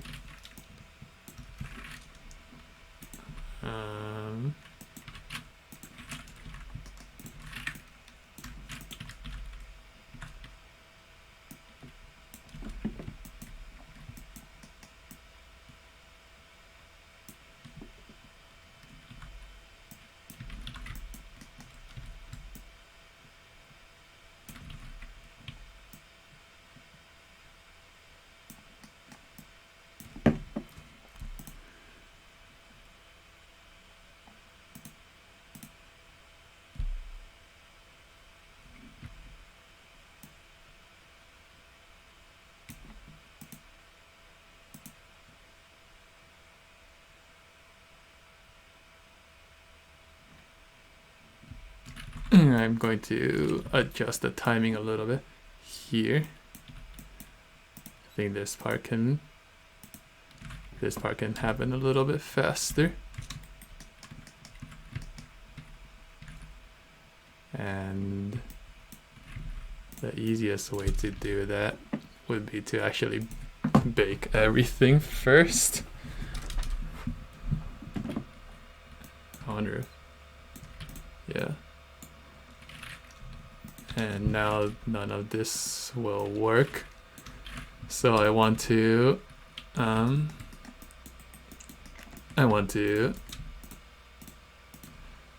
recreate the IK in the pivots.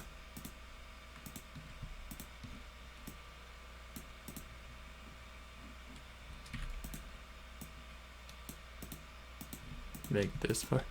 So the reason I bake everything down and then recreate them is to ensure that the in betweens still work fine when I retime things, like things in between frames, I mean. So over here.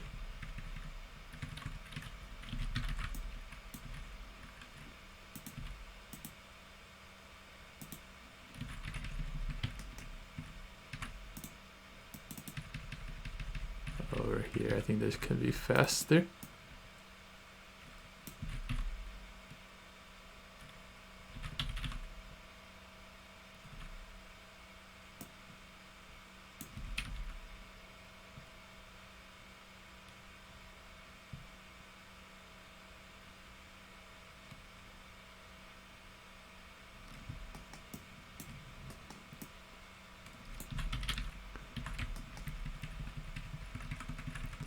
And then this part could actually probably be faster too.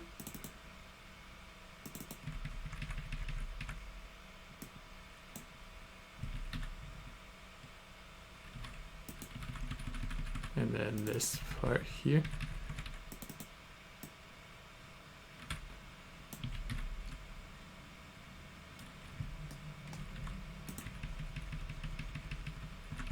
And then I think she could actually wait a little bit longer before pulling back the hammer again, maybe 2 frames.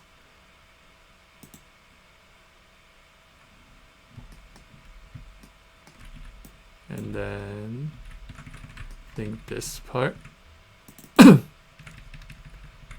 can be held a little bit longer. 2 frames is too much, 1 frame.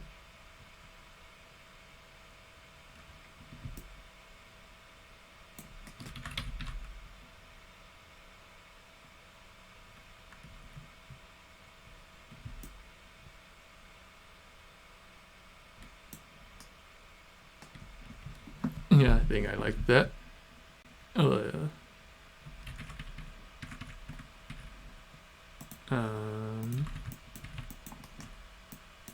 Yeah, I thought so. This part is kind of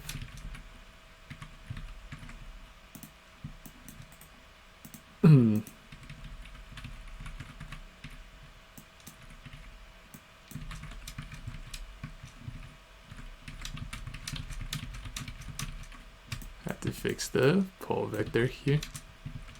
So my IK tool doesn't tend to work very well with hyperextension.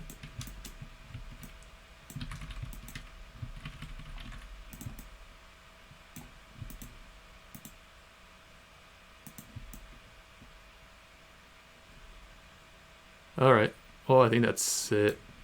I hope you learned something from this. I hope it was understandable, at least, and not too long. How much does that? 4 hours to do about 6 seconds? 4 hours, I think. Maybe 5. About 4 hours, 4.5 hours or so to do 5 seconds of polish. So yeah, I guess bye.